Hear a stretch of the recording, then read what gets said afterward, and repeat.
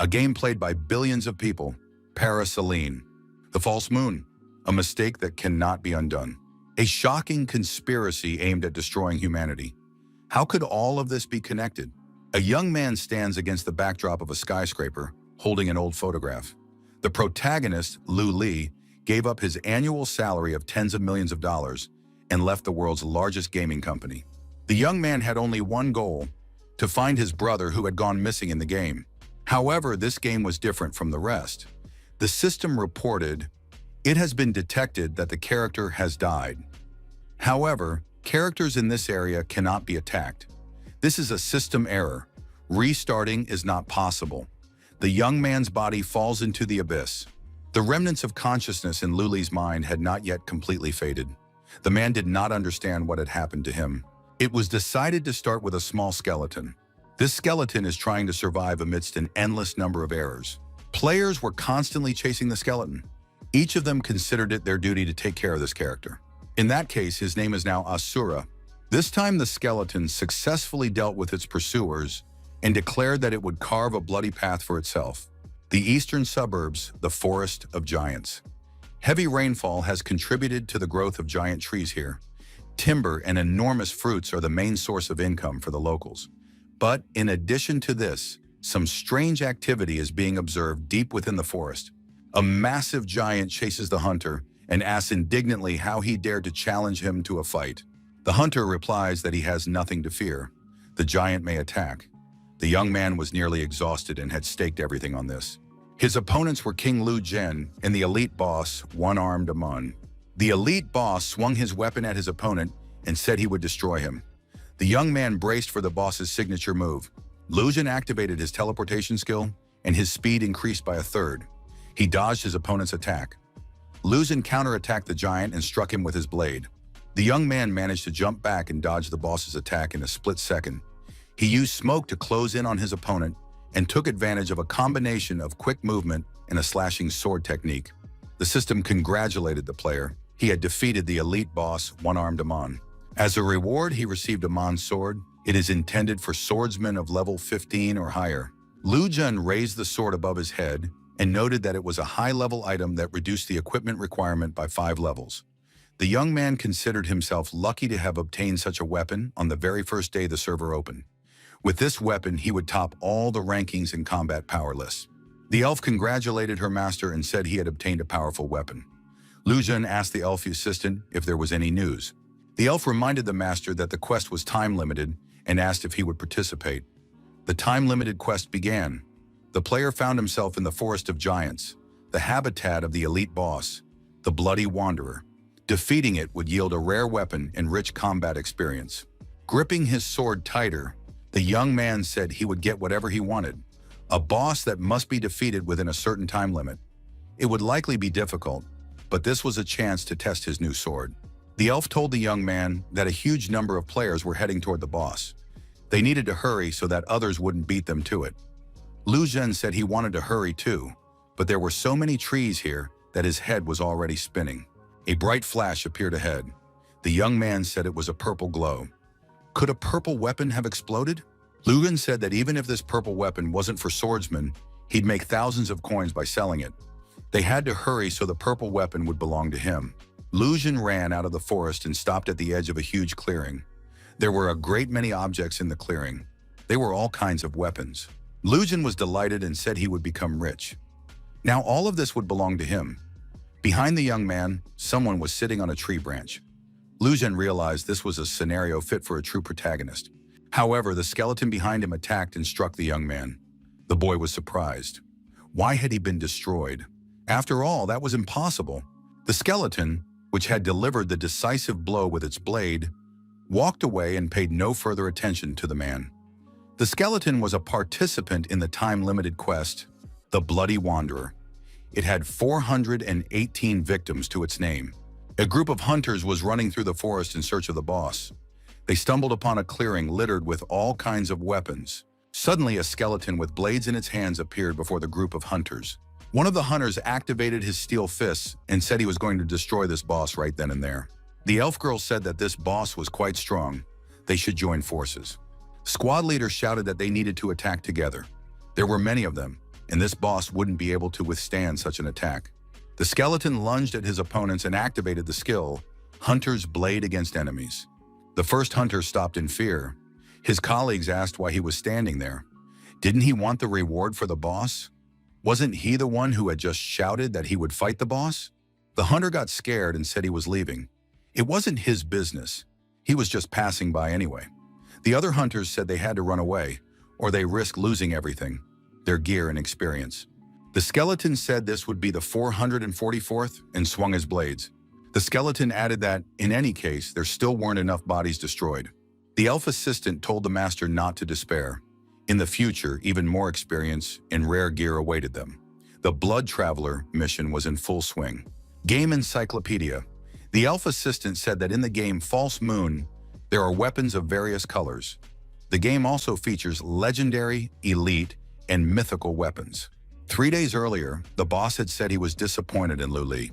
The boss added that with his abilities, the young man could have become a shareholder in Destiny. His future was limitless, but he insisted on investigating the disappearance, thereby damaging the company's interest and reputation. The board of directors voted, and Lu Li was fired. The boss asked if the young man wanted to say anything about it. The answer was no. The young man said there was nothing to be done now and went to fill out the paperwork for his dismissal. The boss was sorry to see such a great talent go. He told Secretary Wang to find a replacement for the young man. Secretary Wang thought that when she had chosen this job, she had simply wanted to see Lu Li every day. As soon as this young man resigned, she would have to resign as well. It was at that very moment that Lu Li was standing at the foot of the building with an old photograph in his hand. The young man thought that he finally had the key to solving the mystery of his older brother's disappearance. Lu Li was certain he would find him. Lu Li looked around. He couldn't remember where he lived. He was a workaholic who had been home only once in 2 years. Lu Li suffered from a lack of spatial awareness and couldn't tell south from east. The girl was outraged and said that Faye was the worst scoundrel of all. He said she was his one and only treasure. But if that were the case, why did he have 68 contacts on WeChat labeled treasure? Faye replied that he would explain everything right now. It wasn't what she thought. The girl declared that she wasn't even going to listen because Faye always lies. They're breaking up and she doesn't want to see him anymore. Just then, Lu Li walked into the house. Faye shouted after her, begging Azzy not to leave. Everything he says is the absolute truth. Faye added that they were all dear to him. Each of them held a special place in his heart. Faye was surprised to see his brother standing before him. Lu Li suggested that perhaps he had come at the wrong time. Faye said he always has time for his brother. Don't worry about Azzy. Everything will be fine in 2 days. Faye asked if his brother wanted a drink and what he should pour him. Lu Li picked up a piece of women's underwear from the couch and reminded his brother that he needed to practice better hygiene. He should be more discreet about his personal life. Faye tossed the women's underwear aside and said he knew everything. Lu Li reminded him that Faye was still leaving things lying around. Faye pointed out that this time his brother had to stay with him for 2 more days. After all, he used to be constantly rushing off somewhere. Lu Li declared that he held the key to solving the mystery of his older brother's disappearance. Faye grew serious and said that the equipment Lu Li had ordered to be prepared was already ready. Destiny's False Moon would officially launch at midnight tonight. Lu Li added that the reason for his older brother's disappearance must be related to this game. Exactly at midnight, the identity verification process began. Identity was confirmed, and the system asked if the player was sure they wanted to start the game. The answer was yes, and the system welcomed the player to the world of False Moon. The elf assistant said she was ready to answer any questions. She could be called SS. The game was about to begin, and she wished him a happy journey in this fantastical reality. The loading process is underway. Neurons are connected, the sensory system is active, and vision is being adjusted. Data loading is complete. Character creation begins. The system reported that the player had entered the newbie village in Maudlin. In the game, Lu Li was a novice adventurer. The young man realized that the neural connection was well optimized.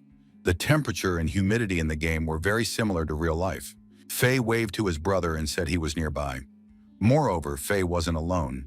He was with a girl. He introduced her as his new acquaintance, Amy. He suggested they team up and go on missions together. Lu Li told his brother that they should go first. Faye was surprised. Was his brother really not going?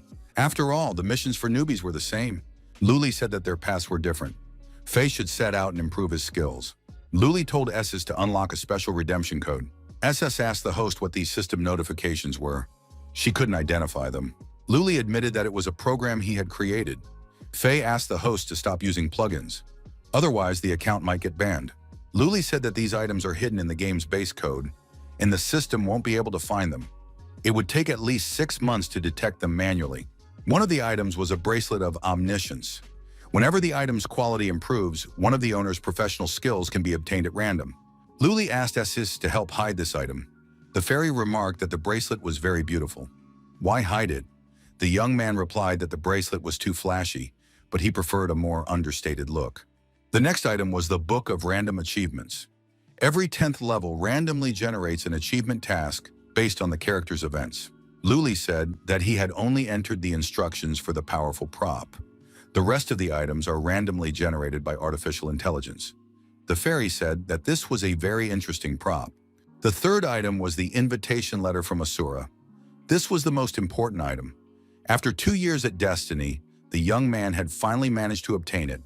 During the closed beta test, his brother had received this letter. Luli thought that this item must be the reason for his brother's disappearance. If anything happened to him, the key would be lost. His younger brother must not face such difficulties again. The letter contained a message: fear nothing, follow your heart. Anyone who gets in the way will be destroyed. Anyone who opposes him will be destroyed. No one will be able to stop him. The young man decided to change his profession to Asura. In that case, a new storyline will be triggered. The young man's heart began to pound intensely. Luli clutched his chest and said his heart was aching terribly. Asura, blade in hand, recited a spell in an incomprehensible language. The player felt a sharp blade pierce his chest. Luli didn't understand what was happening. He didn't recognize this storyline. The pain felt realistic. The system detected that the character had been destroyed. However, this was an error, as characters in this area cannot be attacked. A restart is occurring to avoid a system error. The restart failed. Luli thought it was dark around him, and he couldn't see anything. The player wanted to log out, but the system reported an error. The data source code was not found. It is impossible to log out. Luli found himself back in the skeleton's body. The young man didn't know if the system had been restored. It was Luli, a broken skeleton warrior. The protagonist wondered how he had become a skeleton. Wasn't this Asura? Luli looked around and didn't understand what kind of place this was. Someone was standing before our hero. He told his servant to awaken. It was the epic boss Kai Yin, the summoner of the undead. He said that the summoning seemed to have been successful. Luli realized that he was facing an NPC and decided to talk to him. The protagonist asked where he was right now. Kai Yin was surprised. Why was this skeleton talking? Had he really summoned a rare-level skeleton? Luli realized that this NPC wasn't talking to him, so he'd have to find someone else. Kai Yin was surprised. Why hadn't this skeleton knelt down? Could it be disobedient? The epic boss activated his abilities and decided to show who was in charge here. Kai Yin decided to punish this rebellious one. Luli was surprised by what this boss was doing. Kai Yin declared that he was teaching this skeleton to be an obedient dog. The protagonist decided that he was facing some kind of new boss. Luli said indignantly that he was only at the first level. He didn't even have any skills. Who even came up with this plot? Under the influence of external forces, the skeleton flew far to the side, breaking its chains in the process. The young man was surprised again. What was going on here? A giant appeared at this location, the Great Saru. Luli thought this character was incredibly huge. The protagonist was baffled. Had he really picked the wrong map? How was he supposed to play here? The helper fairy appeared and remarked that the master had a very unique outfit. Luli asked the fairy what kind of place this was. She replied that he was currently in the lands of utter darkness. This is the home of all the high-level bosses in the game False Moon. It is the area with the highest danger level. Luli asked how he should play here. Was there really no quest he could complete? The fairy said she would check everything right away. SS reported that the request had been successfully fulfilled. 100 kilometers from here, there was a location where he could complete a quest. She was ready to show him the way. Climbing the mountain, Luli asked, was there really no normal path? SS replied that this was the shortest route. The detour was 4 times longer. While traveling across the water, Our hero had to flee from a huge monster fish. He angrily asked what kind of path the fairy had chosen. SS wished him luck and offered to play some background music. SS told the host that they needed to hurry. Another monster was chasing them. Luli ran as fast as he could and said that her chatter wasn't making him feel any better. After a while, the fairy told the host that they had reached their destination. Luli felt terrible. His legs were shaking and he was completely exhausted. The protagonist admitted that they had finally arrived. Luli asked his assistant, "Do they really have to wait in this line to get inside?" S noted that it would take about 2 hours. The skeleton said there was an entrance there, but no one was rushing to use it. SS admitted that this was an unplanned route. Luli decided to take a different route and said that the entrance didn't matter. After all, the main thing was to get into the city. The fairy's route turned out to be too grueling. At the entrance, the enormous monster guards asked the skeleton what he was doing there. Luli replied that he was in a great hurry. Could they let him through? One of the guards agreed and let him in, provided he was truly in a hurry. Luli thought that this turned out to be much easier than he had expected. The guards told the skeleton to hurry up and not to thank them. The young man left, and the monsters laughed. They decided to go in too and watch the skeleton meet his end. A voice announced that registration for the Fengyuan platform had ended. Luli walked down a long corridor, at the end of which was an exit. The protagonist thought that he had finally arrived. A bright light hit his face. A voice announced that he had finally exited. The show host said that the last participant had appeared. The host suggested taking a look at the player's basic information. Rabbit said in surprise that this character, a broken skeleton warrior, was only at level 1. This is an absolutely fearless skeleton. The audience said he definitely hadn't come to fight. He could be crushed with a single pinky finger. He's just cannon fodder. The host said that throughout the battle, the audience would be joined by their favorite commentator, Quick Rabbit. A turtle was also standing next to him. Quick Rabbit explained the tournament rules. The protagonist thought he should have listened to the fairy assistant. Luli realized he had made a huge mistake. However, there was no turning back now. The system asked the player to choose a class. Luli assessed the situation and fell into thought. When he played video games, people always told him he was cut out to be an assassin. Our hero chose the assassin class. The system announced that the player had been assigned level 10 assassin class. Quick Rabbit asked whether the contestants would adapt to their level. Time waits for no one. Weapons would be distributed shortly. The players received temporary weapons, sharp daggers. Luli thought they looked pretty good. He needed to test them in battle. Our hero decided if he couldn't win, then he would simply admit defeat. There shouldn't be any problems. Quick Rabbit said that this year's program had a special highlight. He invited everyone to welcome the guest of honor, the Sword Masters.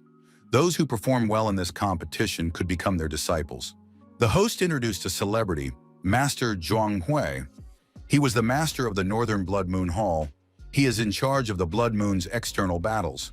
Quick Rabbit also introduced the beauty of the Blood Moon, Master Wu Yue. This master is in charge of the Blood Moon's resource allocation. Luli heard his brother's name. Finally, a clue had appeared. Our hero thought that this woman must know something. He needed to get closer to her somehow.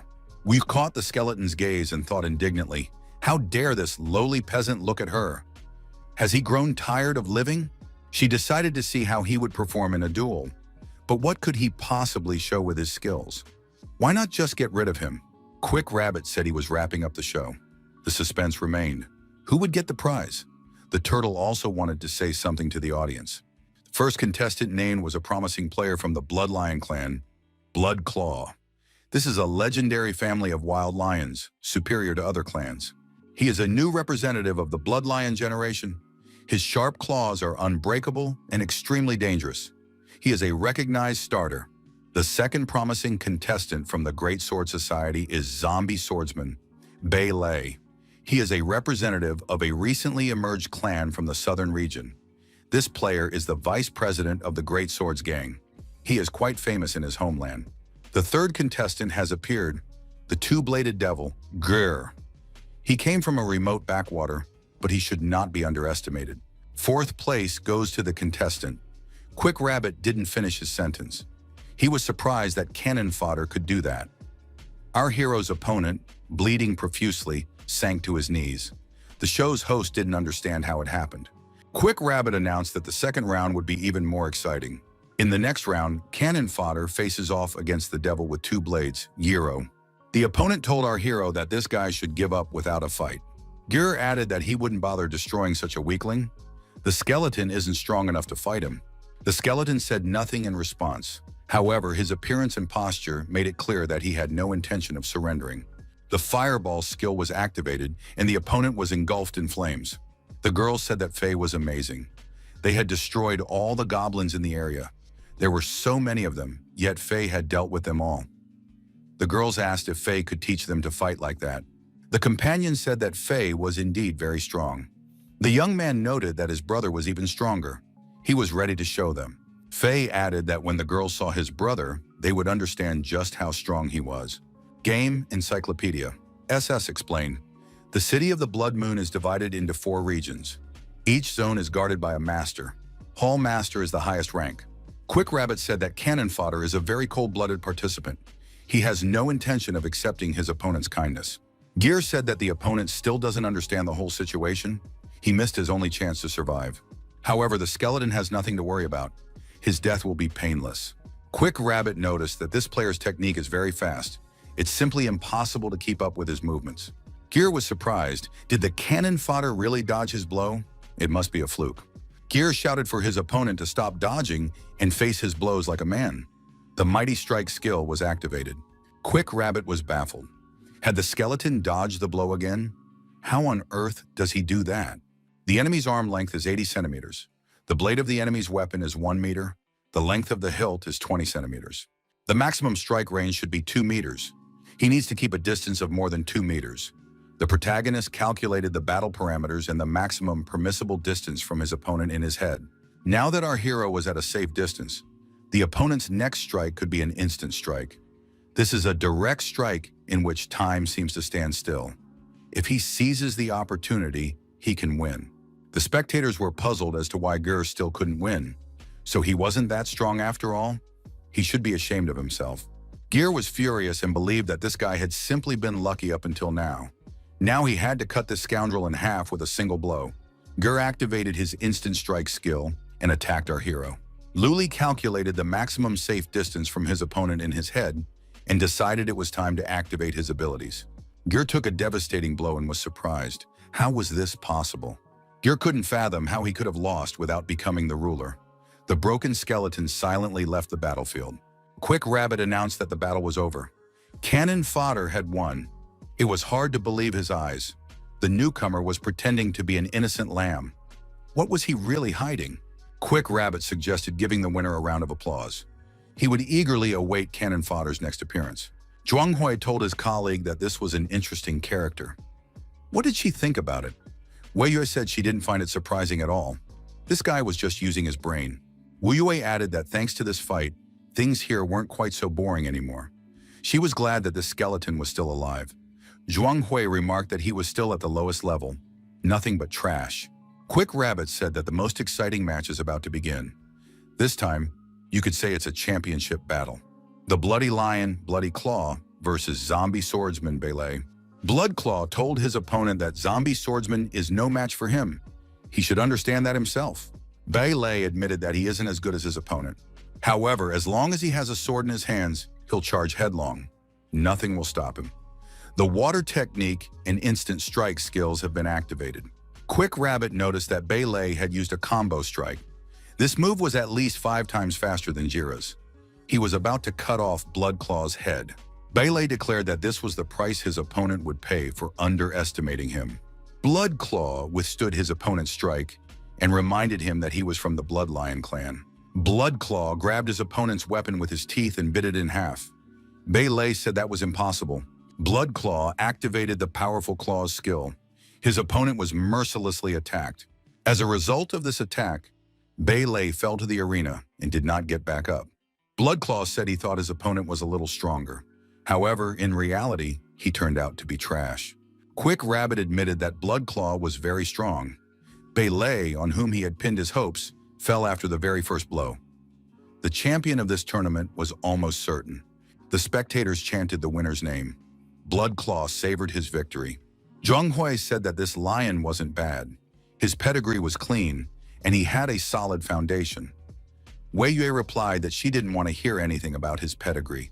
It was just ridiculous. The protagonist, looking at this player, was surprised. What just happened? After all, this lion had literally crushed his opponent's weapon with his teeth.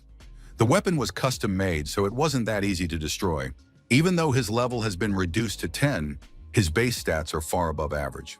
Bloodclaw turned around, looked at our hero and called him a freak of nature. The lion asked if the skeleton dared to go against him. He added that he wasn't done playing yet. Bloodclaw said that his opponent could refuse to give up if he had the courage. Luli thought he should have analyzed everything earlier. Now he realizes he has no chance of winning. Luli looked at Wu Yue and thought there was a way to get closer to her. However, to do that, he absolutely had to win. Wu Yu thought, if the skeleton doesn't come out on stage now, it will be a total letdown. But he shouldn't be that boring. Luli thought, how could he hope to find his older brother if he gave up at the slightest sign of trouble? In this whole world, his brothers were the only family he had left.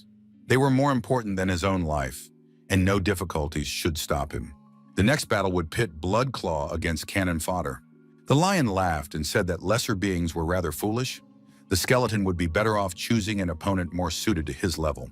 Bloodclaw said he would think of his opponent as a dessert before victory.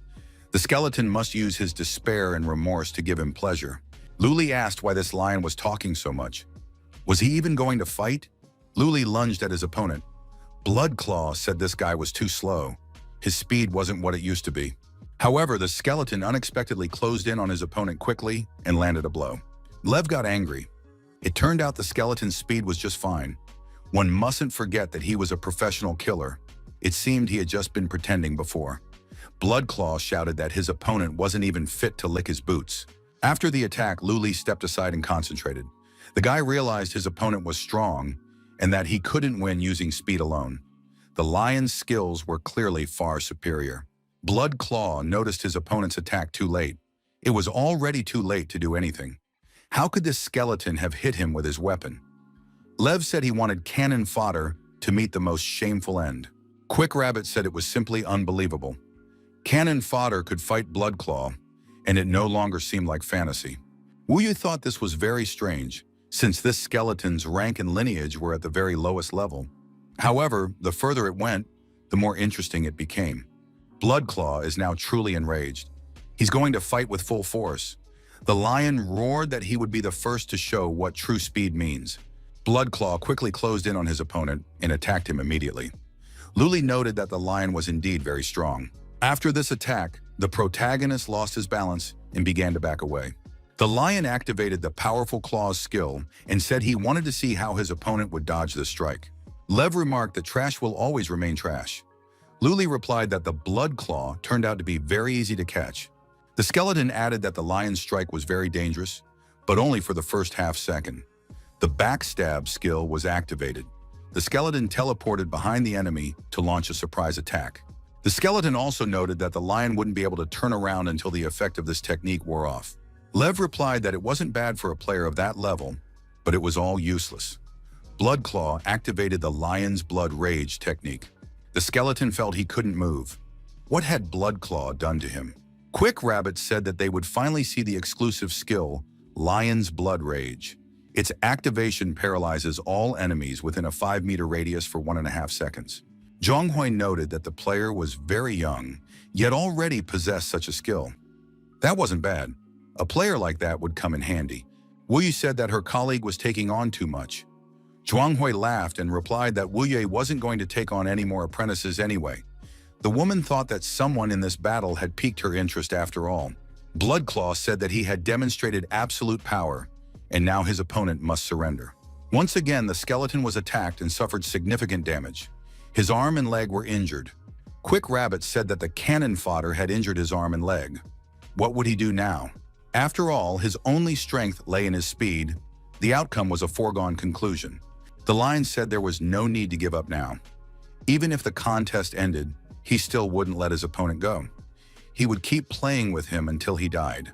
The skeleton was surprised. What was this lion talking about? The protagonist thought that everything could change very quickly. The fish is about to take the bait. Encyclopedia of Games. The bloody technique, exclusive lineage mark.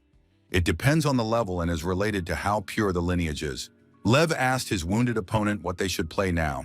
He could break the skeleton's bones one by one, though that was too cliché, but it would hurt either way. The skeleton noted that there were 3 steps left. The lion asked his opponent not to stay silent and to say something. There was no need to spoil the mood with his silence.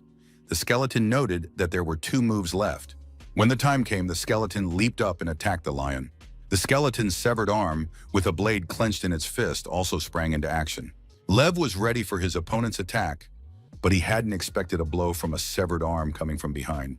Lev blocked the blade thrown by the skeleton and said that at least he was amused by the fact that his opponent was putting up a fight. The skeleton's hand plunged the blade into Lev's back. Bloodclaw screamed loudly in pain and surprise.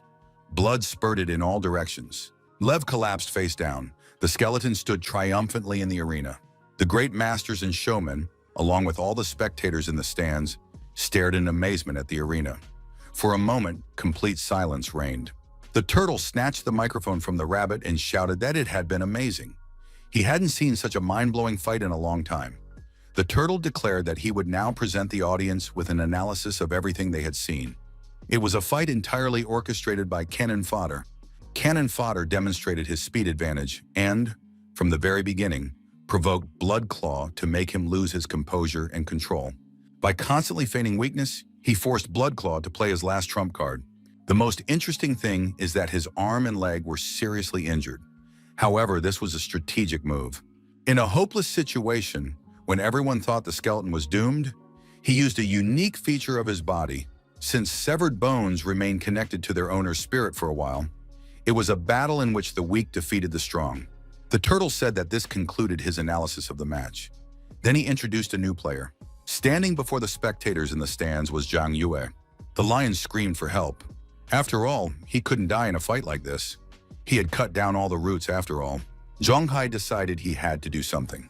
Using his unique abilities, the great warrior approached the bloody claw lying in the stands. Zhuanghui struck the skeleton with the fist of rage. Our hero took a crushing blow and was sent flying far backward. At the same time, his bones began to shatter. The skull detached from the body and flew off on its own. Wei Yue held out her hand to catch the skull. The woman grabbed the skeleton's skull and prevented its complete destruction. The heavenly barrier skill was activated. Zhuanghui was outraged and asked if Wu Yue had really decided to harm him. The Grand Master's hand, with which he had struck the skeleton, was injured. Wu Yu said that things weren't that simple. At that moment, the woman turned her attention to the skeleton and tried to at least partially restore it. Wu Yu turned to the skeleton and said that from that moment on, it was her property. Game Encyclopedia, Heavenly Barrier. Wei Yue can deal damage to the enemy, ignoring the opponent's magical defenses. The enemy cannot heal for 1 minute. Wu Yu directed her inner energy toward the skeleton and said that this should help it recover. The skeleton's body did indeed return to its former shape. Luli noticed that his bones had not only healed but had become stronger than before. Wu Yu asked where the rabbit and the turtle had gone. If they didn't announce the result immediately, she would certainly tear their limbs off right then and there. The rabbit demanded that the turtle announce the result of this contest immediately. The turtle said, "The outcast hero dared to devour the sun. We have witnessed the birth of a new rising star." Lu Li, the broken skeleton warrior, reached level 15 as an assassin. A new skill was learned, Dark Step. As a reward, he was given a level 15 dagger, blood-dripping spiked blade.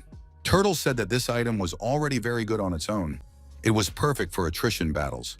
Rabbit noted that combat endurance would come in very handy in upcoming battles. Wei Yue called the skeleton a little one and added that the injuries had healed and the reward had been received. It was time to start the Fengyun Jie. Quick Rabbit noted that Zhang Yi was participating for the first time, so he might not know everything. Fengyun is divided into 2 parts. The first is a battle in the ring. After that, the champion is admitted to the second part, Fengyun Ji. Now, to survive, you need to hunt down as many players as possible and destroy them. Zhuanghui said that this isn't the end yet. Wei Yue openly attacked the Lord. Does she really want to declare war? She's wasting resources aimlessly, and her excessive ambition could be her downfall. Zhuanghui said they want to get rid of him because he seeks to gather all resources into his own hands. The woman replied that it's high time for her colleague to retire. Wei Yue added that Zhuanghui could be punished for interrupting the tournament. Does he really want to save someone? He shouldn't cling to that lion. After this stunt, his salary will be cut, and they might not issue him a weapon when he goes to war. The skeleton thought that these two shouldn't start fighting. The rabbit noted that if the masters started arguing, half the residents might suffer. Wu Yui told the skeleton not to let her down. He must not return unless he can eliminate at least 1,000 victims. The Book of Random Achievements item has been activated. A random quest is generated for the player. Teleportation was successful. The countdown begins. Operation Codename, Blood Traveler. The Bloody Wanderer encountered a gang of bald men with knives on his way. Using the Bracelet of Omniscience, a character level up was detected. His skills have improved. Current equipment quality is average. Skills will be randomly assigned each time equipment is updated. A new skill can be acquired. Our hero engaged in battle with the gang of bald men with knives. During the fight, random skills were assigned. The skill Enemy Hunter's Blade was acquired. Now, damage from a strike increases depending on the number of attacks. Now it is necessary to reduce the enemy's health and then use this technique over and over again. In this way, it is theoretically possible to create a perpetual motion machine. Luli asked SS's if other players could see his location. The elf replied that the system would broadcast his location in real time to all players on the server. The Bloody Wanderer thought that in that case, everything would be much easier. The skeleton sat down on a tree branch and decided to take a break. He had dealt with almost everyone in this area. Players were becoming increasingly rare on the path. It was time to head to another location. The skeleton regretted that there was no way to take the weapons with him. They would go to waste here. The hunter suddenly appeared on the lawn with the weapons and said he would get rich, since now all of this belonged to him. Luli looked at the guy in surprise. The young man, looking around, said that this was a scenario fit for a true hero. Luli rose from his seat. The young man was attacked by a skeleton and began to bleed out. The young man shouted that this was impossible. Why was he being attacked? After all, he was the hero and the strongest. There must have been some kind of system glitch. Luli thought this player was too talkative. Other players were approaching the lawn with weapons. They were looking for the boss. The players were attacked by the skeleton. After that, the skeleton racked up a string of victims. However, our hero felt that this still wasn't enough for victory. After a while, Faye, our hero's younger brother, appeared on the same lawn. He was surprised to see so many weapons. Game Encyclopedia, there is no difference between good and bad. The most important thing is to listen to yourself. Enjoying the game with a like-minded person is the true goal of the game. The system congratulated the player on successfully defeating a level 15 monster, the giant warrior Qui-Gon. Luna, the Knight of Moonlight, received a level 15 bracelet as a reward.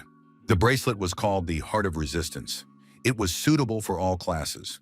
The skeleton, watching Luna from a tree branch, thought that the players might be able to outpace an epic-level boss. He had never seen anything like it before. The fairy said that the Moonlight Knight possessed a hidden class of swordsman and combined physical and magical attack power. Luna sensed that someone was watching her. Could there really be someone nearby? Strangers appeared in the clearing. One of them noticed an epic-level item on the girl. The leader of the strangers said he wanted to take a closer look at the item. He had never seen anything like it before. Luna asked if they wanted to fight her. The man said that wasn't the case. They just wanted to be friends with her. Maybe they'd rent her weapon for a few days, but they promised to return it. If she didn't believe him, she could add him on WeChat. Luli, watching the scene, thought, when cats fight, mice have a field day. Luna said that these guys could take her bracelet and weapon if they could manage it. The man noticed that the girl had no intention of giving it up willingly. Then his younger brothers would help her make up her mind. The two men did indeed begin to approach the Moonlight Knight.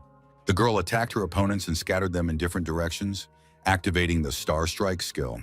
The older brother realized that things weren't going to be so simple after all. He said he was the leader of Jijang's team. Luna didn't listen to this guy. She simply walked up and cut off his head. Luna turned her head toward the forest and said that now the stranger could come out, since he'd seen enough. Luli jumped down from the tree and stood before the girl. Luna thought that the boss of this location was standing before her. The skeleton noticed that this girl had managed to spot him. The cost of destruction might be too high, though it's worth it. Luna thought that the boss wanted to fight her here. However, the gang might return soon to seek revenge. It's clear that this boss is very warlike. The battle began, and the opponents rushed at each other. Bandits with reinforcements appeared in the clearing. They saw the girl who had taken down their older brother. The bandits noticed that the boss of this area was also in the clearing. Luli decided that a new wave had arrived. Luna and Luli exchanged glances and understood each other without words. The skeleton took a huge leap toward the forest. The bandits decided to leave him alone for now, since they had come here to avenge their brother. The players who had come to attack the boss thought the girl had joined forces with them. Now they were a professional team. The bandits and players shouted in unison that they couldn't let their targets escape. The bandits and the players rushed toward each other. In the clearing, a clash between the groups was inevitable. The skeleton and the moonlight knight appeared in the clearing once more. The hunters and bandits shouted that the two had returned. They must be attacked. The leader of the hunters said that after the clash between their groups, their numbers had been significantly reduced. The group attack had been a mistake. As a result, Luli and Luna found themselves face to face in the clearing once more. However, at that moment, the system reported that the mission had been completed. The girl in the wheelchair and the maid stared silently out the window. The woman turned to Miss Bai and said that the master and his wife had invited her to dinner. The girl replied that she wasn't hungry. Miss Bai sat down at the table, picked up a pen, and began to write. The story was about the Bai Xiao Yue family. Game encyclopedia. Attributes: strength, maximum attack power, intelligence, ability to control strength. The system reported that the player had successfully completed the quest by defeating 1,000 players. He receives a random reward. The reward was divine earrings. This is a mythical item. Now the owner of this item can change their appearance. Luli looked at the earrings and thought that this was the reward for eliminating 1,000 players. This item would be very useful. Quick Rabbit congratulated participant Luli on successfully completing the competition. He achieved impressive results by eliminating 1,000 players. The turtle added that this player is worthy of the name Star of Fengyun. The player Fengyun Star stepped into the arena and found himself bathed in the spotlight. Zhuanghui, with his arm in a sling, glared angrily at the skeleton and his mentor. Wei Yuer said that the skeleton had turned out to be a good boy and hadn't disgraced her. The woman added that it was time for them to go and beckoned the skeleton to follow her. City of the Blood Moon, one of the secret realms. Wei Yue and our hero approached the fiery lake. Luli thought that by uncovering the hidden plot, all the secrets would be revealed to him. But there is no game plan here. What is going on? Wei Yue asked if the skeleton knew why Bloodclaw, despite being at the same level, remained strong. Luli replied that it was due to genetics. Just like with equipment, players have different attributes. This difference lies in their lineage. The skeleton admitted that his lineage was too low. Luli asked the mentor if she had brought him here to improve his lineage. The answer was yes. The woman added that this was one of her secret realms, the secret lake of blood. Wei Yue told the skeleton to choose the spot he liked best and get started. The master added that now everything would depend solely on his luck. In the city of the Blood Moon, at the Temple of the Northern Moon, Zhuanghui said that he hadn't finished his conversation with Wei Yue yet. Zhuanghui added that if it weren't for the Blood Lion clan, he wouldn't feel so ashamed in front of that good-for-nothing. The assistant told his master to calm down. The assistant said that things weren't really that bad. The Lion clan intended to befriend them. Anyone would stand up for their disciple. The master shouldn't be so angry. Zhuanghui replied that it still made him angry. The assistant said that at first glance, they had no way to stand up to Wu Yue. However, they could influence her. The man leaned in and whispered something in the master's ear. Zhuanghui was pleased and said they would do just that. Wu Yue, watching her disciple in the lake of blood, said that his speed of absorption simply amazed her. The master thought that this player had great potential. Suddenly, a paramilitary unit appeared on the shore of the lake. It was the City Lord's Black Guard of Doom. The unit commander said they had orders. Wei Yue must go to the capital immediately. The woman said she was busy right now. She would go when she was free. The squad commander said he had orders from the Lord. She had no right to disobey. The squad commander explained that once such an order was issued, she must report immediately. Otherwise, it would mean execution. Wu Yue warned that rockfalls sometimes occur here. She expressed hope that her charge would not be crushed. The skeleton began to transform, and splashes of bloody liquid appeared around it. A fireball began to glow nearby. The players standing at the edge of the lake took an interest in this phenomenon. What on earth is going on there? One of the players was a subordinate of Master Zhuanghui. He was his shadow force. Realizing what was happening, the players decided to destroy whatever was about to emerge from the transformed skeleton. Game encyclopedia.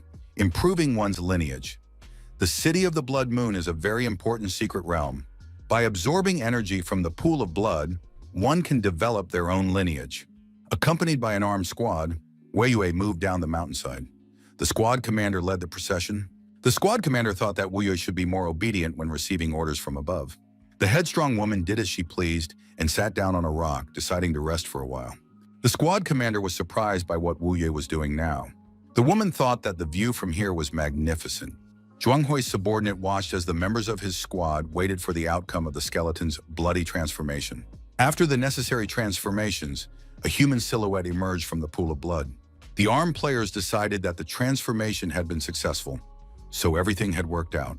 Instead of a skeleton, a naked young man with a bloody horn on his forehead appeared before the players. The hunters immediately attacked this man. However, the attack proved fatal for them. Each of them lost their head. Zhuang Hui's subordinate, watching what was happening, was surprised. Could this really be possible? The squad commander ordered the remaining players to attack all at once. They had to use a second tactic. The man who emerged from the blood-red lake activated his unique abilities to fend off the attackers. With a deft movement of his hand, he ripped out the heart of each one. The squad leader shouted loudly and personally charged at this man. The attacker realized too late that he had made an unforgivable mistake. However, he had no choice left. The villain understood that he had been given false information. This man is incredibly strong, but orders must be followed. Earlier, before receiving the assignment, the assistant had told Zhuang Huayu that he was facing a shadow squad. This squad was the pride of the Temple of the Northern Moon. Recalling his encounter with the Great Master, the squad commander could not back down. He even attacked this incredibly strong opponent single-handedly.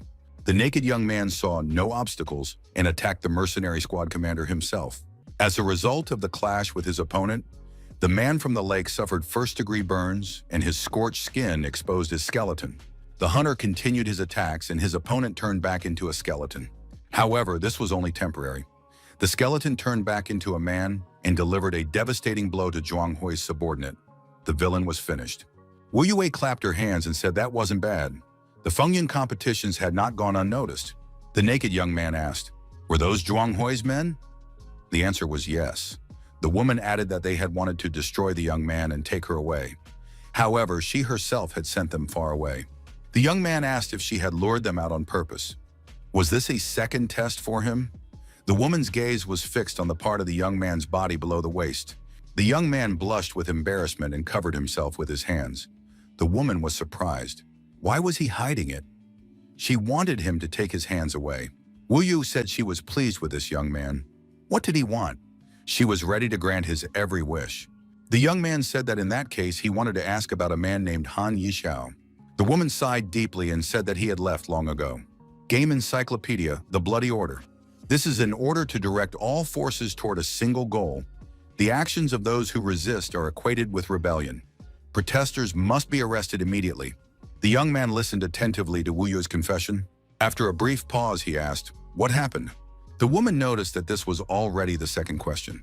Wu Yu looked at the young man's hands. He was agitated and clenching his fists in anger. He couldn't wait for an answer. Wu Yu replied that she could tell him everything. However, the young man had to explain something to her first.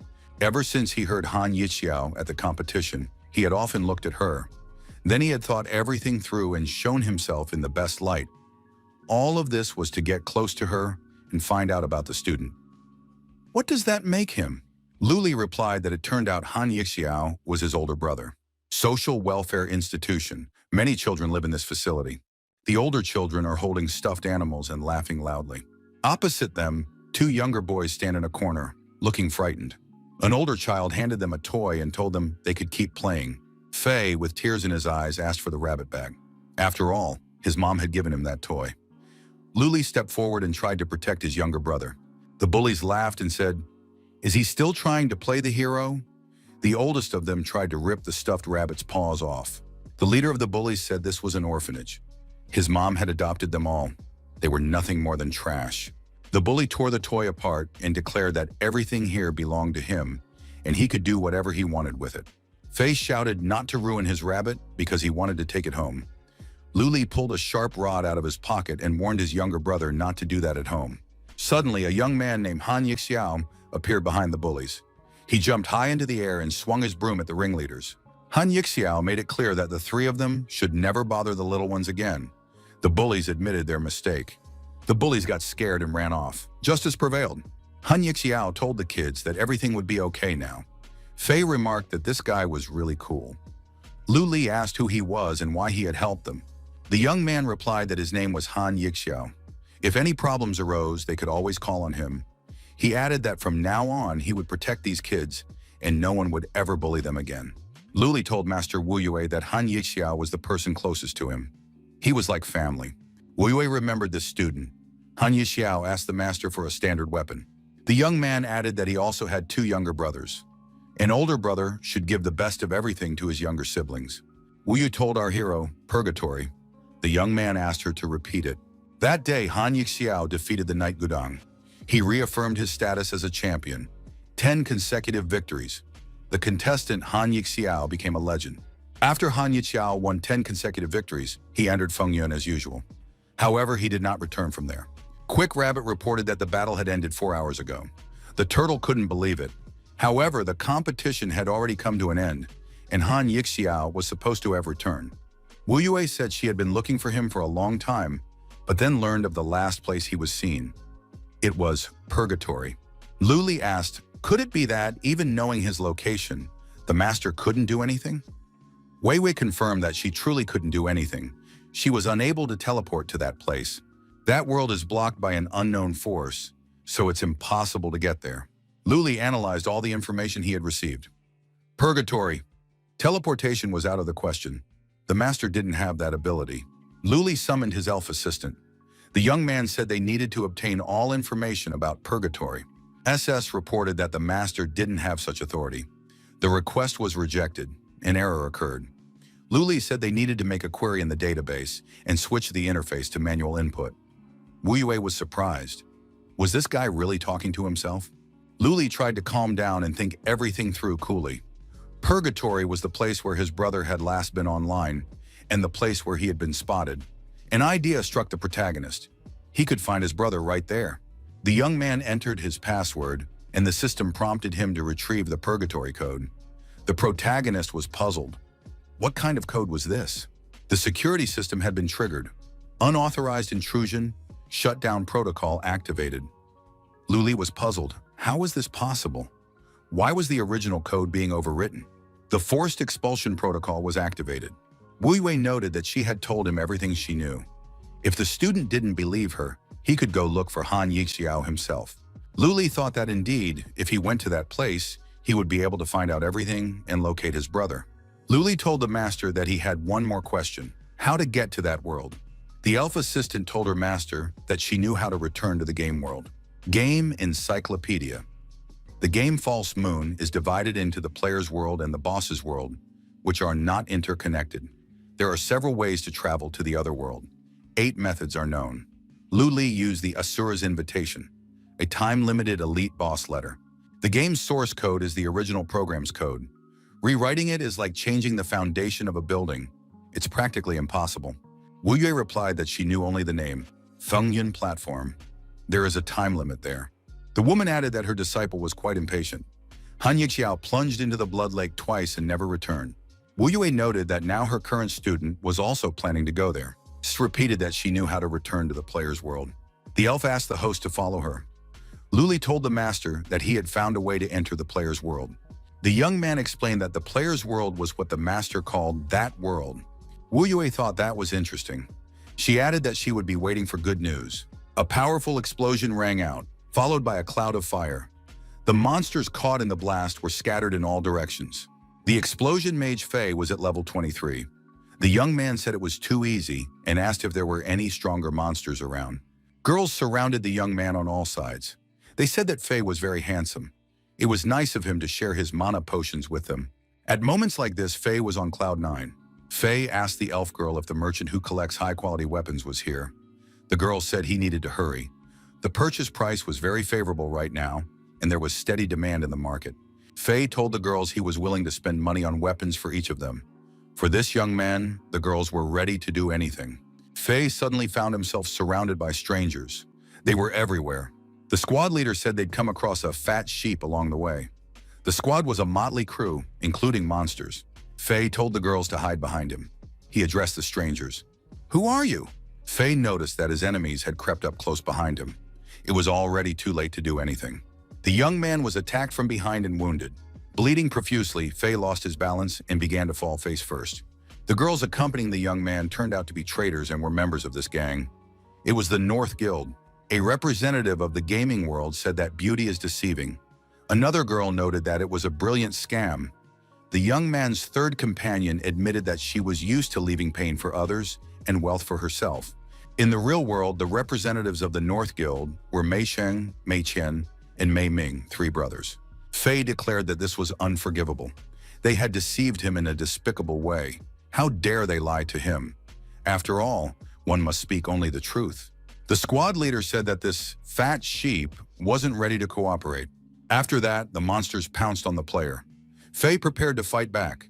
The young man effectively blocked the attacker's assault, counterattacked, and sent them flying far back using his unique abilities. Fei used a fire skill and attacked his opponents again, dealing maximum damage. The young man looked back and noticed at the last moment that his opponent had gotten quite close to him. However, it was already too late to do anything. Using his technical skills, the opponent struck the young man with a blow that knocked him off his feet. The elf fired an energy arrow from her bow. Her sister said they were going after Fei's brother. After a massive attack, Fei realized he didn't even have any mana potions left. He had spent a fortune on these girls, not suspecting they were traitors. The elf asked Fei, was something wrong? Now the young man had to be sensible and hand over his equipment to them. The squad leader said that Fei was surrounded on all sides.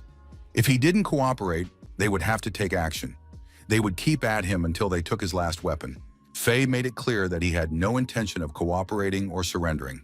A middle finger and profanity were part of his tirade. The leader of the villains shouted for the guy to shut up immediately and lunged at him with a sword in his hands. Fei realized he had made a mistake and mentally said goodbye to his older brother. Now he realized he had been duped by con artists. Suddenly, the leader of the villains was attacked and suffered multiple wounds. Fei was surprised. What had happened? Fei looked back and saw a young man behind him who had initiated the attack. The young man said that none of the villains would leave this place. The game's encyclopedia warned, be wary of scammers. Never share personal information with others. If you're planning to meet a player from the game in real life, be sure to tell your friends and family where the meeting will take place. Before the three sisters knew it, their gang members had been wiped out and were lying all over the place. Fei was delighted to see his brother. It was the player Zhang Yue, a level 23 character. Zhang Yu said he had just stepped away for a while, and his younger brother had already gotten himself into trouble. Fei told his brother that he wasn't to blame for anything. He'd been tricked, and they'd tried to steal his weapon. He'd been wronged. The girls realized that this was the very brother Fei had told them about.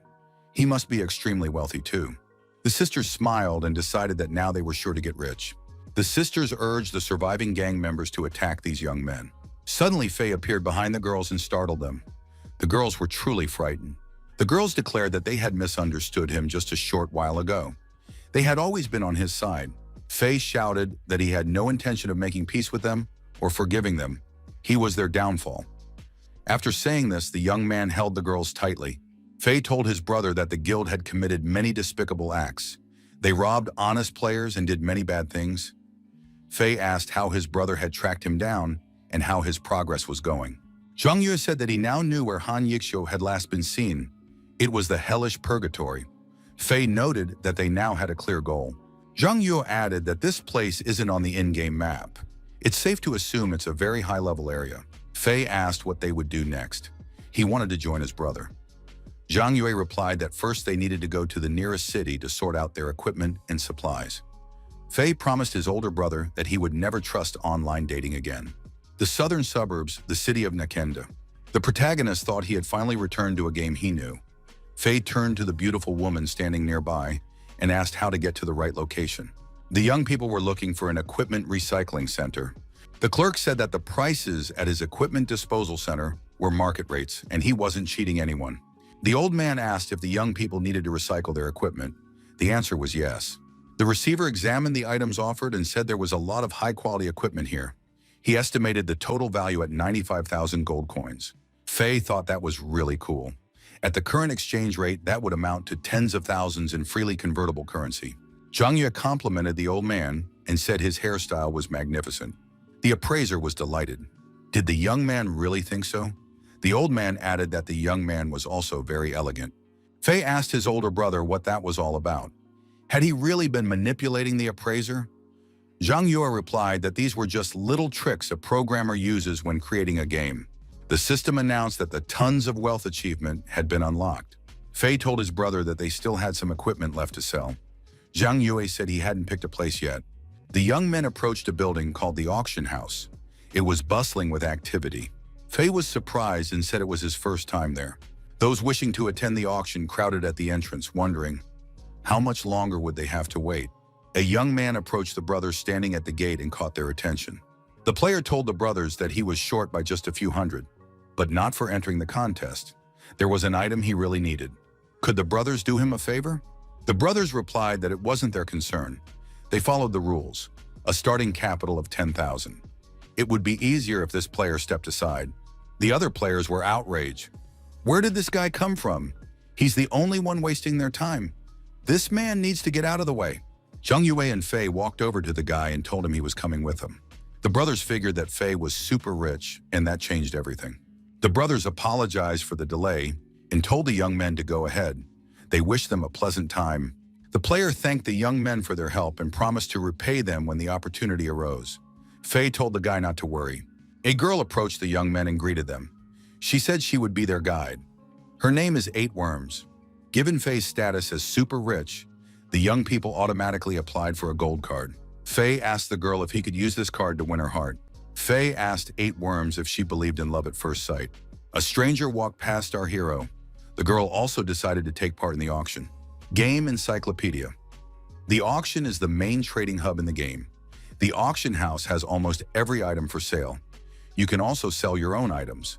The rarer the item, the more powerful and expensive it is. 8 Worms suggested that the young people go into a separate room.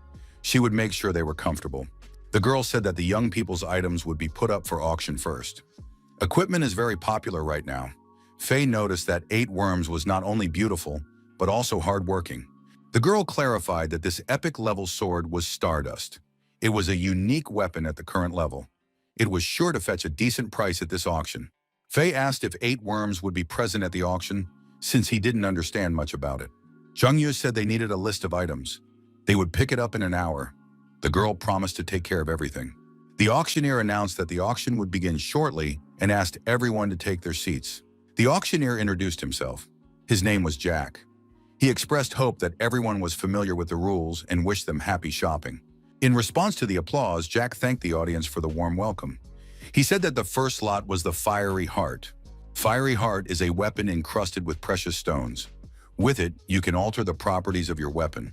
The starting price is 20,000. One of the participants offered 25,000. The next bid was 28,000. Another bidder offered 35,000. He said that no one would bid higher and the Flaming Heart would be his. The participant said that was all the money he had. He went all in. He couldn't afford to lose.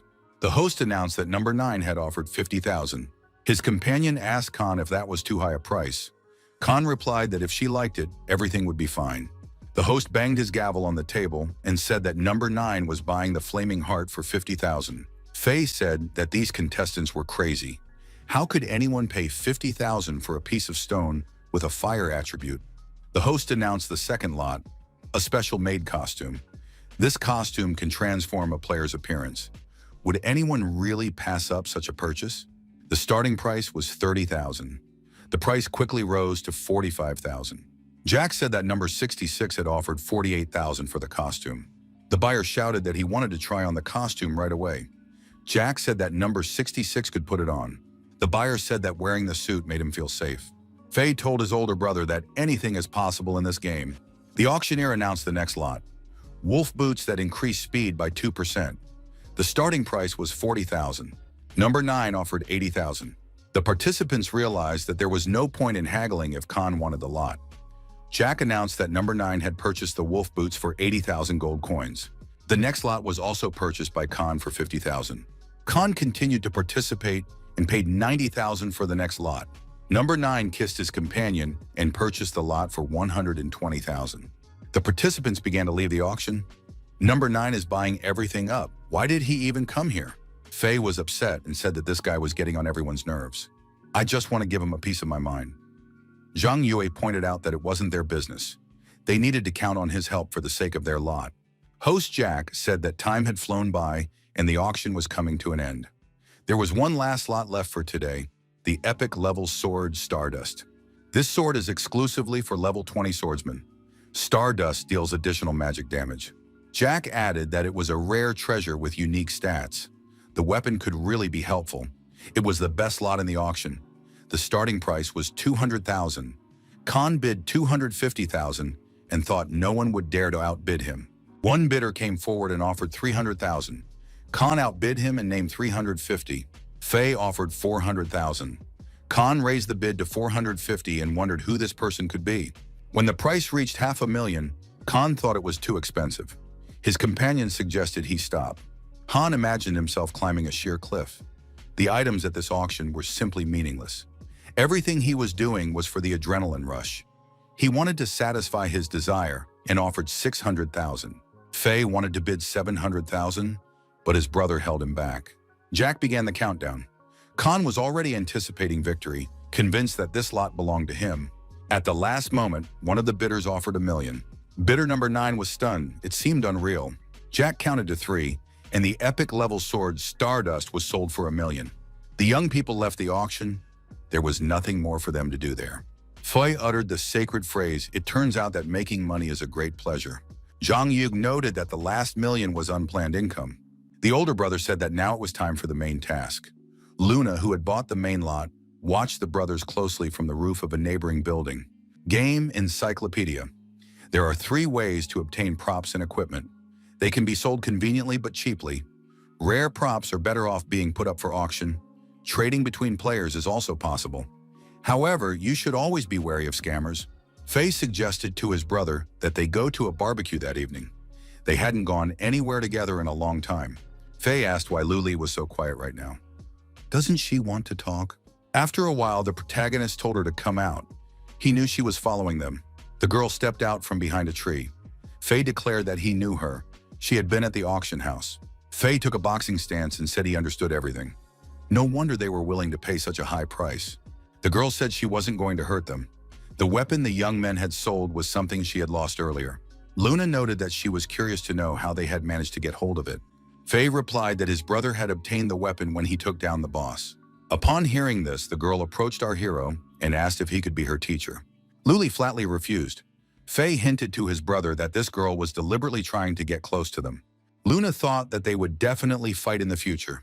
Faye told his brother that they would soon reach the village and wanted to hear all the details.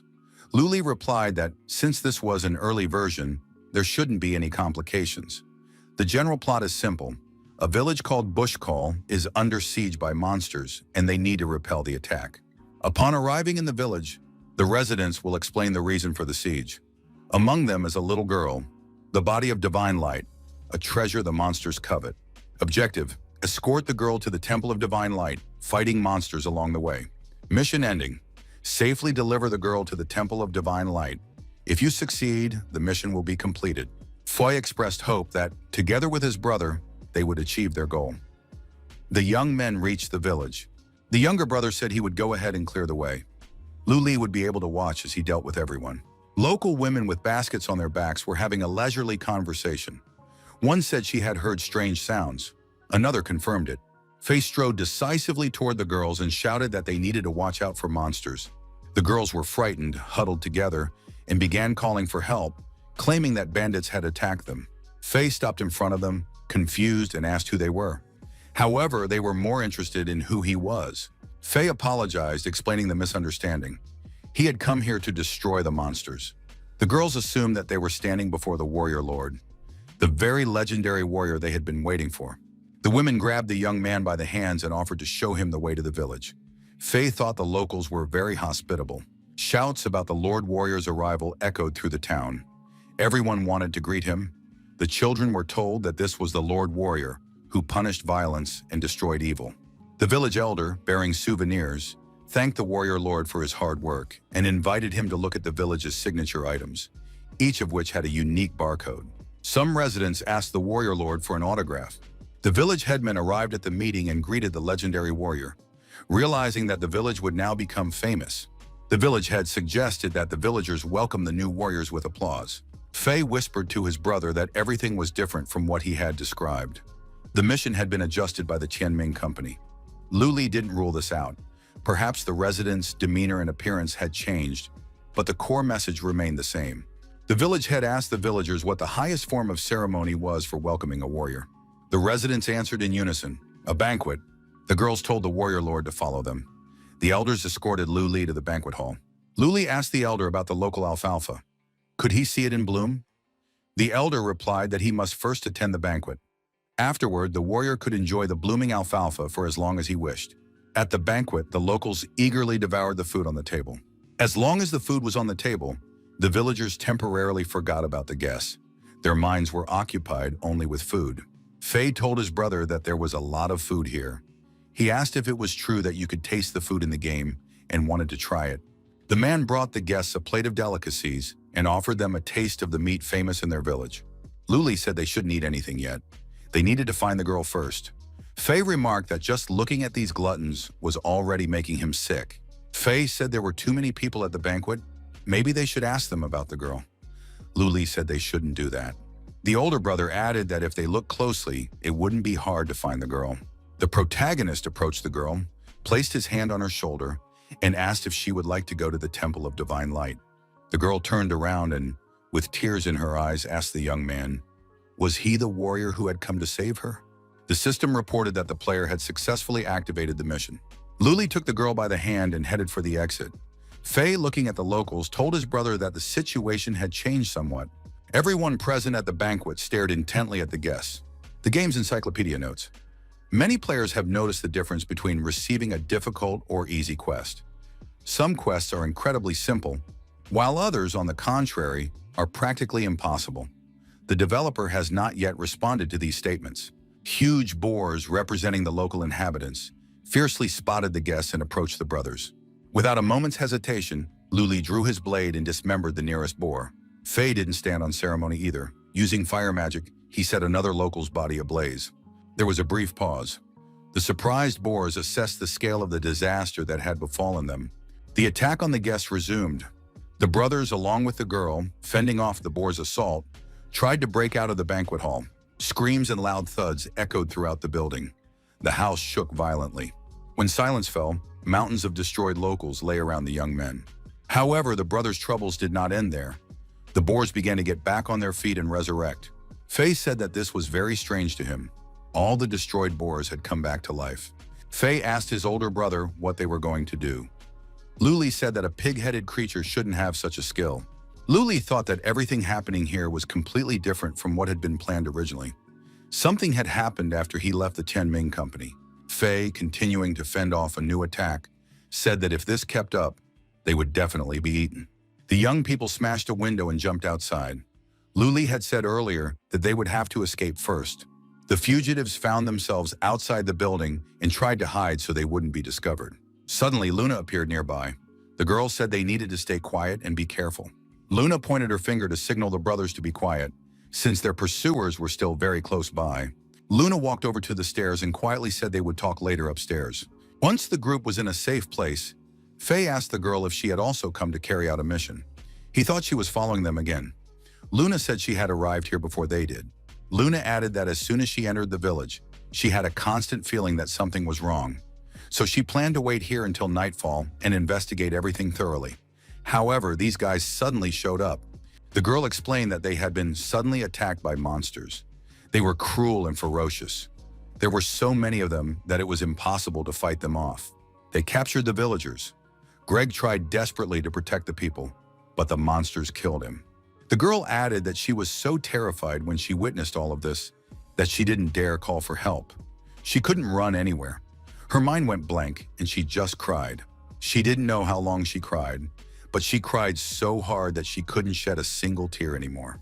Perhaps the divine light was also comforting her and urging her to be strong. And if the light had chosen her, she had to take responsibility. So she put on a mask and pretended to be one of the monsters, waiting for a chance to escape. This was fate. If they had come for her, it meant the divine light had heard her. Faye firmly said that he and his brother would handle all of this. It would fall on their shoulders. The girl, overjoyed, said she was counting on them. At that moment, a huge monster's eye appeared outside the window. They had been spotted. There was a powerful explosion. Faye was startled and asked what had happened. The huge monster grabbed the girl, lifted her above its head, and said that she had finally been caught. The game encyclopedia states, the Society of Divine Light is one of the official factions in the game. The quests issued by this society focus on rescuing civilians and destroying rebellious monsters. The brothers realized that this monster was far too huge. Luli noted that if the girl died, the mission would fail. This could not be allowed to happen. Luna and the brothers rushed to attack the monster to snatch the girl from its clutches. The monster was attacked and was surprised. Could the power of the warrior lord really exist in this world?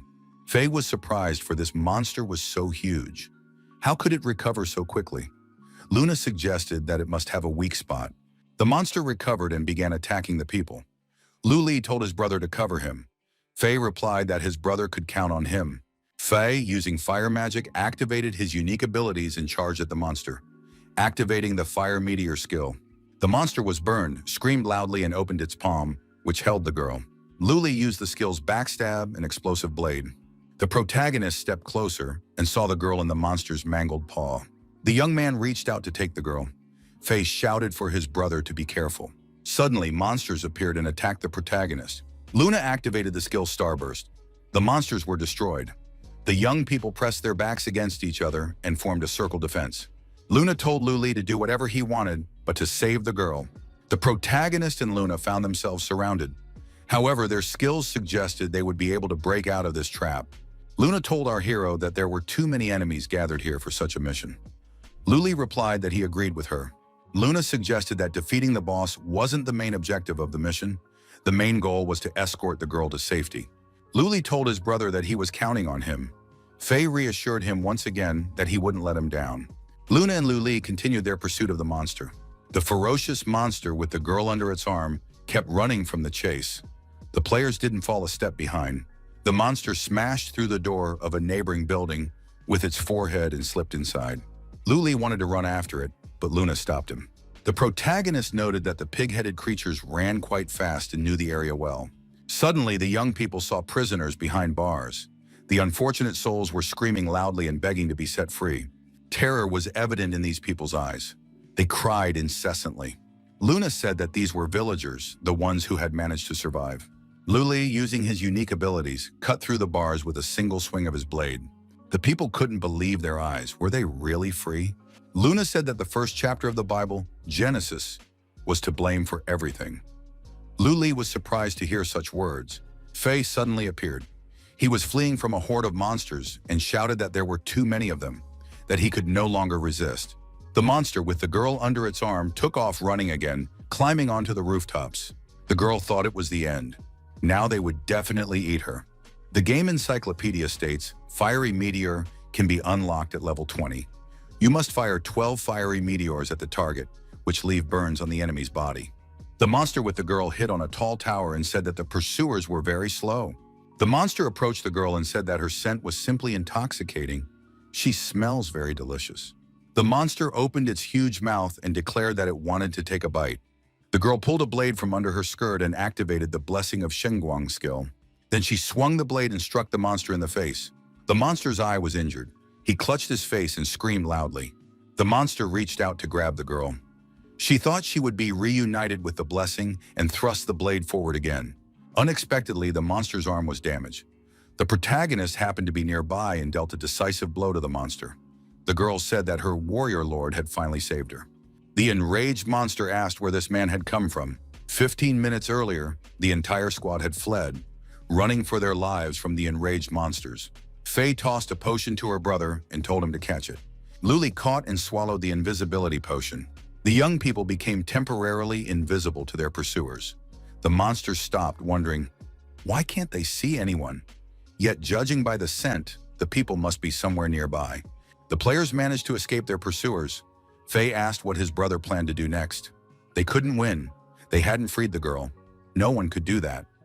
Luna reminded them that finding the girl was their main goal. Now the players faced two problems: a horde of monsters they couldn't handle, and the kidnapped girl they needed to find. Luli thought that since this was an unusual task, they would have to use unconventional methods. The protagonist told his companions that he had an idea, but he would need their help. The monsters noticed that the scent had suddenly vanished. However, they had to keep searching and checking every nook and cranny. Someone grabbed one of the monsters, who was holding a sandwich, by the shoulder. The monster got scared, jumped aside, and said he wasn't slacking off. He hadn't had breakfast today and his head was spinning from hunger. Standing before the monster was Lu Li, who had taken on the form of a monster. He said there was no need to panic. They would both rest and talk a little. The monster in disguise said that these three warriors seemed quite powerful. Could they have already kidnapped the girl? The monster clarified that he was talking about the snack. There was no need to worry. Lao Wang was the fastest of all the brothers. He also knew every house in the village. There were many of them, so they would soon find the people by their scent. The monster in disguise said that made sense. Now they need to hurry up and catch the three of them. He added that this monster looks like a pig and a dog, but doesn't understand anything. The monster in disguise added that he'd had a lot to drink and keeps forgetting things. Suddenly, there was an explosion, accompanied by a huge burst of flames. The monster was frightened. What had happened there? The monster shouted that one man had returned. They had to catch up to him. Fei, distracting the monsters, ran through the village streets. Lao Wang asked how this man had managed to find him and get in here. Lu Li didn't bother with small talk and destroyed the monster with multiple blows of his blade. The girl was freed. Lu Li and the girl joined Fei and Luna. Now they were all fleeing together from the crowd of pursuing monsters. The speed boost skill was activated. Movement speed increased by 30%. The players left the village. Lu Li suggested stopping to catch their breath, but Luna insisted they needed to run as far away as possible. Bystanders watched as a huge monster smashed houses in the village, searching for the fugitives. The game encyclopedia advises using potions wisely to improve skills and withstand dangers. Potions can be purchased from merchants, obtained by defeating monsters, or earned by completing quests. The rescue squad was spotted again, and the monsters began chasing the people once more. Lu Li mapped out a route and told everyone to move in the specified direction, overcoming obstacles. The protagonist moved along the planned path, collecting coins along the way. Luna jumped onto the bird and told everyone to join her. The bird reached tremendous speed, letting out a loud cry. The monsters could no longer reach the people. After the group had escaped their pursuers, the girl waved her hand and said goodbye to Mr. Duck. Fei was surprised. Could it really have been a duck? The young people approached a beautiful lake. The girl expressed a desire to go closer and take a closer look. Fei told his brother he was tired and suggested they take a break. Luna noticed that this was the heroine's wish and warned that new tasks might appear. Luna added that the monster would catch up to them in half an hour. Lu Li agreed and warned that the break would last 15 minutes. They needed to get themselves together. Fei and the girl frolicked, running through the water. Meanwhile, Luna activated the system window. The girl asked why Luna didn't want to play with them. She got the feeling that Luna's thoughts were in disarray. The girl said she wanted to help Luna be happy. She took her by the hands and assured her that the divine light had always shone here and would shine today and tomorrow. Luna squinted against the bright light and heard someone say Xiao Yue's name. The woman standing next to the man at the side of the road told Xiao Yue not to stand there frozen. After all, Dad had taken her to her favorite amusement park today. Xiao Yue burst into tears when she saw her mom standing before her. The girl was surprised. Why did the moon cry? After all, she had prayed for good memories to come to mind. Luna thanked the girl and said that those really were good memories. The girl was relieved, thinking her troubles had started again. Luna patted her on the head and said she was amazing. Fei said that this was real magic, and he wanted to try it too. The girl asked the boy to give her his hand. The girl said, "It shone yesterday, it will shine today and tomorrow. Divine light is always here." Fei felt as if he were sitting at the dinner table. Food was being offered to him from all sides. Fei looked at his older brothers who were eating next to him. Lu Li said he had started working, so Han Yixiao wouldn't have to work so many side jobs anymore. His older brother asked, "Can you really tell I'm tired?" The girl asked Fei, who had tears in his eyes, how he was feeling. Fei jumped to his feet and ran into the lake. He said he was fine, he was just very hungry. Lu Li, sitting on a tree branch, watched his younger brother. The young man saw the girl crawling toward him along the branch.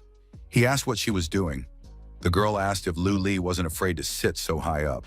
The girl guessed that the young man was troubled by something and might always be depressed. Lu Li looked at the girl and said he didn't need to remember anything, and that she could go back down to the ground. The girl was surprised. Didn't he want to remember the good times? Lu Li replied that by looking back, he would move forward slowly. The girl thought those were profound and powerful words. The girl said she felt comfortable and at ease around this young man. She had lost her parents as a child, so she was raised by people in the village. She appreciated the kindness and help of others. The girl added that she prays to the divine light 100 times every day for all the kind people. She doesn't understand why so many people still suffer misfortune. Maybe the divine light hasn't answered her request because she isn't doing her part well. Luli said the girl had done a good job. At her age, he might not have been so brave if he hadn't faced what she had faced. The girl asked if she could become just as brave in the future and protect someone whenever she wanted to. Luli thought of Han Yixiao, remembered how he had tried to protect his younger brother, and said that this girl would definitely be able to be brave. The protagonist climbed down from the tree and said it was time for them to go. Faye remarked that the break had ended very quickly. The young people continued along the route. The road ran along the lake. The girl took Luli's hand, feeling safe. The random achievement book was activated. A random quest was generated: escort the girl safely to the Society of Divine Light and destroy the King of Pigs.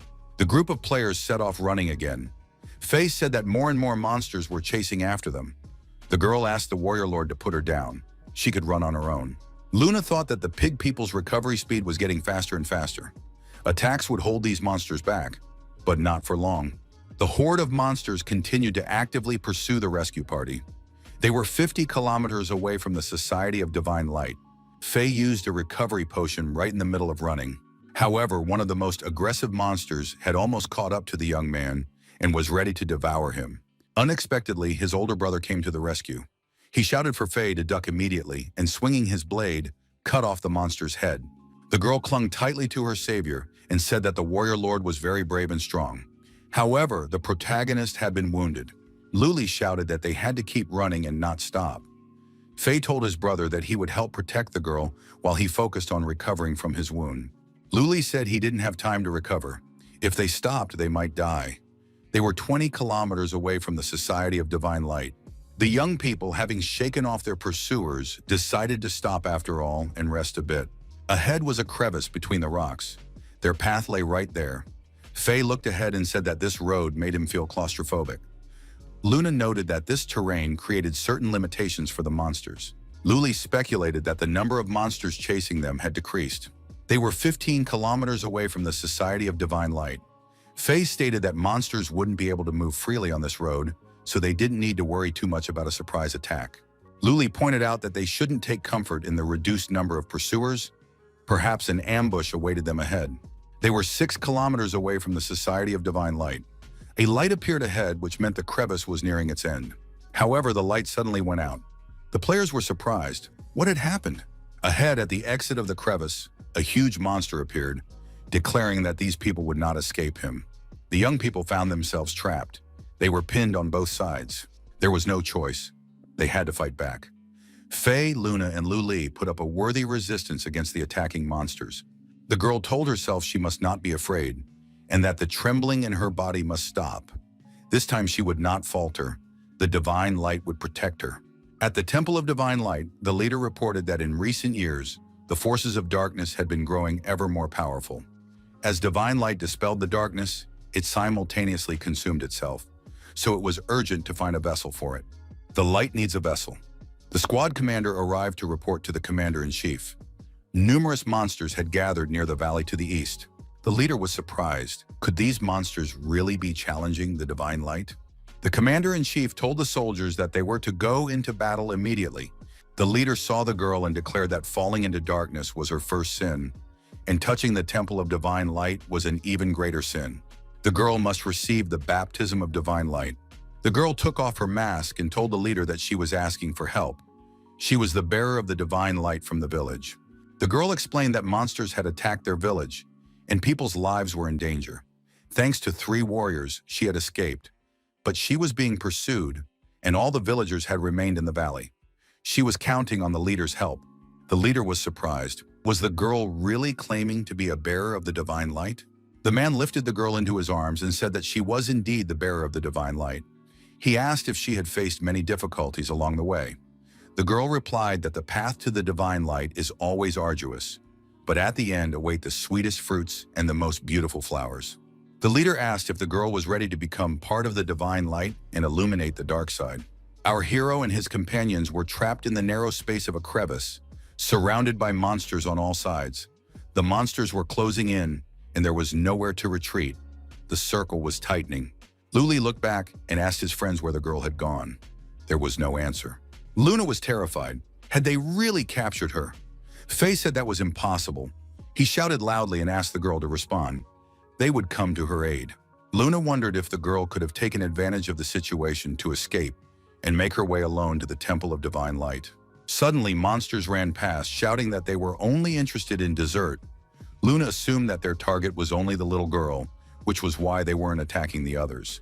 A huge monster also headed toward the Temple of Divine Light, shouting a single word, dessert. The young people ran out of the crevice between the rocks. Faye said they needed to hurry and get ahead of these monsters. Luna expressed hope that the girl was safe. The players ran after the crowd of monsters, intending to outrun them and be the first to reach the Temple of Divine Light. The players reached their destination, the Temple of Divine Light.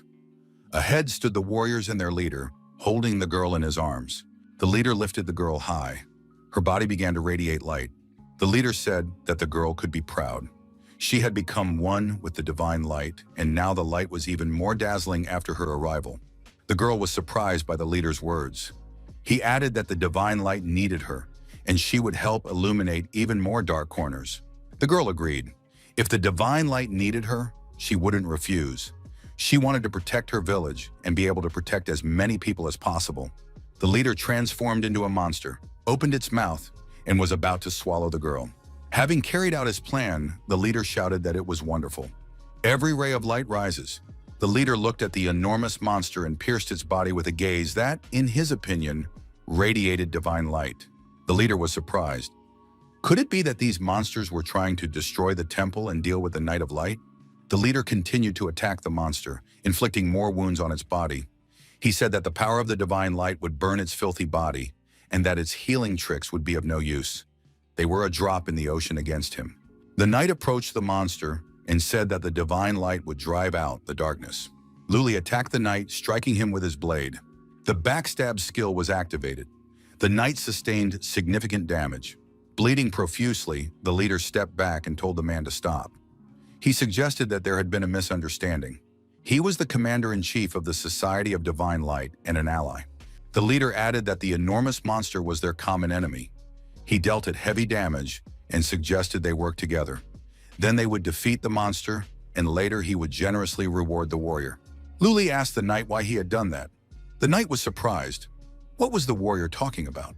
Luli remained aggressive and said that, in any case, he didn't want to hear any excuses. This knight must be destroyed. The system reported that if the commander-in-chief of the Society of Divine Light died, the players would be unable to destroy the King of Pigs. The mission would fail. The knight took a blow from our hero, fell to the ground, but survived.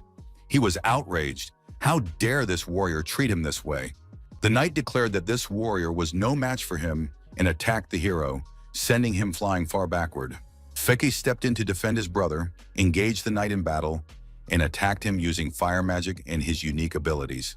The knight moved to a safer spot and attacked Luli again. However, Luna came to our hero's aid. After a coordinated attack by all three of them, the Knight of Divine Light was defeated and thrown far back. He was bleeding to death. Faye was outraged. He said that even if he destroyed his body 100 times, it still wouldn't be enough. The monster, riddled with holes in several places, kept repeating that he wanted dessert. The girl herding the pigs stood up for the wounded piglet. She noticed that the piglet was badly injured. The girl told it to behave and stay still. She would give it medicine right away. She expressed hope that in the future, this piglet would be able to become human-like. It would make many friends, fall in love with someone, and live a happy life. The girl said her name was Dim Sam and that she was ready to be its first friend. The girl waved her hand and said it was time for her to go back to the village. The piglet needed to rest, and she would come back tomorrow. The little monster thought that this girl looked like a dessert. The next day, the monster didn't wait for Dim Sam to come to him. Several days passed, and the girl didn't come. Perhaps she had already forgotten. The monster decided that he had to remember everything she had said. Every day, besides eating, he spent his time watching the people in the village to learn how to become more like a human. The young people listened intently to the monster's story. Faye noticed that the name Dim Sam sounded like the word dessert. Luna asked why the monster had attacked the village. The monster replied that he wanted to protect Dim Sam. Once in the forest, he overheard a conversation between two knights. One of them said that there was a girl named Dim Sam in the village, and that she was the vessel of the divine light. The other knight remarked that they would make a great contribution. After the leader ate her head, he would reward them and give them her body. The monster was frightened upon hearing these words. Could it be that the people wanted to eat Dim Sam? Luli asked how the villagers had reacted. The monster replied that at the time, they had been making too much noise, so he allowed them to live in the village pigsty. He specifically told the pigs living with the villagers to treat the people well, returning the favor. Luna asked the monster if she could save him, since he couldn't heal himself. The monster replied that there was no need to worry about him.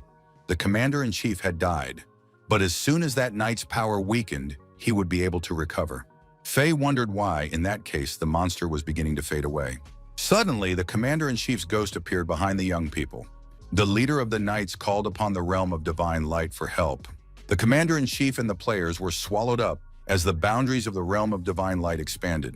Luli immediately turned and rushed at the enemy. Luna also prepared for battle. The knight managed to finish creating the barrier, and together with our hero, hid inside it. Luna and Faye were left outside. Now they couldn't get inside the barrier. Luna said that Luli had entered the professional skill field. A professional skill field is a barrier created by the user for their own protection.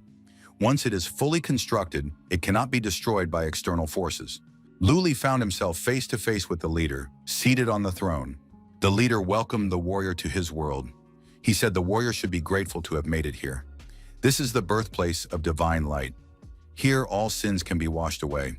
Without a moment's hesitation, Luli immediately lunged at his opponent, eager to fight him. However, the leader attempted to stop the young man. Lightning struck our hero. Luli was surprised. Could this man really activate a light ball attack? The leader said that wasn't bad. This divine light is his specialty, and the warrior won't be able to avoid it. The leader added that before destroying this guy, he wanted to satisfy his curiosity. Why had the warrior attacked him?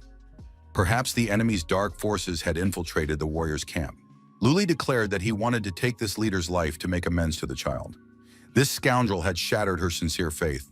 The protagonist, using his unique abilities, attacked his opponent. However, the knight, using light magic, repelled the attack. The knight said he thought the cause lay with the bearer of the divine light, but he was mistaken. If they could have explained everything right away, perhaps no one would have had to die. They have no conflicts, just different ideas. The knight added that the fact was, he had discovered the limitations of the world. It was a world with different tiers.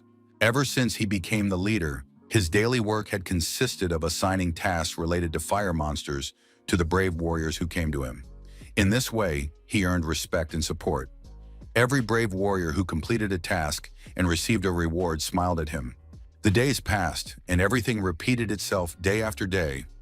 Every day he saw different heroes, and they all talked about different things. He thought he would be able to go out and see the world. That day, he saw a warrior he had once known return, now powerful. Everyone looked at him with hope. The leader said that at that moment, he decided he wanted to go out and see the outside world too. The outside world really was beautiful. New cities, new things, everything was new. For the first time, he felt the true meaning of the word freedom. As he explored the world, more and more monsters born of darkness grew more powerful. Now it was impossible to compete with them. The leader wondered if darkness could swallow the light of freedom. He believed that was absolutely impossible. So he learned to seek ways to become stronger and visited many powerful warriors. Everyone said he needed to level up. However, the divine light saw his efforts and enlightened him. The Japanese rat came to his aid. This weak monster, which he was able to crush, gave him the answer.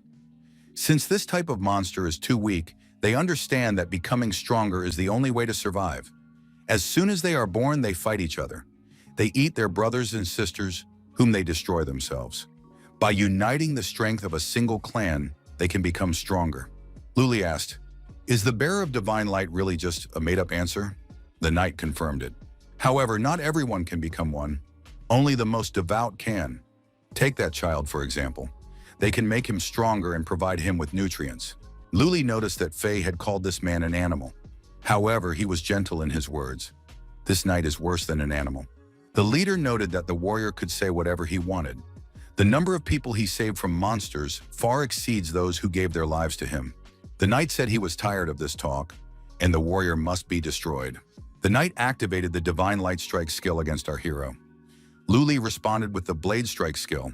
Luli wondered if it was even possible to wound this knight in his current state. The leader asked, "Wouldn't it be better for the warrior to die peacefully rather than continue to suffer?" During the confrontation, our hero was pierced by a fiery arrow that the knight had fired at him. There were several such arrows. The knight said that he was a representative of divine light and had attained true freedom. Those who hinder his progress will never understand his greatness. He added that he was facing nothing more than a rabid pig trying to break out of its pen. The knight transformed into a monster, just as he had with the girl, and opening his mouth wide, prepared to swallow our hero. The system issued a glitch warning, the appearance of the moon killer. Luli turned back into a skeleton and grabbed the knight by the arm. The knight was surprised. Could this really be a boss? Luli surmised that it was with this very arm that the knight controlled the light orbs. The skeleton swung his blade and severed the knight's hand. The system reported an error in the random achievement book quest. The knight threw the skeleton aside. It flew off to the side and soared into the sky. The knight said that before him was indeed the child of darkness, a despicable monster, but that even in his current state, he would be able to deal with this monster. Luli, fending off the attack of fireballs, landed 1,000 double strikes. The Knight of Light couldn't believe it. Was such a thing even possible? The broken skeleton descended upon the knight and destroyed him completely. Luna and Faye remained by the barrier, waiting for the outcome of the battle raging inside. Finally, Luli emerged from behind the barrier. The young people breathed a sigh of relief. Luna was surprised. Had this guy really destroyed the knight all by himself? But how did he do it? Faye declared that he hadn't even doubted it, since his brother was the strongest. Luli said he'd brought some supplies and equipment and would be able to share them later. The protagonist asked how things were going with the Pig King. Faye replied that the Pig King had disappeared before his brother arrived. However, the King of Pigs was able to meet with the girl. He hugged her and said he had missed Dim Sum very much. The King of Pigs picked up the girl and said he would personally take Dim Sum home. Luli asked if the mission had been completed. However, the mission had failed. The system issued a random mission, and the reboot was complete. The girl opened her eyes while lying in bed. She said that the divine light in her heart had come alive. Today is a day full of energy and divine light. The girl said she should have enough medicine. She was worried about the little piglet's injury. She couldn't leave him alone. She needed to hurry and visit him. As the girl walked through the village streets, she greeted the villagers. The people greeted her in return. The elder told the girl to be careful when heading into the mountains, where man-eating monsters roam. The girl got lost in thought and bumped into one of the travelers. She stumbled and fell to the ground. The man smiled and told Dim Sam to watch her step. The girl apologized and promised to obey the village elder from now on. The village elder's companion said she was a good child. The village elder explained that the girl prayed diligently every day, and the ceremony would begin soon. The man said that if the girl was so devout, perhaps she would be able to become a vessel of divine light. The girl broke free and ran away. She screamed that she didn't want to be the body of divine light. The village head was surprised. Why was she acting this way? Dim Sam didn't understand what had happened to her. Why had she been so rude to the village elder? On the way, the girl met a young man who said, "Divine light is everywhere. It is in your heart." Dim Sam was surprised. Was this man really talking to her?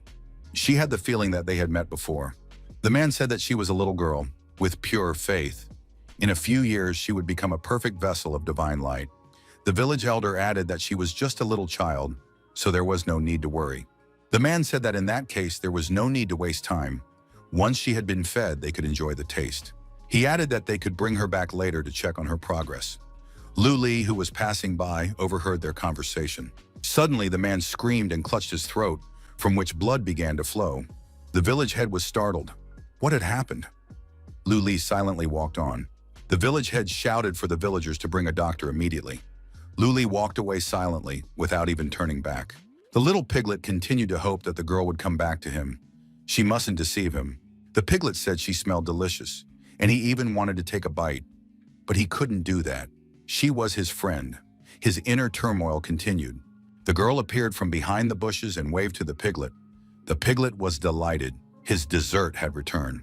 The young people rested in silence. standing at the edge of the cliff. Luna noted that if they hadn't failed the mission, they might not have witnessed this scene. The new mission was to send the little girl back to the Temple of Divine Light. Faye said it was a bad mission. He didn't want to carry it out. Lu Li suggested that his brother move on to the next mission. The protagonist said he was glad to have worked with Luna and said goodbye to her. See you soon. Faye suggested that they stay a team since they work so well together. Faye wondered why his brother was so indifferent to girls. Lu Li replied that they weren't here to play games. Luna wondered why monsters and heroes deviate from the prescribed path. The tasks aren't standardized. There are many unknown paths. All of this is connected to existence. Luna noted that even though she didn't know his goal, she felt that everyone needed information from one another and each other's abilities. She suggested they continue on their journey together. The girl suggested they get to know each other again, held out her hand, and said her name was Lu Yue. Faye also gave his name. The protagonist shook the girl's hand and said his name was Zhang Yue. The girl thought that this guy could handle anything. The girl logged out of the game, petted the kitten, and repeated the names, Zhang Yue and Faye. There was a knock at the door, and a maid appeared in the doorway. She said the master was looking for Miss Bai. The master didn't like to wait. Standing by the massive doors, the girl said she would go on alone. Xiaoya knocked on the door and told her father she had arrived. The door opened, and the girl stepped inside. She found herself in a huge room with a glass roof. The room was underwater, with fish and sea creatures swimming above. The girl asked, "Was my father looking for me?" The man asked if he had heard that Bai Xiaoyue had taken the preliminary exam. The girl confirmed this. Her father said the retest would be in a month. Since she had already participated, she was bound to be a finalist. He hoped his daughter wouldn't disgrace him. After that, Mr. Bai said his daughter could go. The man watched as a bloodthirsty shark swallowed a peacefully swimming fish. The young people were walking down the street in the evening city. Faye told his brother that in winter, you have to eat hot pot. He had heard that all the ingredients in the store were flown in from Sichuan province. It must be very delicious. At the entrance, the young people were invited by a girl to enjoy a free Sichuan-style hot pot. Faye expressed a desire to visit this establishment. Faye was surprised by the abundance of food. There was beef, tripe, duck, bullfrog, and bamboo shoots. Lu Li told his brother to eat the tripe and not to fuss, or he might age quickly. This hot pot is really delicious, but not very spicy. You should use more sesame seeds to protect your intestines and avoid an upset stomach. Lu Li accidentally overheard a conversation at the next table. One of the diners said that this game crosses all boundaries. In their club, more than 40 people are doing the same quest, but they're all different. Plus, it's a level 18 quest, but the difficulty is completely different. The easiest part is catching a level 5 rabbit. The hardest is defeating a level 35 boss. The man said he was still amazed, since he'd never seen anything like it. His colleague agreed. I wonder, are the tasks generated randomly or based on the person? Lu Li thought the quest was generated randomly. To send that girl to the Society of Divine Light safe and sound, and to destroy the king. It was difficult. The King of Pigs was definitely happy at the mere thought of seeing her again and becoming human-like. However, not everyone can become a vessel of divine light, only the most devout. The young man didn't understand why he had suddenly switched to the boss back then. Why did the system throw an error? Why were even the plugins he developed deviating from the operating logic? Why is all this happening? Could it really be because the source code was heavily rewritten? Is there any connection between rewriting the source code and what Lu Yue calls being? Can one trust the girl who suddenly appeared? All of this led our hero to purgatory. Or are these all whirlpools and reefs holding him back and trying to crush him? At first, the protagonist thought he was ready and was confident in his actions. However, unexpected things kept happening one after another. He kept moving forward, yet he was drifting farther and farther away from Han Yixiao. A waitress approached the young people and brought the long-awaited 5 plates of fried rice with egg. Faye was delighted. His younger brother pulled Lu Li's plate toward him. He kept 4 for himself. Lu Li remembered his childhood, that winter when the snow fell. Han Yixiao walked into the room and asked, "Why is Faye crying again?" Lu Li said that their bed had been broken and dirtied. Faye said, "It's very cold today. How are we going to sleep?" Han Yixiao immediately knew whose doing this was.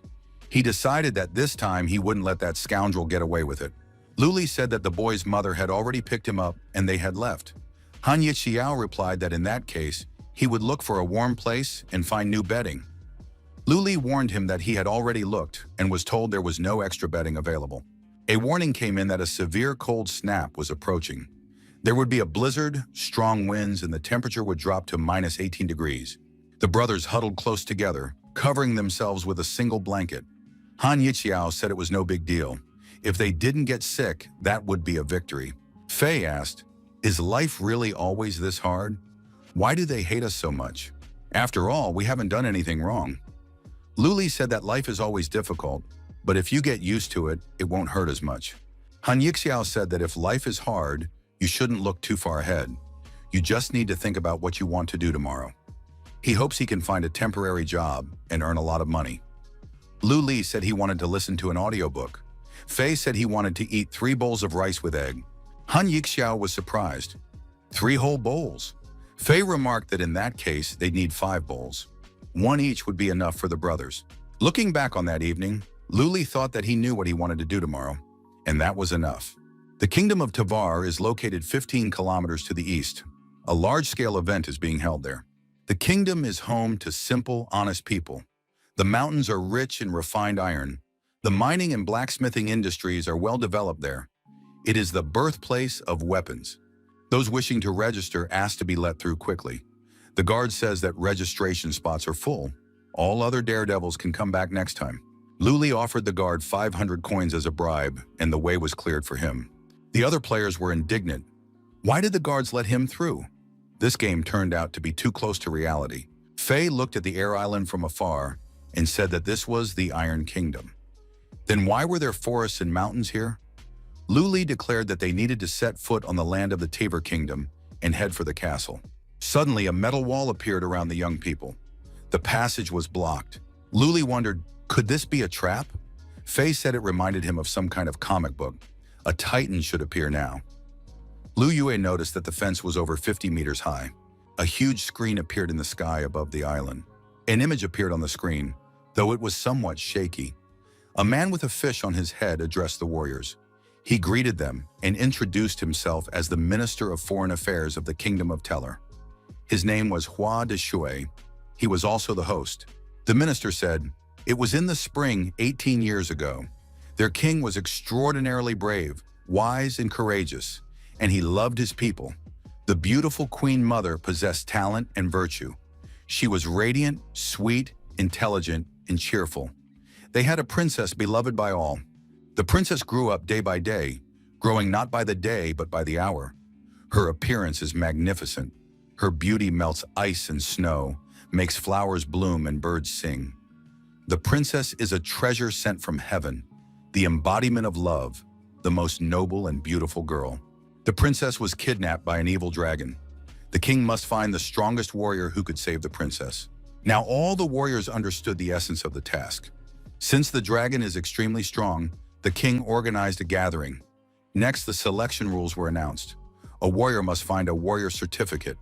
This is a quest to collect warrior ranks. The event lasts 1 week. Only the top 100 warriors with a warrior certificate can qualify. You can search for certificates scattered everywhere. They can appear anywhere.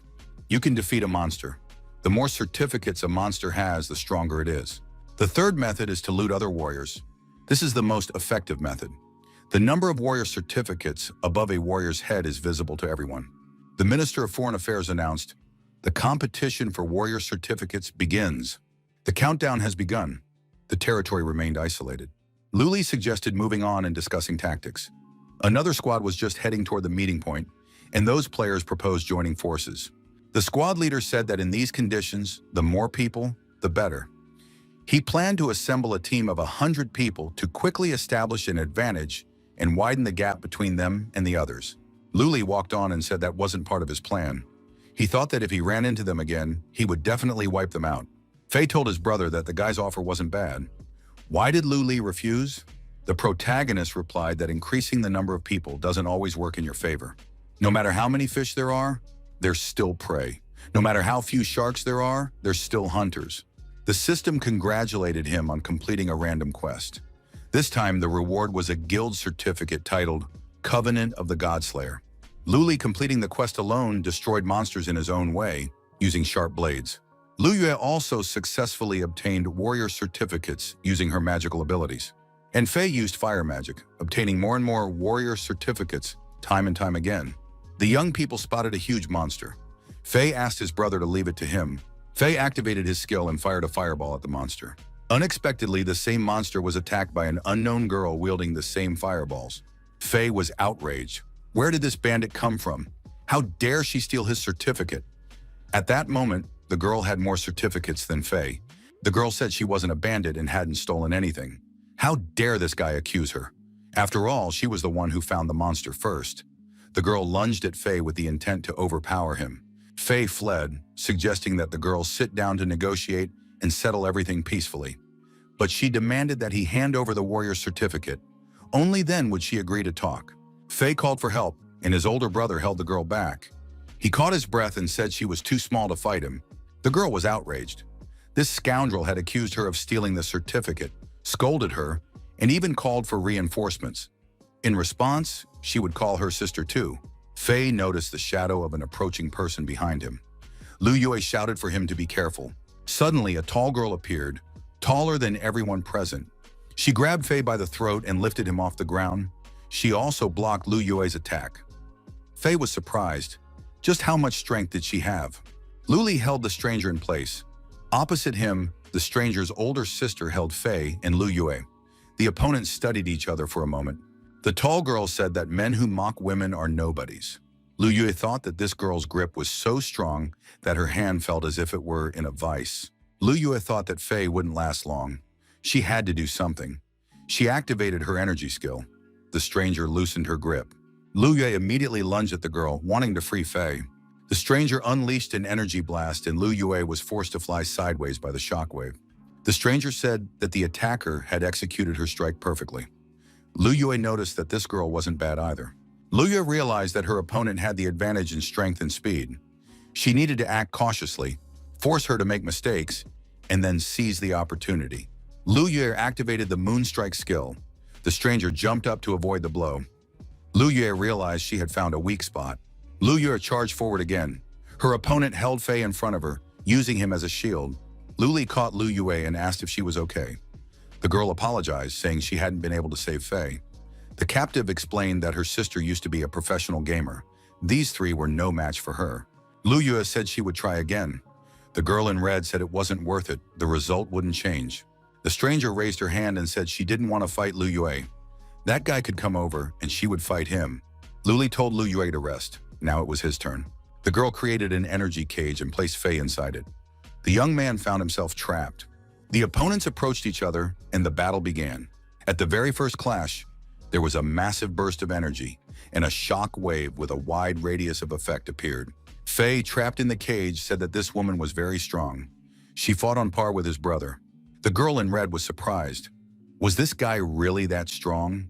This was the first person his sister had fought for so long. Lu Yue thought that the opponents were top-tier masters, each with their own fighting style. Lu Li has a calm technique, like a computer. When faced with difficulties, he always finds the right solution as quickly as possible. The girl's attacks are flawless, without any unnecessary movements. She fits the profile of a professional player. The stranger said that the young man was doing well and had generally passed the test. She added that she wanted to ask one question. Could he accept a girl who was taller than him? The girl in red was surprised. Hadn't they agreed not to date anyone online? The professional female gamer said her sixth sense wouldn't let her down. She was certain she was looking at a top-tier man with a rating of 80 or higher. She added that she thinks only about games and has devoted 10 years to esports.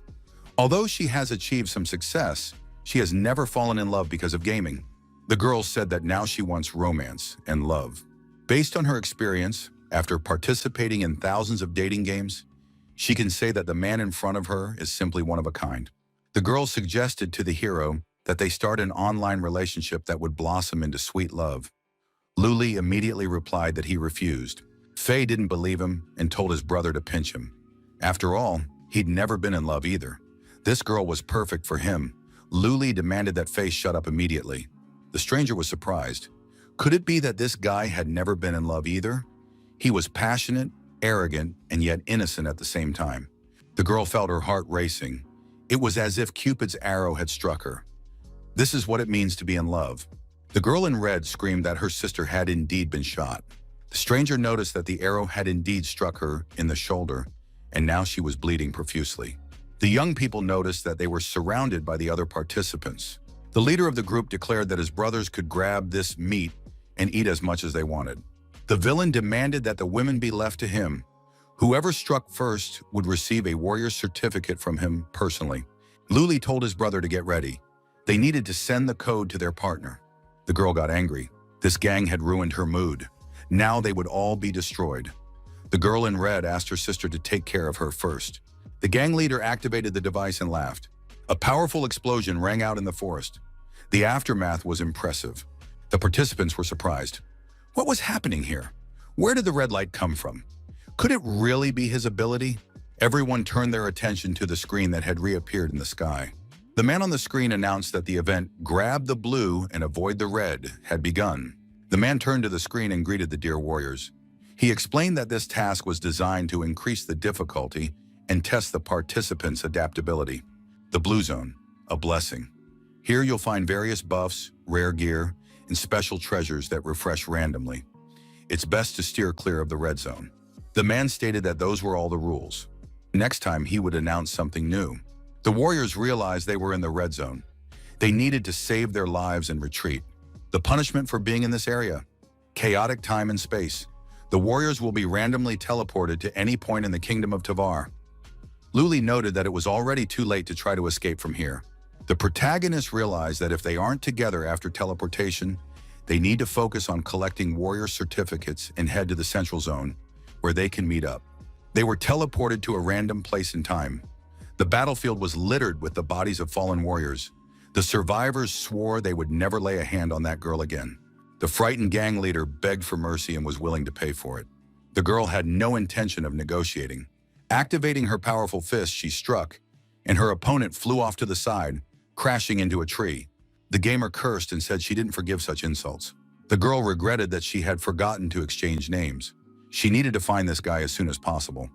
Besides, he must have a beautiful name. She wondered what she would name their future child. The young people shook hands and introduced themselves.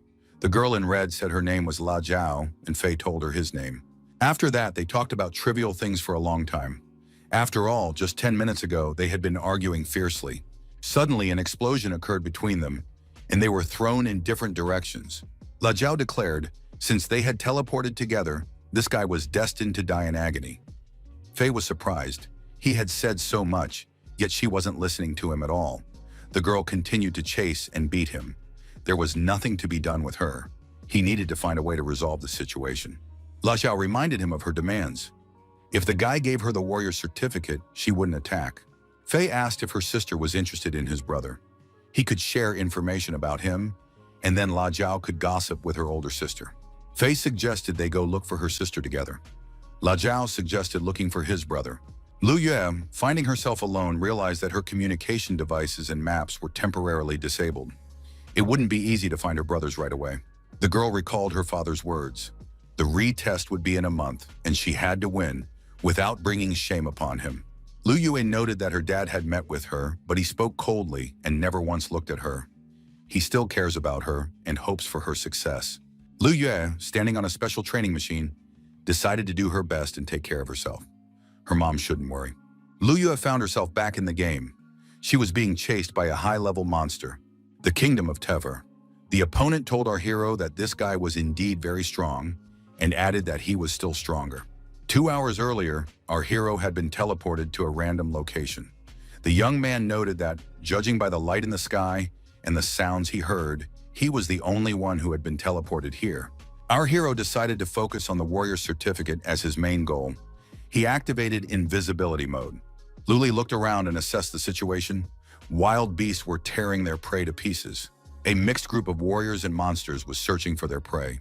The warriors were settling scores, trying to claim rights to the monster. Each insisted that it was his prey. The protagonist realized where he had ended up and who he would have to fight.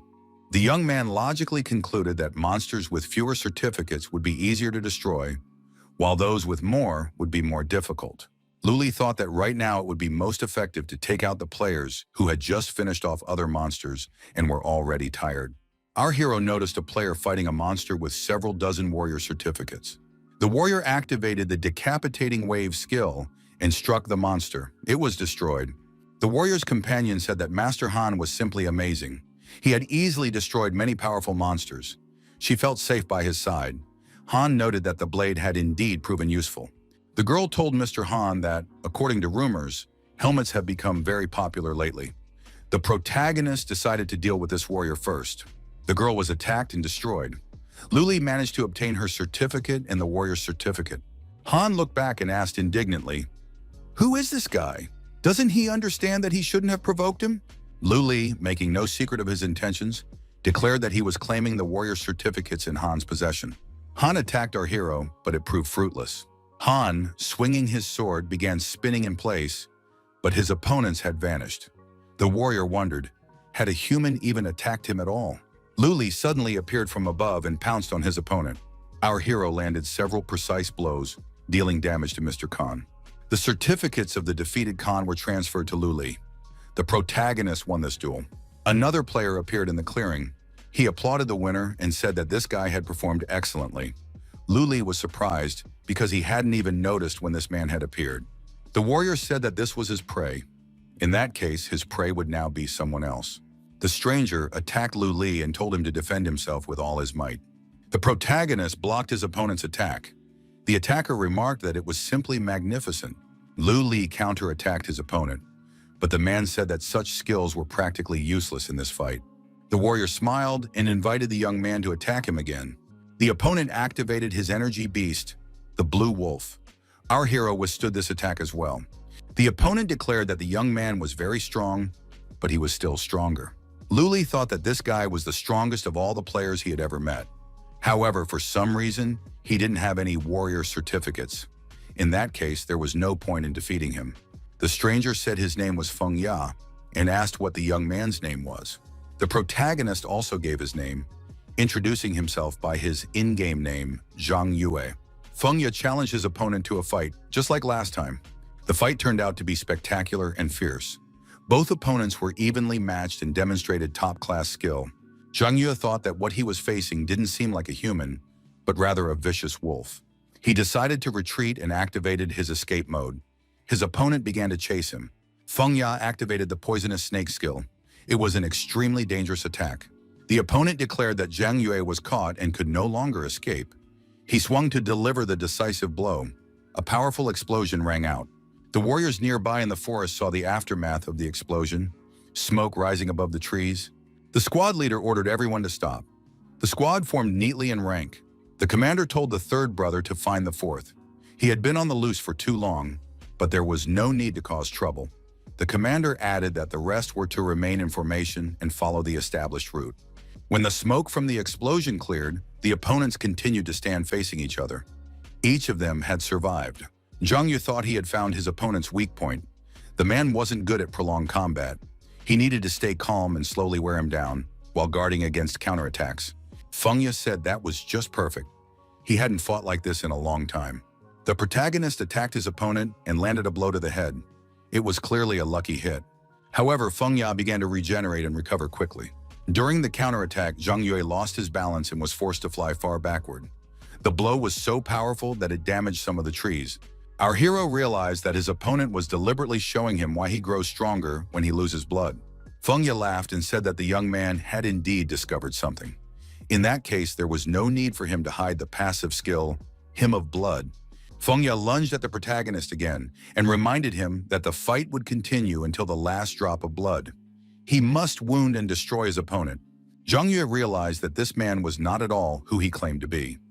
He possessed a rare passive skill that drops from high-level bosses. He couldn't keep fighting this way, or else the man would constantly activate that passive skill. Zhang Yue turned around again and began to flee. With such a formidable opponent, he couldn't be defeated using conventional methods. Our hero paused for a moment. Monsters were blocking his path. The young man looked around and saw a tribe of monsters in full battle readiness, poised to attack the stranger. Feng Ya, who had arrived at the clearing, witnessed his rival skillfully wielding his blade to dispatch the tribe of monsters, earning their warrior certificates. Feng Ya realized that this guy possessed the hunter's sharp strike skill. Feng Ye caught up to his rival and asked how he had managed to withstand his technique. In fact, Zhang Yue possessed the same skills as the time-limited boss. The commander had previously advised the fourth brother, if there's a chance to face a time-limited boss, one must be cautious of the hunter's sharp strike skill. It deals massive damage. There's only one way out. Use maximum speed to intercept and break those combo attacks. Feng Ye noted that the technique could allow the opponent to gain the upper hand. It was wonderful. He had a great time fighting Zhang Yue. Feng Ye added that his opponent hadn't been able to destroy him instantly, and that had helped him replenish his passive skills. He also declared the outcome of the match. Zhang Yue had lost. The protagonist thought that for his opponent, this was just a game of winners and losers. However, for him, it was different. Our hero stood up straight and said he couldn't lose this fight. He had completely different goals. Feng Ya, looking at his opponent, wondered, why had his momentum suddenly increased so much? Did he have a backup plan? Feng Ya drove his opponent to the edge of the cliff and said that Zhang Yue was indeed very formidable.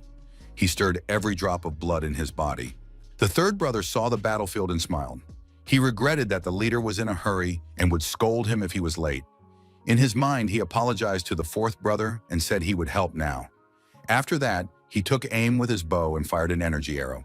Feng Ye noticed the third brother and asked, why did you come here? The shot was fired. Under the impact of the powerful force, the protagonist was knocked off the cliff and fell down. The third and fourth brothers approached the edge of the cliff and saw Zhang Yue fall into the lake. The third brother asked, why didn't the fourth one's number of warrior certificates increase? Feng Ya replied, that means this guy isn't dead yet. The third brother asked, but the fourth brother didn't let him go on purpose, did he? Why didn't he use the Shadow Wolf technique at the end? The third brother asked, if he's not interested in that guy, why wouldn't the fourth brother share the spoils? Feng Ye got angry and said that it was his loot. The third replied that he was just joking. Feng Ye thought that next time they would decide who would be the winner. Fei and La Jiao ended up together in the same location. Now they were looking for opponents, not traveling together. The girl asked, is his brother not only a perfect and handsome man, but also very educated and rich? Suddenly, a suspicious rustling sounded from the nearby bushes. The young people grew alert. An armed monster emerged from the bushes. He possessed several dozen warrior certificates. Fei told the girl to be careful and hide behind him. La Jiao also told Fei to hide behind her. The girl immediately activated the Fire Tornado skill and attacked the monster. La Jiao destroyed the monster and obtained its warrior certificate. Fei claimed that he had accidentally slipped. The young people continued their conversation. La Jiao tried to find out where the young man was from. Fei told the girl that they had talked a lot about her sister, and now he wanted to hear something about her. La Jiao replied that she didn't like Fei's brother and added that she had just graduated from college. The young people found themselves surrounded by monsters, but they didn't panic. They kept talking about unrelated things. Fei admitted that he envied people who could do what they loved. Just then, another monster was destroyed. La Jiao said that she also loved creating fun things that brought her joy. Another monster was destroyed. The girl talked in detail about her hobbies, all the while striking another monster. Fei said he was very happy because he had learned a lot about his companion. This conversation was very helpful. Fei added that life is a complicated thing, but he believes there are people who swim against the current. The young man noticed that the girl was so engrossed in fighting the monster that she wasn't listening to him at all. After a while, the monster burst into flames and burned completely. Fei realized that La Jiao knew how to focus on what was important. Then there was a pause in the conversation. Fei ran through various options for what else to talk about with the girl. The young man felt that the awkward silence had gone on long enough. He definitely needed to do something to break it. Suddenly, a monster emerged from the lake. The young people were surprised. Fei asked the girl, "What kind of monster is that? Does it really have nearly 300 warrior certificates?" The monster looked at the people and, opening its mouth, began to scream loudly.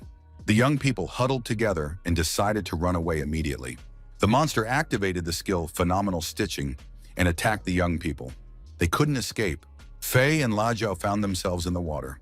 Moreover, a surprising transformation had occurred. The two people had merged into one, consisting of half of each.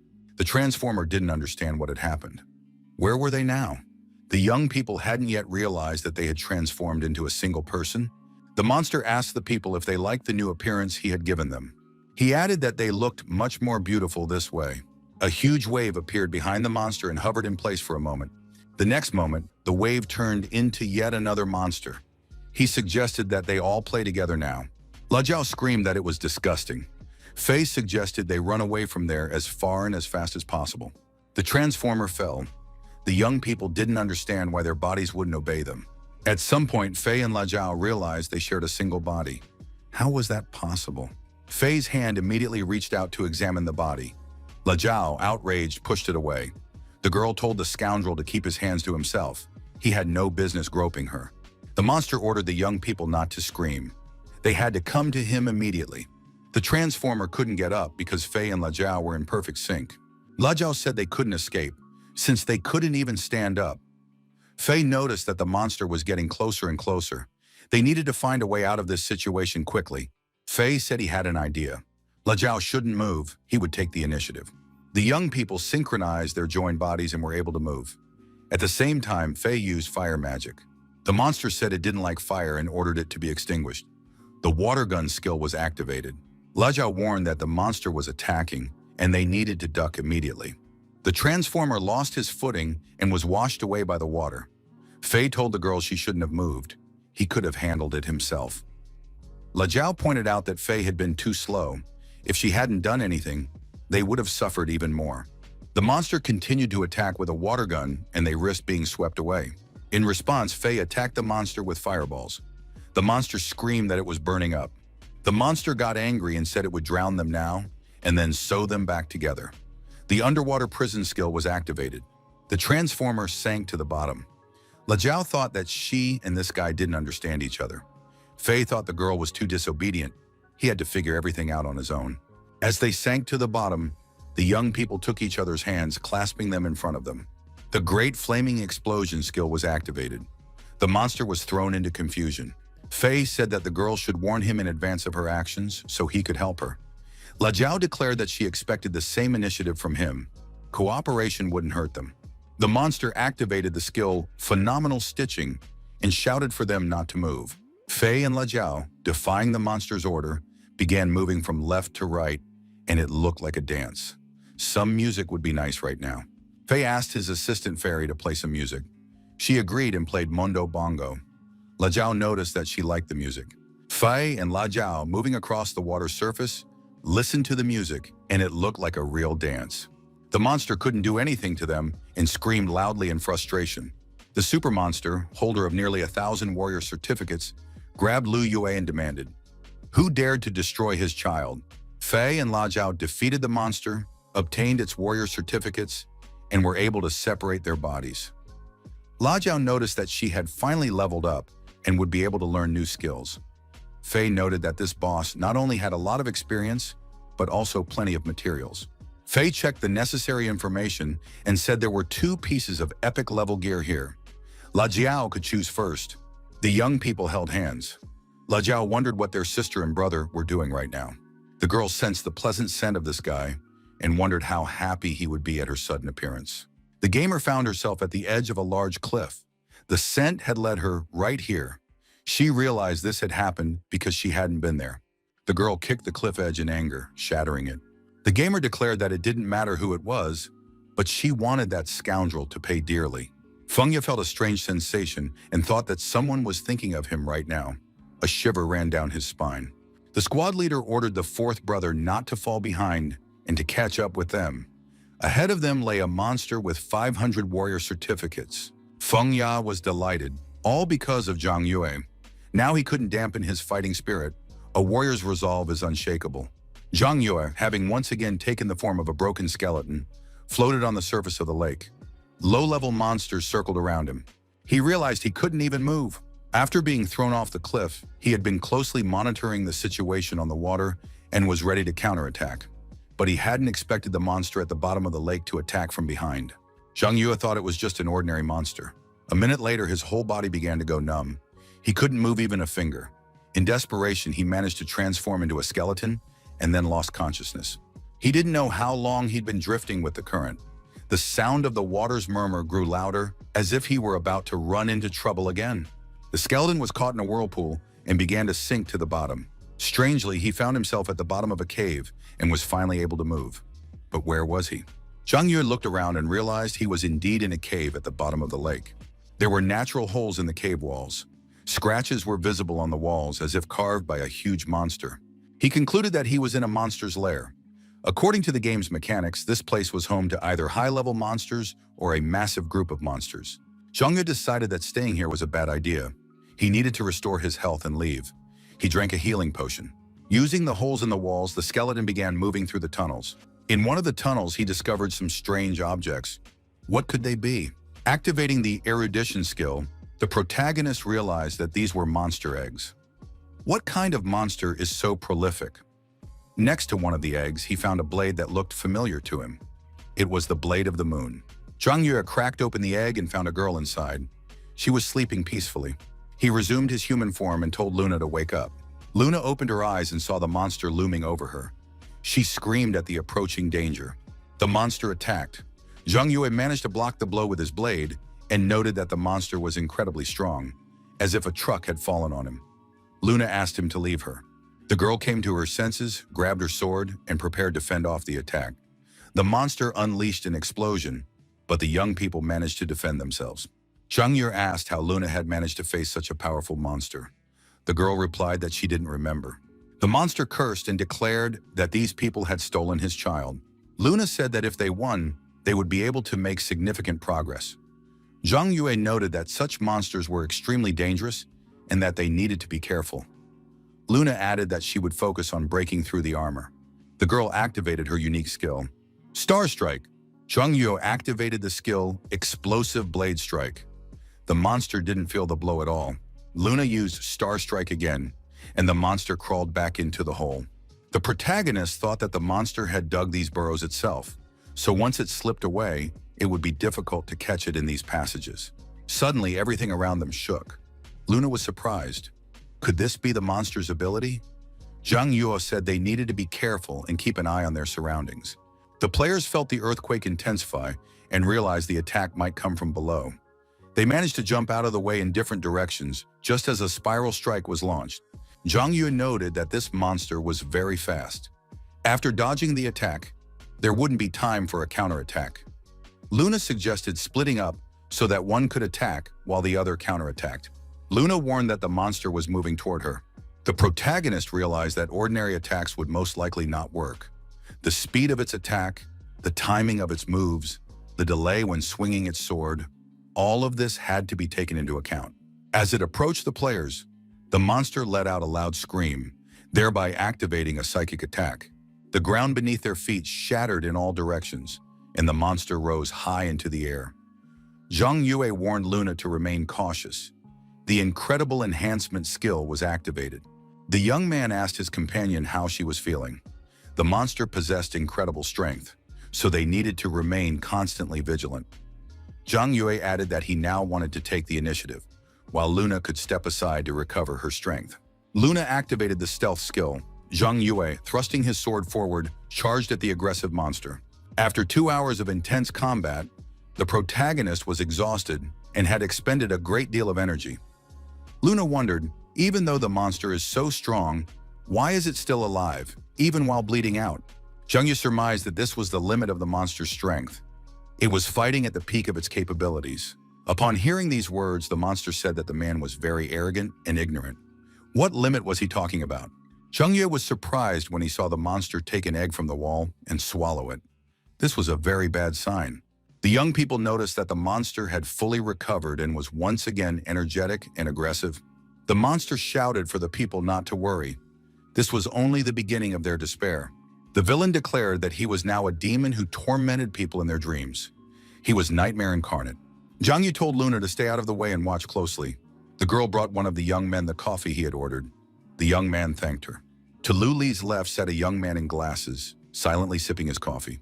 The young man took a sip and told his companion that, deep down, he actually knew the answer.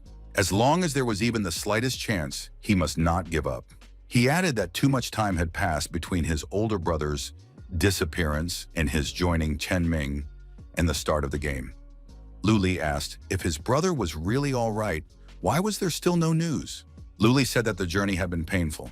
However, now at least he had received a clue about purgatory. The bespectacled young man asked how long Lu Li intended to keep deceiving himself. He had nearly gone mad because of this stupid game. The young man added that Luli knew better than anyone that it was just a set of codes and data. He needed to carry on his older brother's legacy and focus on more meaningful things, instead of wasting time on this and indulging in empty fantasies. The young man in glasses told Luli to wake up and not forget that he too had dreams. He suggested building an orphanage where orphans could feel at home. This needed to be done right now. Luli rose from his seat, grabbed his companion by the neck, and lifted him up. He said that was enough because what stood before him was nothing more than an inner demon, an illusion created by a monster. The young man in glasses calmly asked if Luli was sure of that. Maybe this was the reality he was afraid to face? Luli didn't understand how he could protect a large number of people if he couldn't protect those close to him. The children's shelter he had dreamed of was run by just 3 people. The protagonist came to his senses and realized that he and Luna were in the monster's embrace. Our hero took the necessary action and freed himself from the monster's clutches. The monster was furious, for its hands had been injured. How had this man managed to escape from its cage of nightmares? Zhangye retreated to a safe place and gave the girl the illusion-breaking potion used on the 30th level. Luna opened her eyes and said she had just seen her mother.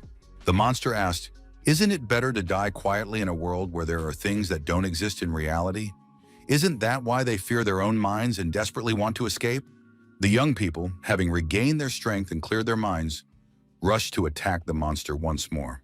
Luna and Zhang Yue understood each other without words and attacked in sync, using their abilities and skills to the fullest. The monster hadn't expected such pressure and tried to hide underground. The players continued their aggressive assault. The monster was baffled.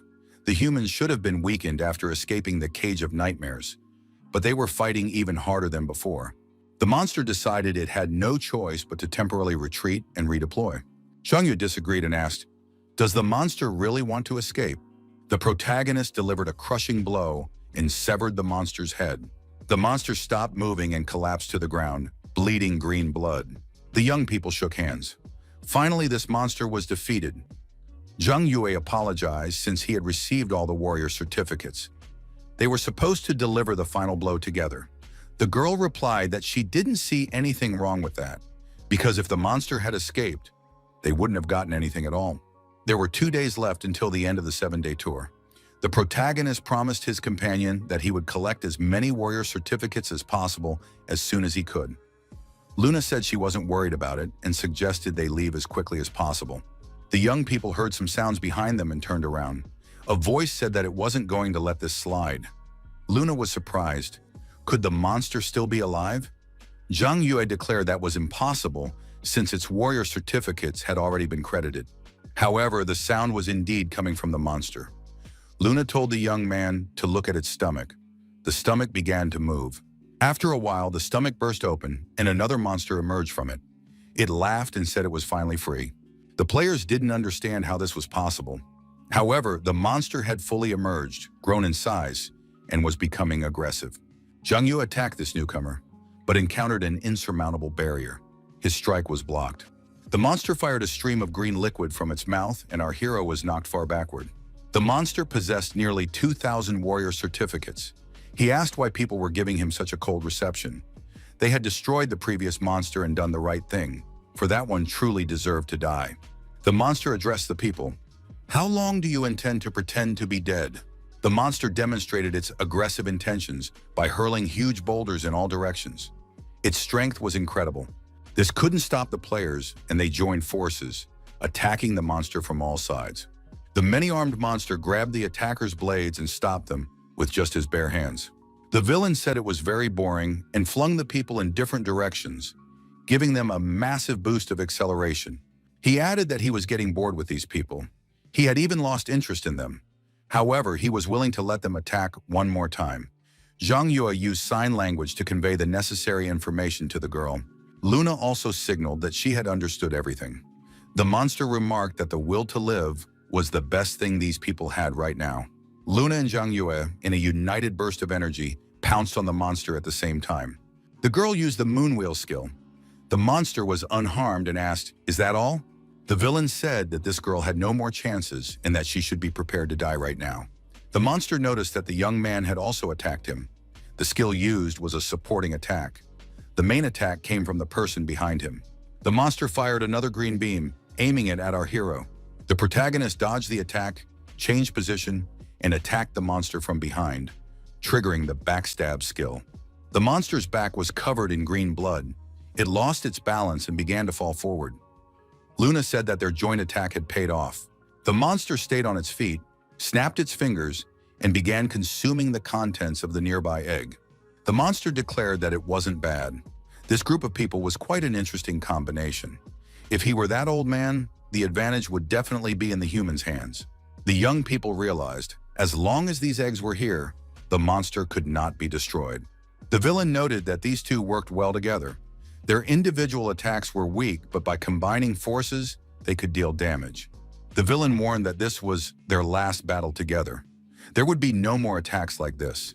He wanted to separate them so they would feel the despair and pain of loneliness. The monster activated the cloning skill and split into two. Our hero thought that after splitting, the monster's power had decreased slightly. However, it was still difficult to fight him. Each of the monsters attacked the young people, trying to inflict maximum damage. The players put up a serious fight. The protagonist told Luna to be as careful as possible. The monster was surprised. Where did this guy find the time to think about her? The girl replied that Zhang Yue shouldn't worry. The monster was surprised. Was this guy actually laughing at him? The Hunter's Strike skill was activated, followed by a continuous barrage of attacks. He wondered, what other tricks does this human have up his sleeve? He still has plenty of eggs left, enough to last a long time.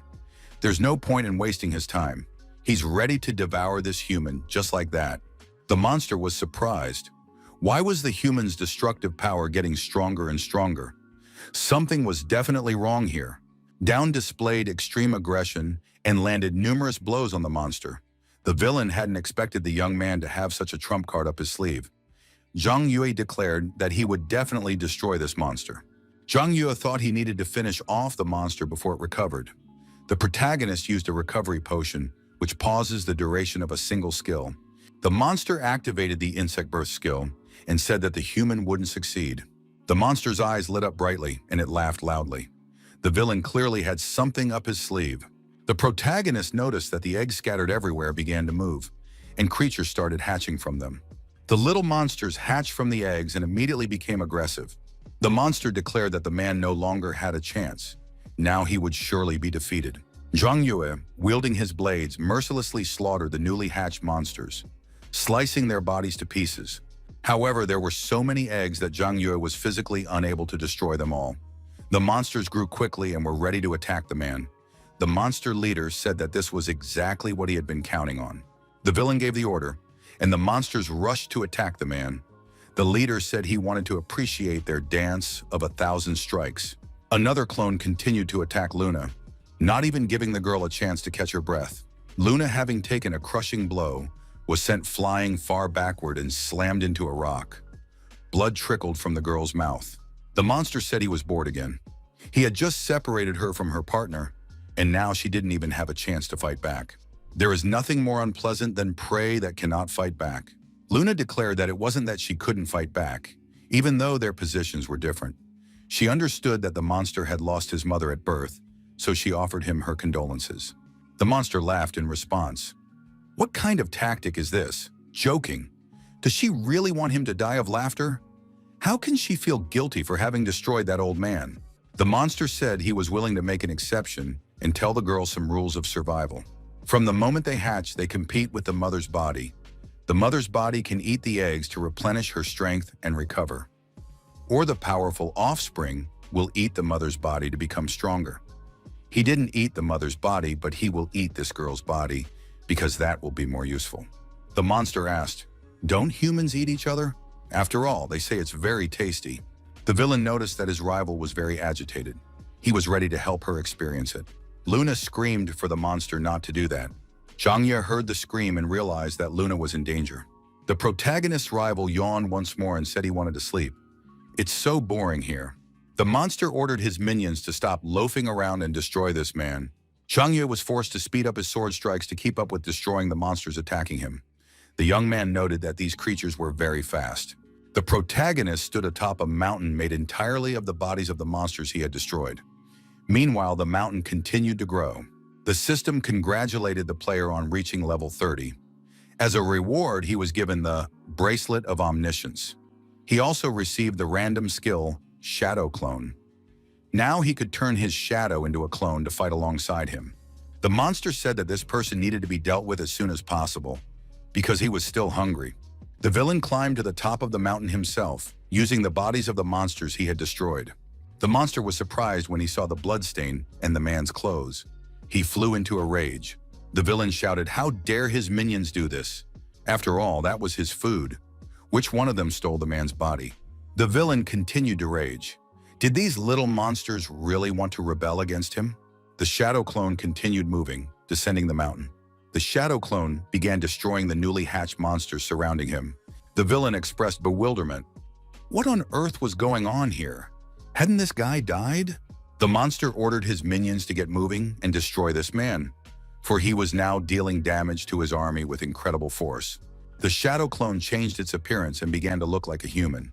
Now our hero was twice as fast and strong, and the rate at which he destroyed monsters increased. The monster didn't understand. How was this possible? It must be a fluke, because this man couldn't possibly have defeated him so easily.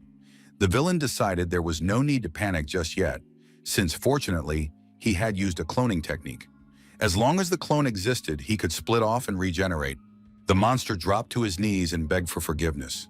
He admitted that he had been foolish and ignorant. The villain bowed his head and declared that he was ready to be a loyal servant, to follow his master, and to carry out all his orders. Luna said that wasn't bad. The villain asked, did she really agree? He thanked the girl for her forgiveness and added that it would be an honor for him to follow her. Luna activated her piercing gaze ability and said that the monster was being too loud. Who even spoke to him? Luna passed her judgment and carried it out. The monster was beheaded.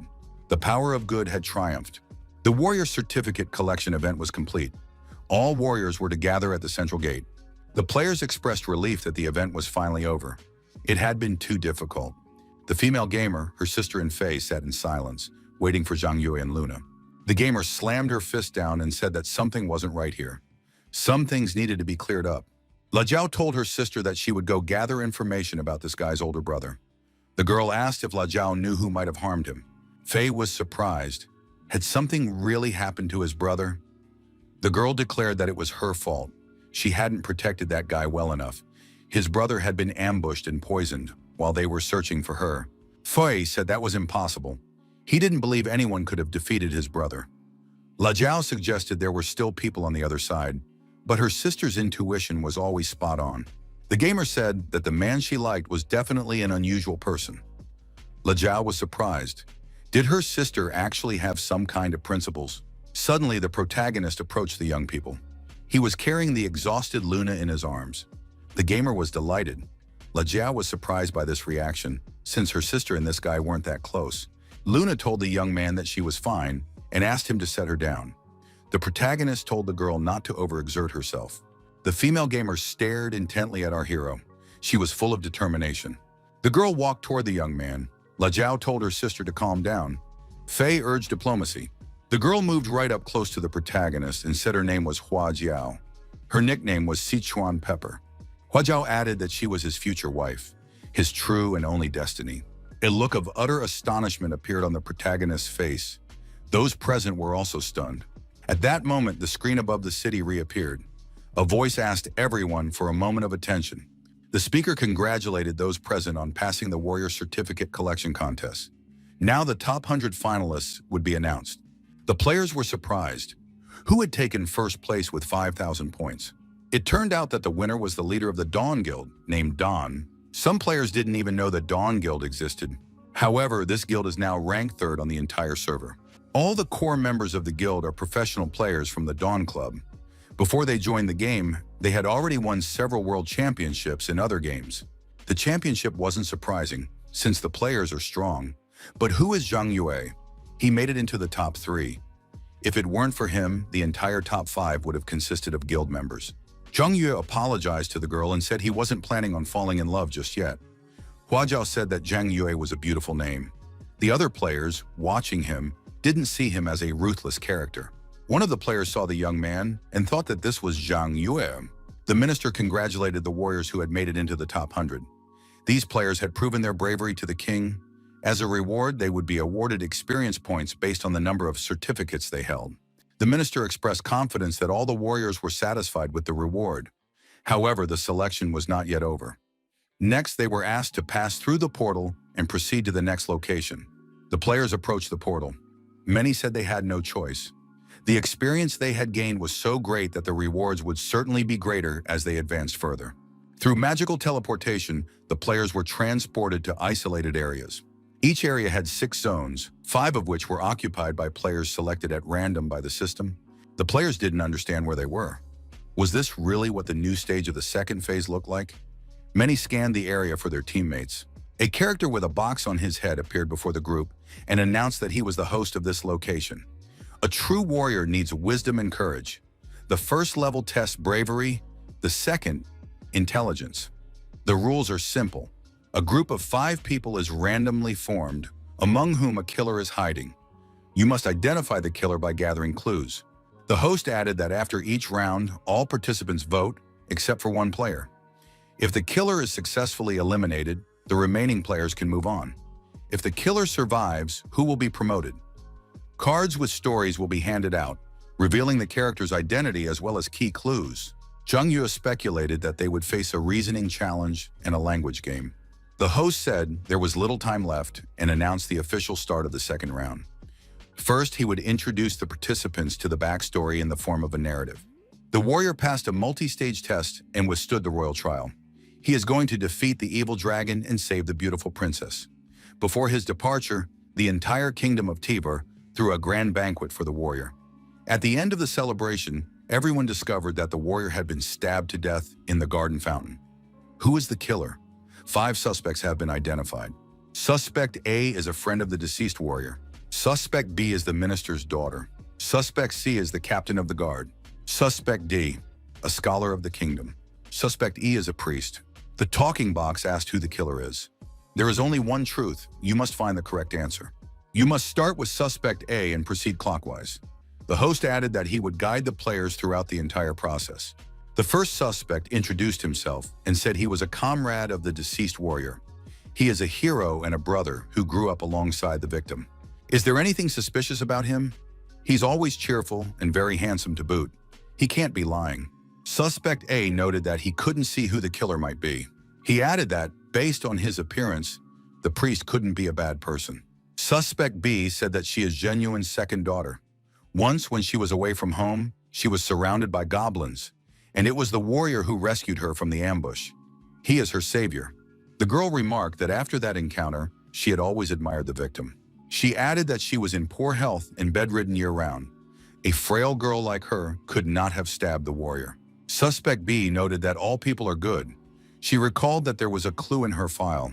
The girl also noted that her father's spies had mentioned that the captain of the guard did not get along with the deceased warrior. While the warrior was alive, many had witnessed their arguments. The protagonist said that he was the captain of the royal guard and was responsible for the safety of all the kingdom's inhabitants. He had no connection to the deceased warrior.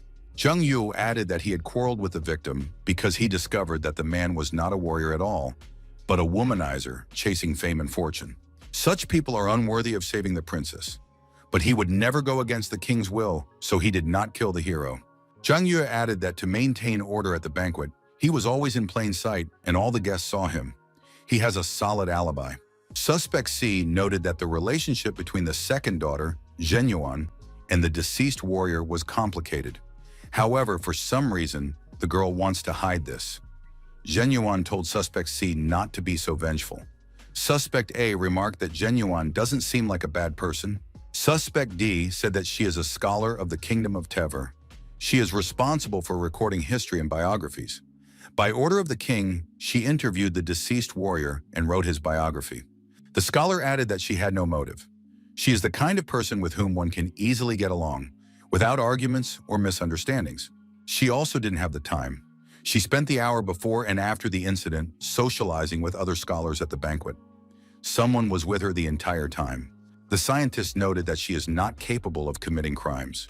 The priest said that the scientist has analytical skills and might know who the killer is. The scientist replied that she didn't know. That was an incorrect assumption. Suspect D suggested first eliminating the players who aren't very good at figuring this out. The goal of the game is to determine who is a teammate and who is the killer using a system of clues. Suspect E said that he is a priest and is responsible for divination and sacrifices. The day before, he had used a crystal ball to predict the success or failure of the mission to rescue the princess. An image of a warrior who had been slain in the palace appeared on the ball. The priest noted that this is why he hurried to the king and reported the results of the divination. The king immediately ordered prayers for the warrior and to change his fate. After that, the priest quickly approached the altar to make a sacrifice and pray for the warrior. Unfortunately, too much time had passed before the sacrifice and blessing were completed. The priest remarked, "If the killer manages to evade his abilities, then this is no ordinary person. He must be thoughtful and a skilled pretender. The person least likely to be the killer is most likely the one who is." The host announced that the first round was over. After the countdown, everyone had to raise their hands to vote and choose the killer. During the voting, 3 suspects were identified. Suspect A drew the most suspicion. The deceased warrior's comrade was surprised. This must be a mistake, since he had said he was a good person. The talking box said that Suspect A must leave. After these words, Suspect A sank down along with the ground beneath his feet. 4 people remained on the team. The game continued. The host congratulated everyone on advancing to the second round. To help them progress, new clues appeared on the players' cards. However, only 3 of them are true. 1 is false. Now they start with Suspect B, moving clockwise from left to right. Genuine shared his new clue. The captain of the guard fully obeys the king's orders, while the king ordered the priest to pray for the warrior's blessing. He also took measures to protect the warrior. The girl added that when she looks at this clue, it seems like a lie to her. The more submissive a dog appears on the outside, the harder it bites behind your back. Jung Yu shared his clue. According to the guard's response, after the priest returned from the king, he spent the entire night at the altar and did not stand out in any way. The young man added that right now, aside from him, the explanations given by suspects D and E seem reasonable. However, the girl's second round of testimony suggests she is hiding something. The young man also noted that he has doubts about suspect B. The scholar shared her clue. The second daughter, Genuine, obsessively followed the warrior, collected items he used, and sent him her hair every day. The scholar added that Genuine had also sent a threatening letter stating that if she did not get the warrior, she would destroy him. The priest is also aware of some of these clues. Furthermore, Genuine was the only one who left the banquet early. The priest shared his clue. According to the divination, the scholar is a capable and reliable assistant. The host announced that the second round was over. After the countdown, everyone must raise their hands and vote. A killer must be chosen. The choice was made and the vote was held. This time there were 2 suspects. However, based on the number of votes, Genuine was identified as the prime suspect in this round. The girl indignantly declared that she had been telling the truth. Do the people here have any brains? After all, she is clearly a good person. Genuine said that the scientist was jealous of her beauty, so she deliberately stalked her and blackmailed her. That's a major act of malice. The suspect was eliminated. Her platform sank down along with her. The game continued. Only 3 participants remain. The talking box announced that the game had finally reached the third round. Now there were no restrictions on order or number of speakers. Everyone could speak freely. After everyone had spoken, they could vote. Jung Yo said he wanted to summarize the findings of the first and second rounds of investigation. The scientist stated that there was no need to worry. To her, it was already obvious who the killer was. The scientist noted that based on her clue, Genuine was innocent. She had deliberately planned to eliminate the girl in order to find out who the real killer was. The scientist said that the killer is the captain of the royal guard. Jung Yo asked what evidence there was. The scholar replied that the proof was her previous statement. The part of the clue that mentioned the captain of the guard was entirely made up by her. The goal was to see if he would vote for her, but in the end he didn't. The scholar asked, maybe he just doesn't like Genuine, which is why she was chosen. The girl added that the captain of the guard didn't think so. It's hard to fool the eyes. When she sends the chief of the guard a misleading signal, regardless of whether he is puzzled or doubtful, his eyes always follow her. But that time, the chief of the guard didn't do that. There is only one explanation for this. The killer is the head of the guard. His subconscious naturally thinks not about how to find the killer, but about how to hide and eliminate rivals. That's why he didn't dare look at her. Do we need any further explanation? Zhang Yue said that it's impossible to argue with a scientist, and as an example, he's willing to accept her opinion as the truth. In that case, it's time to vote. There's no point in wasting time. The scientist was surprised. Why doesn't this guy have any doubts? The host asked if the priest wanted to discuss anything. The answer was no. The talking head added that, in that case, the third round of presentations was over. After the countdown, everyone should raise their hands and vote. The vote was held. 2 suspects were identified. By a large majority, the scientist was declared guilty. The game was over. The killer had won. The scientist was outraged. What had the priest done? Hadn't she made herself clear? Why hadn't the priest voted for the chief guard? Zhang Yue explained that what is in a person's heart is stronger than the truth expressed in words. From the moment the scientist spoke up in the first round, he realized that sooner or later she would expose him. However, she used the process of elimination. In that case, the remaining priest was his only chance. The logic behind the priest's vote is closely tied to the first round. The person least likely to be the killer is most likely to turn out to be the killer. The scientist realized why, in the final round, the chief guard had pretended to give up on her argument. In reality, he had pushed the priest to make a choice. The scientist was forced to admit that she had lost. The game was over. Only Zhang Yue remained on the platform. The losers were eliminated. The host said that a brilliant job had been done. It was simply a magnificent counterattack. The minister congratulated all the warriors who had passed the second round of selection. The king had prepared a large amount of gold as a reward for all those who had passed. Now they could rest. Soon they would head to the site of the final selection. Our hero's teammates approached him and told him he was doing a great job. They had all made good progress. A message came through that they would be leaving soon. All the warriors needed to hold on tight to the handrails and follow safety rules. Zhang Yue and his team reappeared in the arena before a large crowd of spectators. The minister greeted everyone and invited all participants to the third round of selection. The minister asked everyone to look up at the overhead projection and greet King Tever Jin, the supreme ruler of the Kingdom of Tever, with the warmest applause. The king thanked everyone for their hospitality. He also thanked the warriors who had traveled such a long distance. The first and second rounds of selection seemed extremely effective to the king. The warriors present here are intelligent and valiant. Zhang Yue said it felt as if it were Monday and the principal was addressing the entire school. La Jiao agreed with the young man. The king reminded everyone that the kingdom of Tever is unrivaled in the world in mineral extraction and blacksmithing.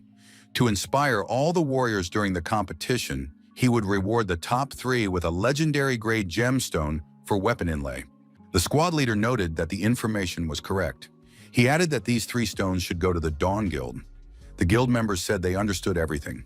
Fei asked his brother, "Is a legendary level weapon inlay stone really that expensive?"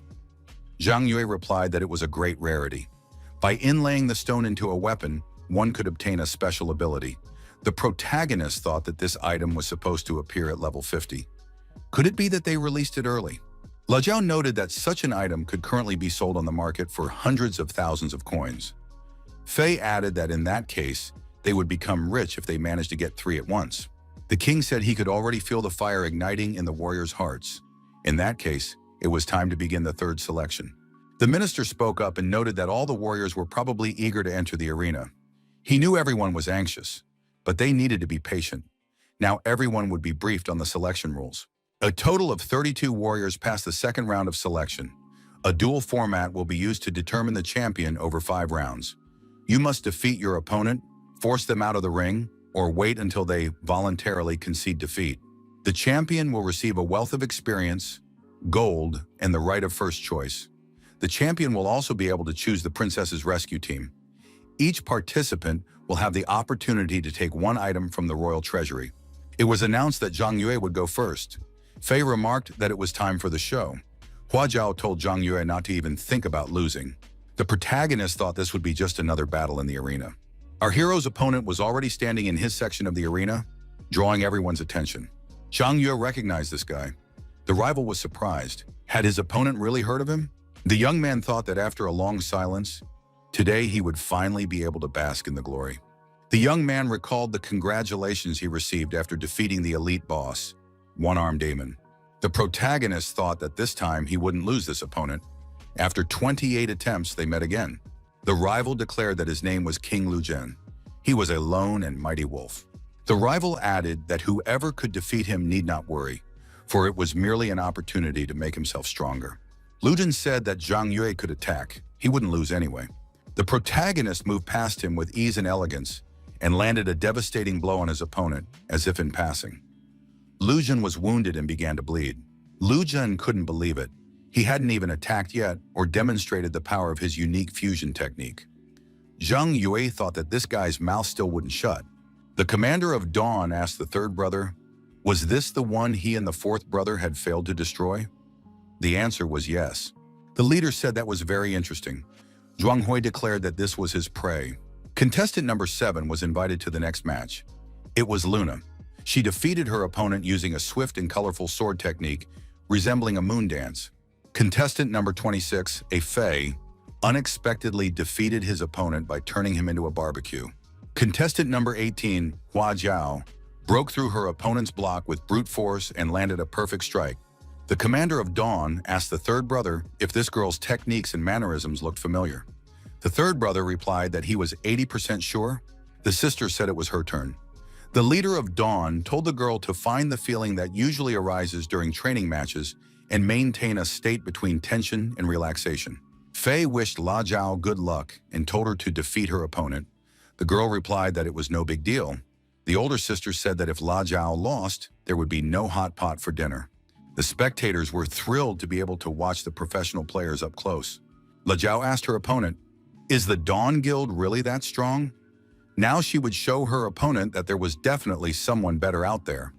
The girl from Dawn told her opponent that her chest was modest, unlike her manners. La Jiao was outraged. How dare this wretch speak to her like that? La Jiao declared that flat chests were very fashionable these days. After saying this, she launched an attack. Her opponent was surprised. Had this girl really gotten angry? La Jiao shouted at her opponent to shut up immediately and struck her. However, the girl managed to dodge the blow. The host said it was simply an unparalleled duel. La Jiao suddenly used fire to spin in midair. The fight began with a chase. Contestant number 6, Deng, used her ability's reverse thrust to dodge the blow. However, it seemed she was injured after all. Deng said that this was very interesting. Now she was ready to play a little more seriously. The undead summoning technique Fire Spirit was activated. An undead creature in the form of a dog appeared and lunged at La Jiao. The girl realized that her opponent was a summoner.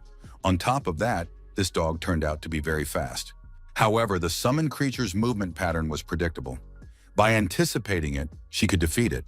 Hua Jiao said that the summoned beast possessed high fire resistance, which significantly reduced the damage from fire attacks. Deng declared that if her opponent didn't want to be humiliated, she should surrender immediately. Deng set her dog on her opponent. La Jiao prepared to parry the attack and said that the other girl wouldn't succeed. The fire tornado was activated. Fei remarked that it was simply beautiful. La Jiao first used fire meteors to close the distance, and then, up close, the fire tornado. She continuously attacks both the human and the dog. Deng ordered the dog to shield her from this fiery onslaught. La Jiao continued her attack and declared that her opponent's time was up. Deng couldn't figure out when this girl had managed to do all that. A huge ball of fire crashed down on Dan. The host said that La Jiao had used a combination of abilities to disorient her opponent. After that, she delivered a powerful blow from behind.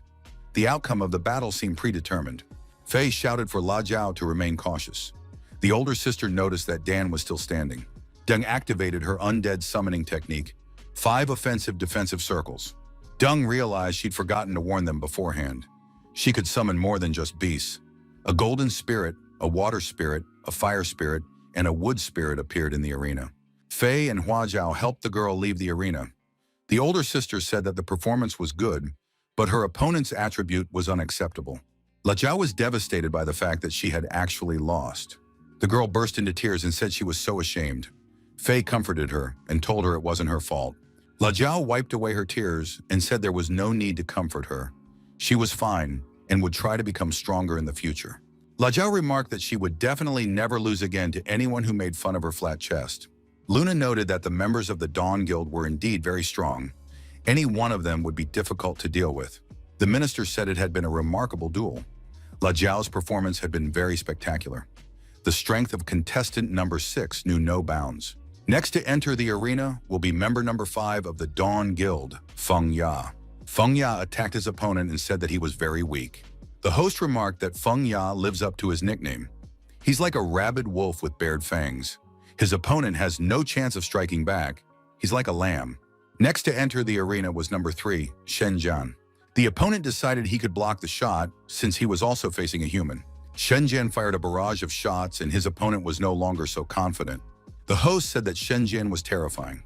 Every one of his shots hit the target and in vital areas. This requires first-class calculation and technique.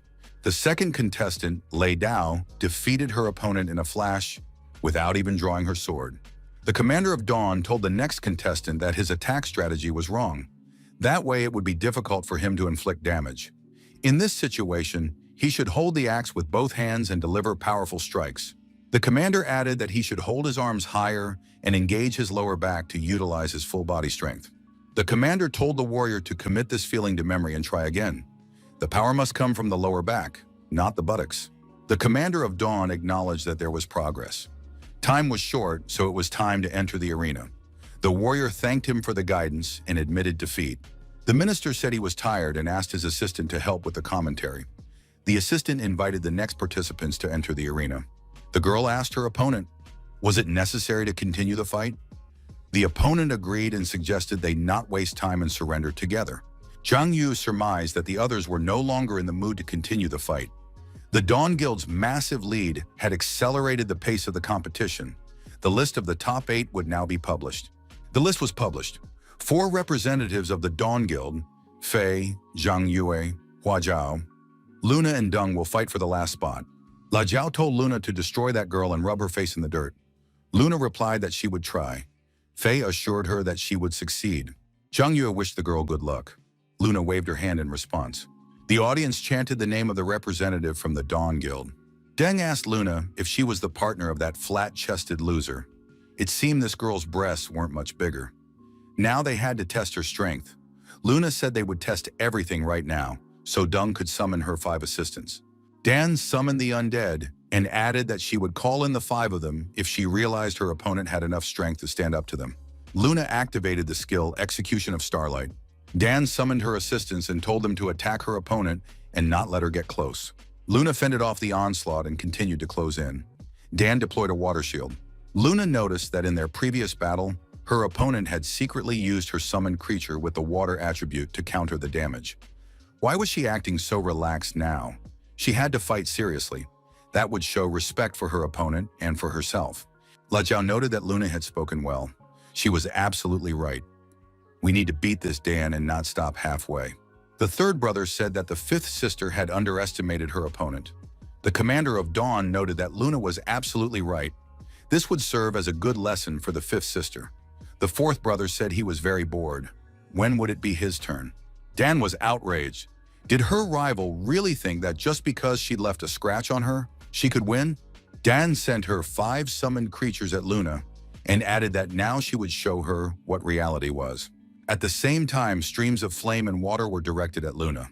Before the moon could react, sharp feathers flew toward her. The earth vine began to rapidly close in on Luna. The girl decided to retreat for the time being. Luna was trapped. The vine entangled her leg and tried to imprison her in an earthen sarcophagus. The sarcophagus slammed shut. Dan was almost celebrating her victory. The representative of the Dawn Guild said that, in the end, she had won just as easily. Hua Zhao, watching the duel, said that Luna could still win. However, this time the compatibility of the beast with the 5 attributes was higher than it had been in the previous battle. Dan thanked her assistants and said they had done a good job. Zhang Yu mentally signaled to Luna that it was time to act. Luna activated the giant sword technique skill and sliced through the sarcophagus from the inside. Taking advantage of the element of surprise, Luna lunged at her opponent, catching her off guard. Earth, wood, and water created a barrier, but it wasn't enough. Dan felt she had been disgraced. Dan felt that awful, nauseating sensation again. The girl remembered witnessing her parents' quarrel as a child. She sat in the corner and cried quietly. Her parents were arguing loudly and yelling at each other at the time. Her father raised his voice, but her mother, even in the presence of her little daughter, screamed just as loudly.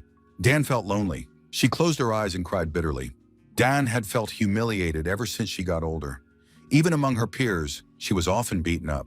A girl her age confronted Dan, accusing her of allegedly stealing her boyfriend. People say her parents are getting divorced, which is why she's so wayward. Her peers teased the girl. She was systematically bullied by them. One day, Dan got tired of putting up with it and decided to fight back against her tormentors.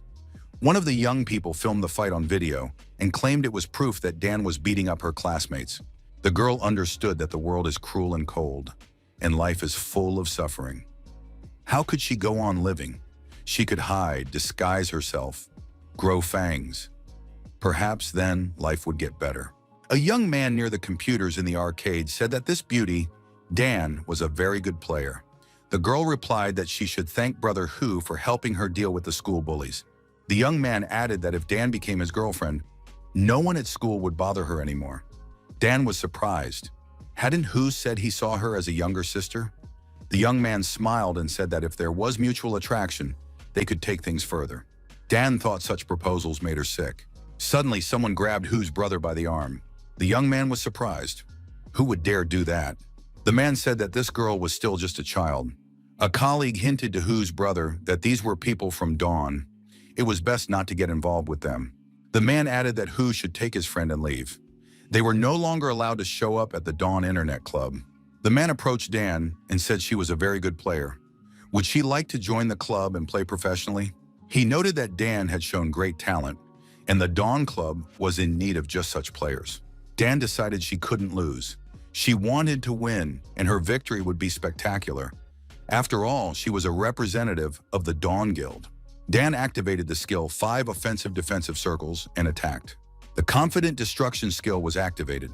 Luna was ready for the attack, but it was far too powerful. After the smoke cleared, everyone saw a hole in the wall. Luna was nowhere to be seen in the arena. Dan declared it a victory. The minister was surprised. Had Dan's attack actually pierced through the arena? It seemed as though nothing remained of Luna. Jungyu was calm, but his comrades felt uneasy.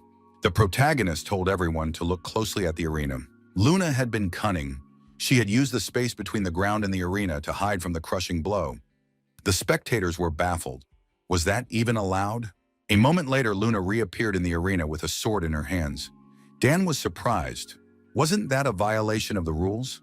The fact was that Luna had stuck the sword into the wall and hadn't left the arena, so she hadn't broken any rules. Luna declared that it was now her turn. The girl was determined. Dan noted that her opponent was too arrogant, but she wouldn't be able to win anyway. Luna activated the Moon Disc skill and landed a devastating blow. The spinning technique allowed her to deflect Dan's water and fire attacks. The flames and water suddenly turned to steam, and a fog filled the arena. Dan thought she couldn't see a thing now. The execution of the Moonlight skill was activated. Dan deployed a solid defense using earth, wood, and water.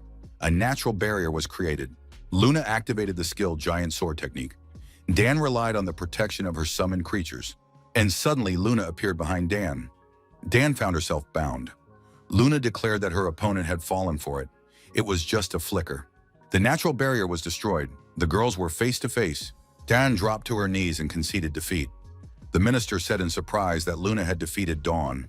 Luna approached her defeated rival and expressed hope that they would have more exciting battles in the future. The host announced that the last spot among the top 8 went to contestant number 7, Luna. Zhang Yue's group will face off against the Dawn Guild. The next 4 battles promise to be thrilling. Viewers can look forward to a clash of strong rivals. Who will advance to the next stage? Only time will tell. The intense battle caused massive damage to the arena. The maintenance team is working to repair the arena. We'll have to wait a little while. Lejiao said that Luna is simply amazing. She was very nervous. Luna admitted that her opponent was strong, so she had to study her weaknesses and attack based on that new information. Luna felt that she was still feeling pressure from the opposing team. Deng apologized to the guild leader and admitted she had lost. She noted that she wasn't strong enough to be a team member and had disgraced Dawn. Now she had no way out. The guild leader patted the girl on the head and told her she was saying the wrong things. If there's time for despair, it's better to reflect on everything that happened. Luna is very talented and has a promising future. Facing challenges is normal. The commander added that they shouldn't underestimate the opposing team. However, now they have a chance to have some fun. The minister announced that the arena had been repaired and they were ready to continue. The next players were invited to come out. Contestant number 4 is Zhang Yue. Contestant number 5, Feng Ya. Feng Ya noted that now no one would interfere with them. They could fight at full strength, and he was ready for it. The host said that these young people would fight with everything they had in the completely renovated arena.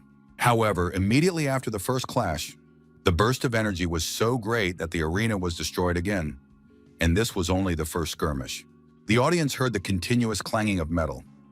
Zhang Yu activated Swinging Strike, but his opponent managed to hold his ground. Feng Ya stated that he still enjoyed fighting such an opponent. Zhang Yue had definitely grown stronger since their last meeting, but he wasn't the only one who had improved. Zhang Yue was cool-headed and silent. Since these opponents had met before, our hero knew what abilities Feng Ya possessed. The fourth brother chose an aggressive fighting style. The leader of Dawn said this was not surprising. Feng Ya is optimistic about Zhang Yue. This is understandable. From a professional standpoint, these players have never lost to each other. Hua Zhao noted that the opponent is very assertive. It's the first time she's seen anyone able to stand up to Zhang Yue like that. Luna added that this Feng Ya has good reflexes and quick thinking, acting instinctively. Feng Ya told his opponent that they've finally warmed up. Is Zhang Yue ready to fight for real now? The protagonist threw off his cloak, making it clear that he was determined. There should be no doubt. In the midst of the aggressive confrontation, the opponent's blades ended up stuck in the ground, lying away from them. Feng Ya had already changed his strategy, adopting a boxing stance and preparing for hand-to-hand combat. The representative of the Dawn Guild threw a left hook, but Zhang Yue skillfully dodged the attack. The next blow hit its mark. The protagonist lost his balance and began to fall backward. Our hero's face was covered in blood. He fell to the ground but remained conscious and continued to control the situation. Zhang Yue jumped to his feet and immediately counterattacked Feng Ya, delivering a kick to his torso. Our hero didn't stop there. He kept up the offensive momentum and struck his opponent in the face with a knee. Feng Ya began to bleed profusely, but he remained on his feet. The opponents traded blows and neither of them backed down. Unable to withstand the pressure, our hero decided to move and jump to the side. He needed to regroup and catch his breath. Zhang Yue rushed back into the fray. His persistence was striking to his opponent. Feng Ya resumed his boxing stance and prepared to meet his opponent. The representative of Dawn asked, "Has Zhang Yue really not run out of steam yet?" Feng Ya reminded himself not to let his guard down and landed a devastating blow to our hero's chest. Zhang Yue let out a loud cry and flew backward. Feng Ya could see in his opponent's eyes that he was up to something. He realized what the problem was. There was no time to waste. The representative of Dawn shouted loudly and rushed at his opponent again. He had to thwart his plan. The protagonist landed on his feet, but he was moving so fast that he had to make an effort to stop himself from flying off the arena. The point was that our hero had moved toward the swords. Feng Ya realized this trick, but it was too late. Zhang Yue grabbed his blade and prepared to face his unarmed opponent. Feng Ya was moving by inertia and couldn't even stop. Avoiding the collision was impossible. Zhang Yue struck with his blade, and his opponent received a penetrating wound to the chest. Feng Ya hadn't expected this outcome at all. Bleeding profusely, he let out a loud scream. Fei joyfully declared that they had won. His brother is simply amazing. Hua Zhao remarked that battle scars adorn men. Deng said it was absolutely unbelievable. Could it be that even the fourth brother lost? The leader of Dawn was surprised, for Feng Ya always had such a powerful aura, as if he were a wild wolf. Those who fight against the fourth brother inevitably face a brutal and unbridled force. Soon he will enter the flow. Either the enemy will fear him, or they will fall into madness following him. However, despite his cruelty and ferocity, the wolf is also very cunning. To Zhang Yu's surprise, the wounded Feng Ya did not lose. He ended up behind him and said that the sword had indeed not hindered his opponent. Feng Ya delivered an unexpected strike. Zhang Yue was temporarily incapacitated and knocked aside by the shockwave. Blood Hymn is a passive skill. Every time a player loses health, their attack power increases. Feng Ya possessed this skill. Therefore, having lost some health, he increased his attack power. Feng Ya also grabbed his blade and said that now his opponent must be ready to witness his power. Zhang Yue recovered from the previous blow and realized he couldn't get close to his opponent now. After all, Feng Ya's strength had practically doubled. The representative of Dawn attacked his opponent.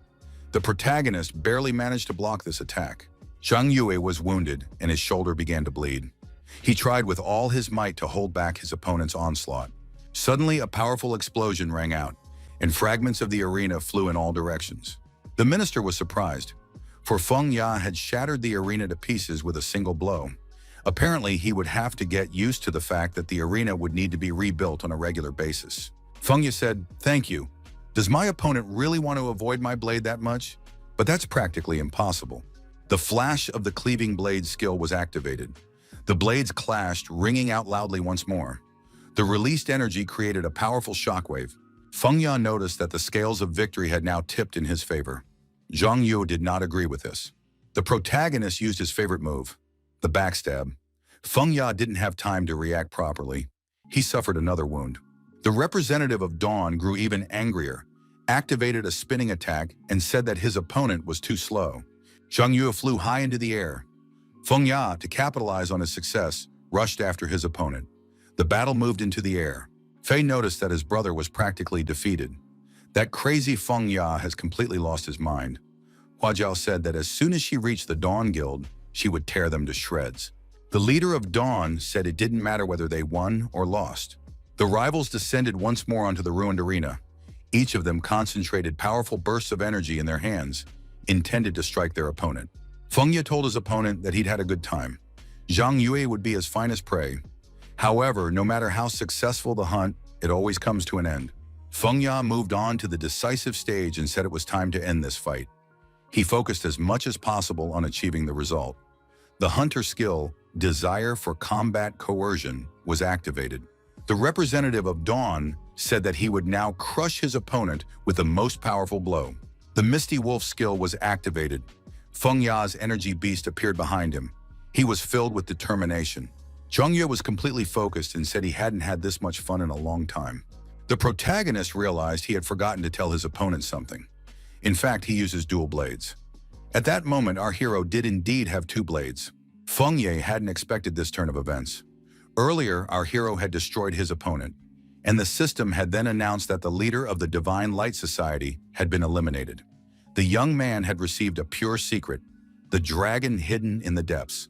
Now this very deep dragon appeared behind our hero. That was the protagonist's response. Feng Ya said that his opponent was extremely formidable, and this excited him even more. Zhang Yue replied that he was ready to see which of them would prove to be fiercer. As the opponents clashed in the arena, another explosion occurred. The massive burst of energy was visible far beyond the city limits. This time, the shock wave shot straight up into the sky. Everything was covered in thick smoke. Because of this, the minister couldn't tell who had come out on top. Eventually, the situation became clear. Feng Ya lay in the ruined arena, bleeding profusely and unconscious. Zhang Yue had won a decisive victory and advanced to the top 4. The third brother said that Feng Ya had indeed lost this battle. It must be very difficult to lose in front of one's rivals. Deng noticed that blood hymn and desire of combat coercion had increased the number of injuries. But how could he have lost after using Misty Wolf? The leader of Dawn said that the final wave of attacks had hit Feng Ya hard. The reason he lost was his greed for attack power. He wanted to increase it, but in doing so, he lost a lot of blood. The commander added that he had a strong feeling. This Zhang Yue wasn't as simple as he seemed. He clearly had some tricks up his sleeve. He was strong and reserved, a truly interesting person. Zhang Yue helped his opponent to his feet and asked how he was feeling. Feng Ya replied that it had been simply amazing. He had lost this time, but once he recovered, he wanted a rematch. Feng Ya had to admit that the Deep Dragon move was pretty brutal. Even though he didn't win, he had a blast. Zhang Yue remarked that this fight had been the most enjoyable one he'd had during the entire game. Feng Ya asked if the young man would like to join the Dawn Guild. The protagonist thanked him and added that he had more important things to do. Feng Ya said that in any case they remained friends, and if he ever needed anything, Zhang Yue could always call on him. The protagonist thanked him. The minister said the battle had been very intense. The spectators would have to wait until the arena was repaired. The minister added that someone should be sent to ask the king what level of reinforcement the arena should be upgraded to. The next match might be even more intense. The king, coughing up blood, watched the match closely while sitting in front of a huge screen. All sorts of sensors were attached to his body. The king was informed that the host wanted to know, to what level should the arena be reinforced? His Majesty replied that it must be reinforced to the maximum. Not a single game could be missed. The king thought that the strongest warrior must be chosen as quickly as possible. There was almost no time left. The next morning, the arena was repaired. Now it had maximum strength. Contestant number 26, Fei A, was invited into the arena. On the other side of the arena stood his opponent, contestant number 1, a representative of Dawn. Fei was surprised. Could it really be the leader of Dawn facing him? Fei thought that if he did manage to win, it would be the ultimate display of power for the audience. In that case, Dan would definitely be head over heels for him. Together, they could have a great time. Dawn asked if this guy knew what the first move a mage should make when facing a warrior. Fei spread his arms. Dawn rushed in to attack and said that in that case, the mage should increase the distance. Fei, of course, had expected it wouldn't be easy. However, the leader of Dawn turned out to be too fast. Fei stepped back, using his magical abilities, and activated the spell interruption skill. Dawn asked why his opponent didn't just fight back with his left hand. After all, the distance was short now. Perhaps he wouldn't have to interrupt the spell as often. Fei said that his opponent had simply been lucky this time. He shouldn't be told what to do. Fei activated the fireball skill and sent all the fireballs that appeared at his opponent. The leader of Dawn said that the opponent was doing the right thing. It was necessary to keep his distance, then use an area of effect skill and interrupt the opponent's attack. It was a simple strategy. Dawn easily deflected all the fireballs aimed at him. Fei was discouraged. The leader of Dawn approached his opponent, who was sitting on the ground, and said he was sorry. The boy had given in to his emotions, and now even his fighting spirit had evaporated. Lajiao told Fei to get up and keep fighting. Her older sister pointed out that it was pointless. The gap between them was too great. Huazhou noted that the president of Dawn, Yang Guang, is the best professional player, a fact that has long been known. He made his debut over 15 years ago, has participated in more than 100 world-class competitions, and has won over 30 championship trophies. He retired 2 years ago and became a coach. His appearance here was unexpected. Lajiao said that if Fei won, he could make money, and if he lost, he wouldn't lose anything. Fei thought he shouldn't even bother fighting. Zhangye was trying to get his brother to use his head. Something similar had happened earlier in the online club. A player had asked for help, figuring his brother must have some kind of cheat codes. Fei didn't let himself get distracted from the game. All that was left was to defeat the final boss, even though he had absolutely no tricks up his sleeve. What tactics should he use this time? The older brother made it clear that they needed to use their brains and improvise. Fei said he asks every time, even though he knows the answer. However, when it comes to the fight, the older brother stirs up hatred and battles the boss, while the younger one restocks supplies and collects loot. He can only improvise. Luli stated that the older brother fights the boss only because he knows how to do it. The younger one restocks supplies. Everyone needs time to understand their abilities. The older brother said that Fei is the most adaptable among them. He can always impress those around him. If he's got it figured out, then he needs to get ready and fight the boss. The leader of Dawn saw that his opponent had jumped to his feet and remarked that his spirit had even been restored. Could he have remembered something exciting? Fei told the fairy assistant to play his favorite music. Fei's spirits lifted, and he reactivated his fire magic skills.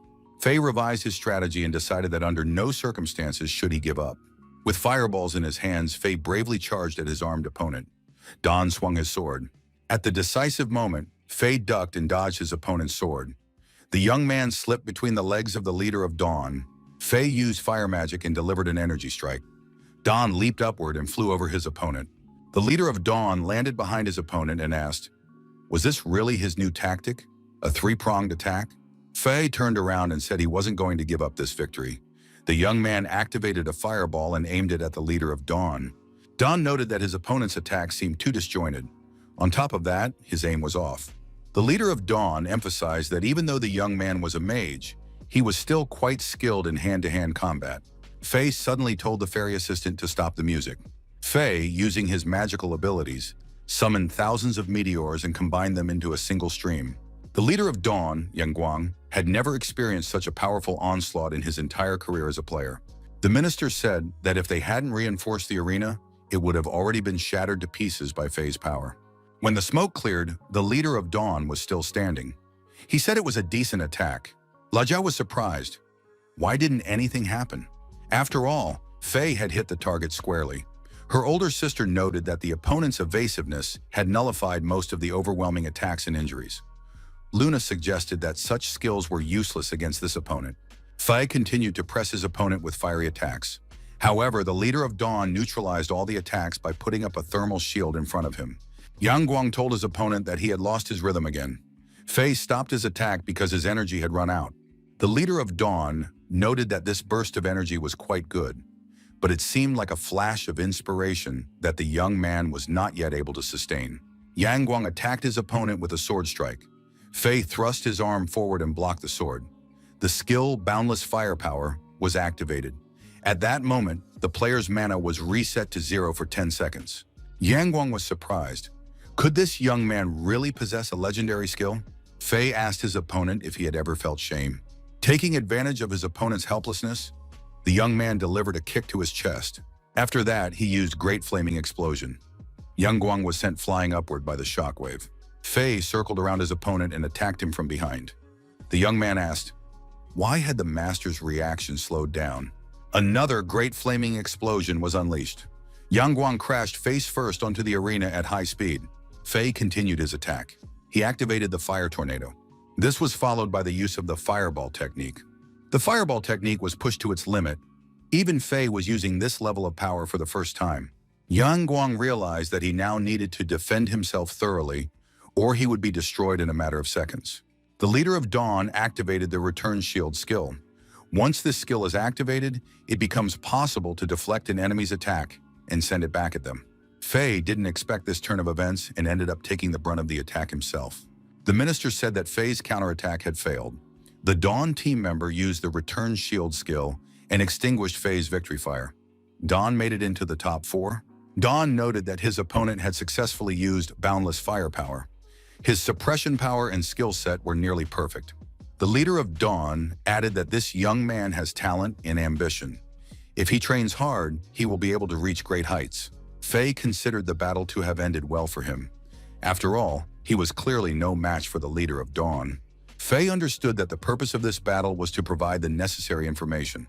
From here on out, his older brother would have to take care of everything. The leader of Dawn laughed. He hadn't thought anyone would underestimate him. Dawn added that Fei was a worthy opponent. Fei was surprised. Why hadn't his opponent put on his pants yet? He had some strange obsession. The minister closed his eyes and said that this could get them taken off the air. This had to stop. Player number 18, Hua Zhao, entered the arena to participate in the next battle. Her opponent was the third brother of the Dawn Guild, Shen Jian. Sichuan Pepper said it was her turn now. Was her opponent ready to lose? Shen Jian bowed and greeted Sister Hua Zhao. The girl was surprised. Did they actually know each other? The third brother said that he was a fan of hers and had been watching her for quite some time. The young man added that he knew the girl had a 10-year gaming career behind her. She had already become famous in her second year. Shen Jian recalled how she had participated in the global gaming competition, The League. She made her debut by winning the championship and earning the title of Best Female MVP. A year later, she switched back to shooters, and specifically in survival mode, won the title of Best Weapon King. 3 years after her debut, she became the main leader of the AF Club. In the annual game report for 3 years, she was listed as #1 esports player. Shenyan noticed that there were too many legends circulating about this girl. Until that moment, he had even been on the sidelines. Now he feels a certain attachment to her. Huazhou couldn't believe that this guy liked her. She also felt a certain connection between them, but his speech could drag on for half an hour. She couldn't hesitate. Zhang Yue was watching her. She had to hurry up and turn him down. After all, only Zhang Yue was in her heart. La Jiao was surprised. Why had her sister stopped? This guy was definitely a bit strange. Suddenly, danger arose from behind. The third brother said he hadn't intended to distract the girl, but it turned out to be extremely easy. Shen Jian found himself on a huge tree, which clearly posed a threat to Hua Zhao. The Summon Magic Tree skill had been activated. Now the magic vine would attack all enemies who entered its range. The minister was surprised. Had Shen Jian really just conjured a tree right on stage? The third brother reached for his arrow and said that his rival had already lost. Hua Zhao asked, "Does the young man really think this tree will save him?" Increasing her speed, the girl began to accelerate to jump onto the tree. In response, Shen Jian unleashed a rain of arrows at his opponent.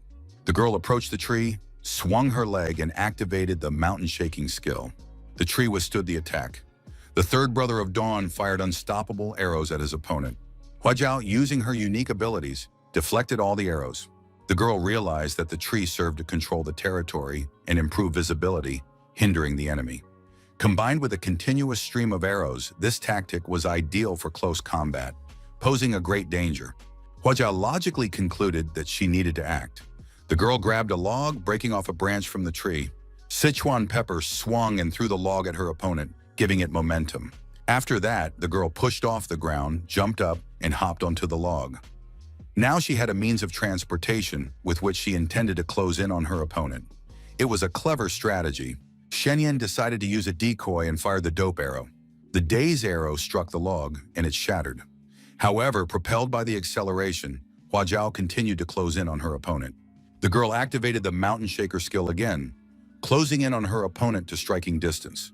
Huajiao said she wouldn't let the guy reload his arrows, so his bow was useless. Shenjin acted decisively and used blank bullet. Under the effect of this skill, the girl was sent flying far backward. Huajiao landed on the ground, got back on her feet, and prepared for a new attack. Shenyan said that his time in retirement had paid off. If the archer dared to engage in close combat, he'd better have some life-saving skills to fall back on. Huajiao declared that the young man should finish what he wanted to say. She wasn't going to be moved by his words. The girl noticed she was being attacked by poisonous fumes. Where did that come from? Shen Yan was certain that his opponent wouldn't launch a series of attacks. If you get closer, you'll block his path. That's why the poison arrow was used. The poisoning caused by this skill won't stop until a blood sample is taken for analysis. The third brother asked, "Does the opponent really still think she can control the battlefield? Does she think this can go on for long?" Huajiao thought that in another 30 seconds, she might die from the poison. The girl decided that during this time, she needed to try to get closer, dodging the attacks of the tree, the magic vine, and the archer. She also had to avoid the counterattack skill by launching a series of consecutive attacks in a matter of seconds. Shenjian took aim at his opponent again, intending to finish what he had started. The young man said he hadn't given her a chance to rest. The destructive arrow skill was activated once more. Huajiao, dodging the flying arrows, moved right up close to the tree. Shen Jian kept firing arrows, controlling her approach. Even the tree's roots were set ablaze. There were 20 seconds left. The girl made a dash and activated the Mountain Shaker skill. The impulse increased her movement speed. Shenjin remarked that her attack style remained the same as it had been before she retired. The young man, continuing his attack, added that the girl was behaving monotonously. The blank bullet technique was activated once more. However, Huajiao blocked her opponent's attack and closed in on him even further. The host noted that Huajiao was utilizing the striking power of her skills, while Shen Jian was attempting a counterattack. 15 seconds remained. The young man fired a triple destructive arrow. Huajiao paused for a moment and prepared to parry the attack. The girl, using her defensive mechanisms, continued unhindered toward her target. Shen Yan moved from the tree to the arena. Time was almost up, and the dope arrow began to have a detrimental effect on Huajiao's body. The third brother of Dawn said there were still 9 seconds left, but apparently there was no need to wait. Feng Ya told the leader that the third brother had made a good move, but victory blinds people. Dawn noted that the third brother had strength, but he valued the ability to win above all else. Dawn added that Shen Yin gathers all possible information about his opponent and analyzes their playing style, after which he develops a strategy with the highest chance of winning. When it comes to famous players, the third brother has no trouble preparing and determining which skills will work best. Shen Jian thought something was off. Why hadn't the host announced the results of the match yet? Could it be that his opponent wasn't dead yet? Suddenly, Huajiao burst out of the smoke clouds and pounced on her opponent. The third brother was surprised. She was about to pass out from the poison, so why was she still attacking? The wild card skill was activated once again. Sichuan Pepper dodged the attack. The distance between the opponents was closing. The girl leapt to her feet and found herself face to face with her opponent. Now the bow in Shenjian's hands was nothing but a burden. Huajiao lunged at her opponent with her fists, pressing him relentlessly. The skill Mountain Shaker Flash was activated. Shen Yan said the girl had only 2 seconds left. His health was still at 70%. Even if she decided to get up and fight, she would still be weak. In any case, victory would be his. At the very last moment, the girl reached her opponent and delivered a powerful blow, sending him flying far to the side. Huago said that she had freed herself from the constraints. Shen Jian lost his sense of direction and was disoriented. His body flew limply to the side. The host said that Huajiao and Shen Jian had fallen, completely exhausted, at virtually the same time. The host informed the audience that they would have to wait a moment. His Majesty the King would determine the outcome of this battle. Deng asked the leader of Dawn, "Did the third one just fail?" Feng Ya remarked that this was very strange. After all, he had lost literally 70% of his health in the third second. Dong reminded everyone of what he had said earlier. Hua Jiao is a first-class master and deserves this title. At the very end, she entered the zone. Feng Ya asked what that was. The leader explained, "The zone is an abnormal state of physical and mental unity. This state is most commonly found among athletes. In the zone, the brain's nerve cells and muscles enter a state of extreme focus. It feels as though everything around you is slowing down. A player can even anticipate an opponent's moves and react to them more accurately. The sensation feels so natural and comfortable that one can easily perform any intended action and even anticipate the best possible outcomes.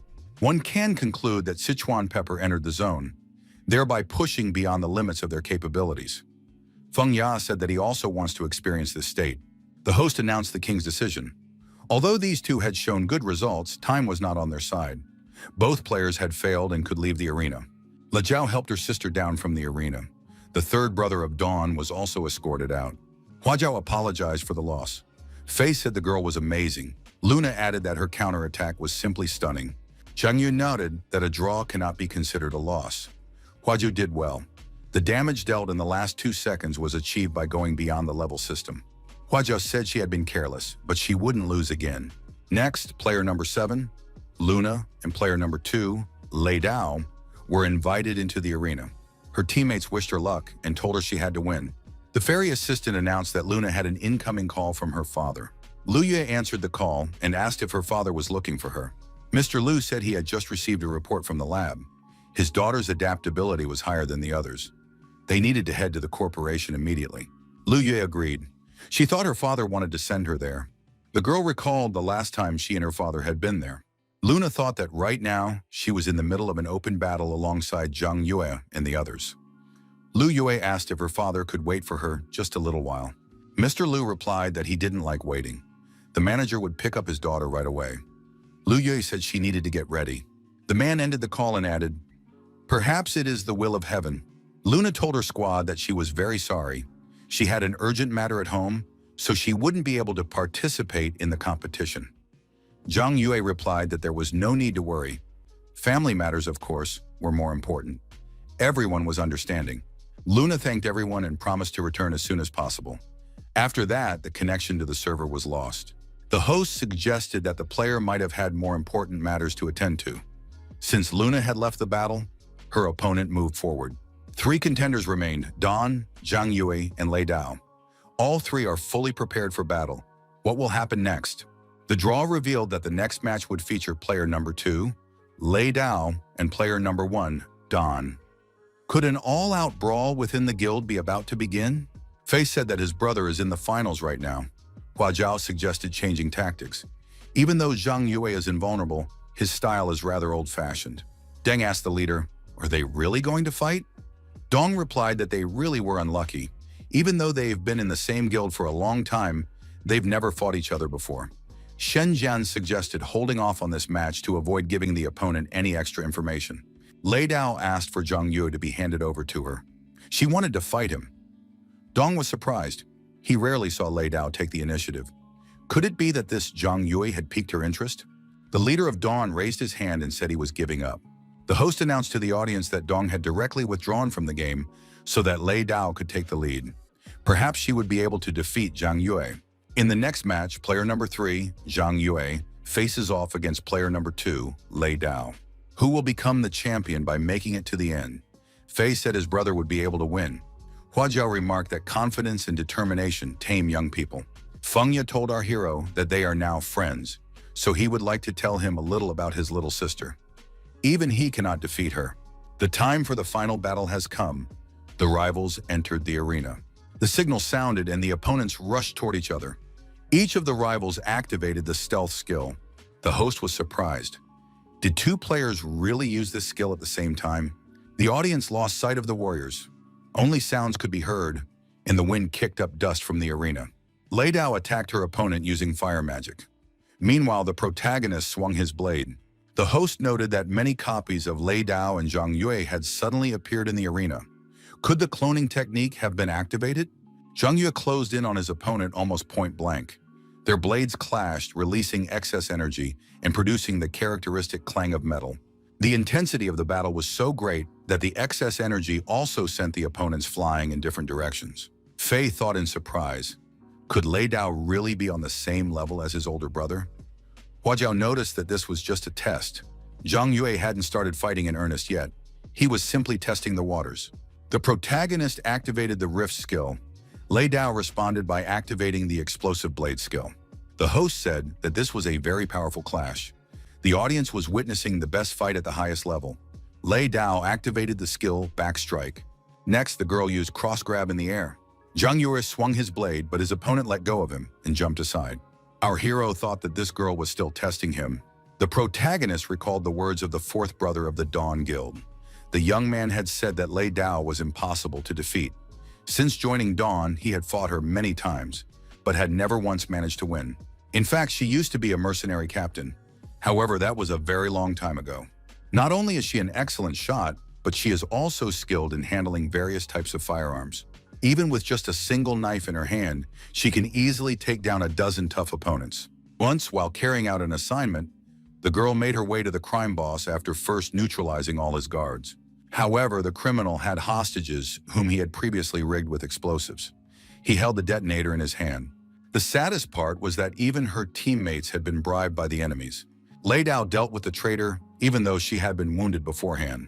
The girl had everything planned out, even though she had only one bullet left in the chamber. The situation was critical. There was no time to think. Lei Dao grabbed the gun that had been pressed against her temple just moments before.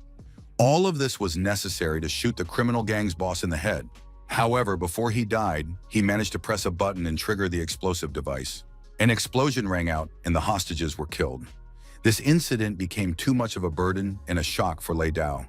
Soon she left her job as a mercenary and returned to her country. Yang Guang invited this girl to join the Dawn Guild, and she became an esports player. In regular games, she is no different from anyone else. However, when faced with shooting and combat in real life, her strength lies in striking small targets. Lei Dao is in the National Service Zone of the Illusory Moon organization and holds the #1 killer ranking. Zhang Yue thought this was very interesting. A mercenary, the top-ranked killer in the national service. The opponents closed in on each other. Zhang Yue struck again. However, the girl defended herself without drawing her blade from its sheath. It was rather strange. The protagonist swung and attacked his opponent again. The girl effectively dodged the blow. Lei Dao noted that her opponent had fast dual blades. The girl activated the cloning technique, and in an instant, clones attacked her opponent. Zhang Yue found himself pinned against the wall. His opponents were closing in. The protagonist thought he needed to organize a circular defense. Our hero activated the slashing blade break skill and attempted to break through the line of attack. Our hero activated the stealth skill once again. Lei Dao activated the shadow clone skill. Zhang Yue used his favorite move, backstab. Zhang Yue also activated his cloning skill and split into two. Feng Ya said that was really cool. It turns out Zhang Yue has a dark side. The guild leader noted that things were getting interesting. Perhaps he would have a chance to defeat Lei Dao. Feng Ya remarked that as of today, that was unlikely. The second sister remained impassive, her expression hidden behind her mask. The fact that she possessed fire skills spoke for itself. Zhang Yue wondered, could it be that his rival would now draw her blade? Lei Dao replied that she wouldn't need a blade. Using fire magic, she attacked our hero. The girl added that fighting with this skill was much more fun. Lei Dao added that her thunder blade could summon thunder and lightning to attack. They would thunder until they destroyed the enemy. The protagonist was exhausted and thought he couldn't take it anymore. The young man summoned the fire dragon hiding in the abyss. The slicing blade burst skill was also activated. The minister said that Zhang Yue had once again used a super powerful ability. Combined with the shattering blade, its power had reached a terrifying level. Shenjin was surprised. When did the clone that appeared manage to use the skill? The guild leader stated that he too was seeing something like this for the first time. Usually in the assassin's cloning technique, there is the ability to attack, but not by the clone. Lei Dao must have been caught off guard by this wave. Zhang Yue told the clone that caution was necessary. Something was off here. and it wouldn't let him rest. Suddenly, Lei Dao emerged from the spatial portal and struck the protagonist in the back with her blade. The girl realized she had made a strategic mistake. She had attacked the clone, thereby completely exposing herself. Her opponent remained unharmed. Zhang Yue was forced to admit that his opponent was indeed extremely powerful. Lei Dao stated that Zhang Yue was also strong, but he had nearly been killed by his own attacks. Accompanied by her clones, Lei Dao said that the opponents didn't stand a chance in this situation. It would be better if he surrendered.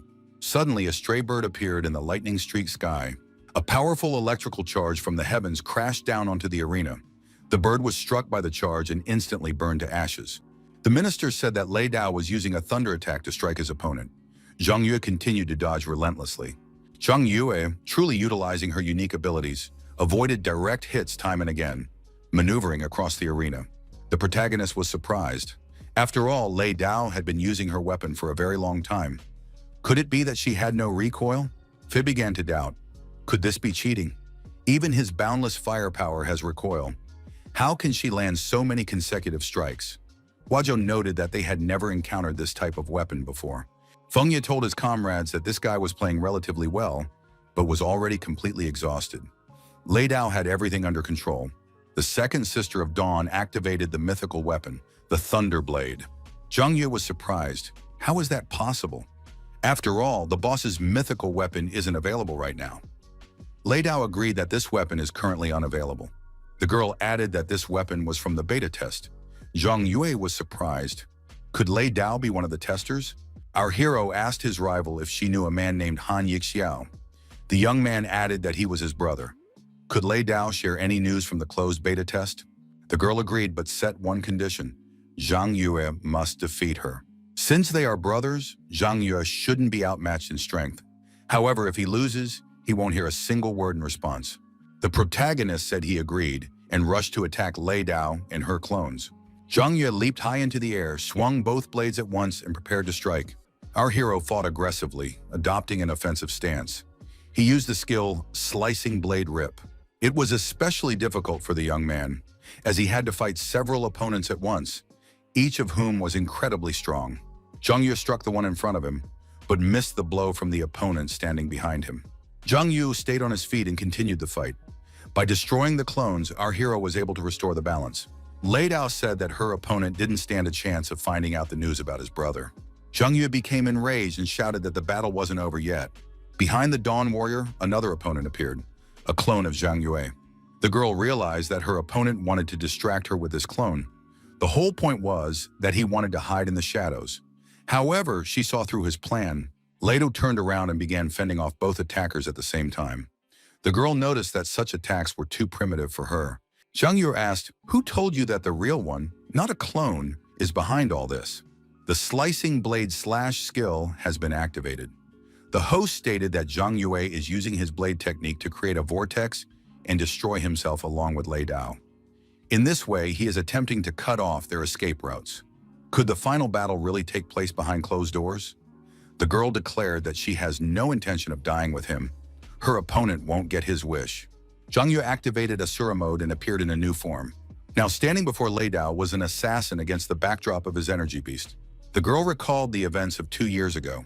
The guild leader tried to bring Lei Dao to her senses. He asked how she was feeling. Lei Dao asked what had happened to the others. The leader of Dawn replied that everyone had perished. The commander said that their opponent was indeed a worthy mythical boss. He was very strong. For the first time, the Dawn Guild had managed to face a boss of this caliber in the closed beta test. Dawn noted that he was already at his limit, so he gave Lei Dao the opportunity to deal with this boss herself. The girl received a red cube from the commander. It was a code box primarily for Destiny users. The boss attacked the players. The commander said that the next attack had begun. The leader of Dawn said he could handle this attack, but Lei Dao would have to take care of the rest. The commander activated defense reinforcement and used Return Shield. He told the second sister to proceed on her own from there. The girl activated the skill Thunder Cloning Technique. As a result of the massive and targeted attack, the boss was torn to pieces and destroyed. After that, Lei Dao sheathed the Black Doom Sword. The boss's body parts fell to the ground right next to Lei Dao. The girl announced that it was all over now. With the support of her clones, she had won. A radiant knight emerged from the head of the destroyed monster. He said that Lei Dao could be proud that she had managed to behold the king's true form. This was her lifelong blessing. The knight said that the girl should now tremble. Lei Dao thought in surprise, could this be his second form? The thunderous punishment skill was activated. A powerful explosion occurred. The knight said that this tiny human creature would perish like an insect in the divine thunder of the deity. Lei Dao thought that this power far exceeded the permissible level. All the guild members had spent their money and energy. It had taken 2 days and 2 nights. She would be powerless again. The knight activated an energy charge and said that this girl would be destroyed. Suddenly, a young man appeared at the top of the cliff. He asked, "Doesn't mocking a girl damage this knight's image?" The knight was outraged. Who dares to contradict him? The knight activated the lightning strike skill. An electric charge flew toward the man standing atop the cliff. The young man smiled and said that the knight had started it. He prepared to use his unique abilities to deflect the counterattack. The heavenly finger block skill was activated. The energy attack was indeed stopped. The knight activated heavenly finger block and asked his opponent, "You're not Wu Yue, are you?" The young man, weapon in hand, told his opponent to be quiet. He talks too much for someone who's about to die. The knight noted that this young man might even be dreaming. The player activated Asura mode. His eyes glowed like those of a predator. The young man noticed that a mythical weapon had appeared in the sky. The mythical weapon ended up in Lei Dao's hands. Grabbing it, the girl descended to the ground. The young man asked, "Did this weapon belong to her?" He was just passing by. The guy gave his name, Han Yixiao. He added that he was very happy about this encounter. Lei Dao thought, was he really just going to walk away like that? After all, in such cases, one must destroy and take the weapon. Lei Dao called out to the young man. He turned around and asked what was the matter. The girl remarked that what she disliked most was being in someone's debt. She would definitely repay him for this weapon. The host said that the skill was getting out of control. It was time to determine the winner and the loser.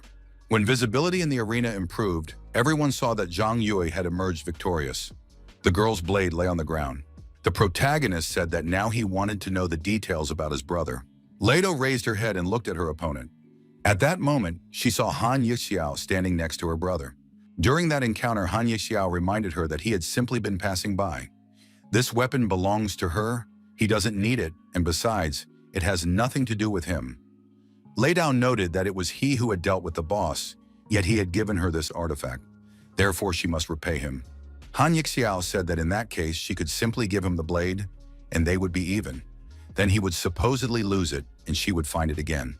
That way, they would be even. The girl refused. Han Yixiao asked what she would do in that case. Lei Dao replied that her guild provided services for organizing games and taking photos. She would accompany him and take photos. The weapon and the money belonged to him until the amount owed for it was paid. Suddenly, Han Yixiao warned Lei Dao to be careful. There was danger behind them. The girl quickly looked back, but there was no danger behind her.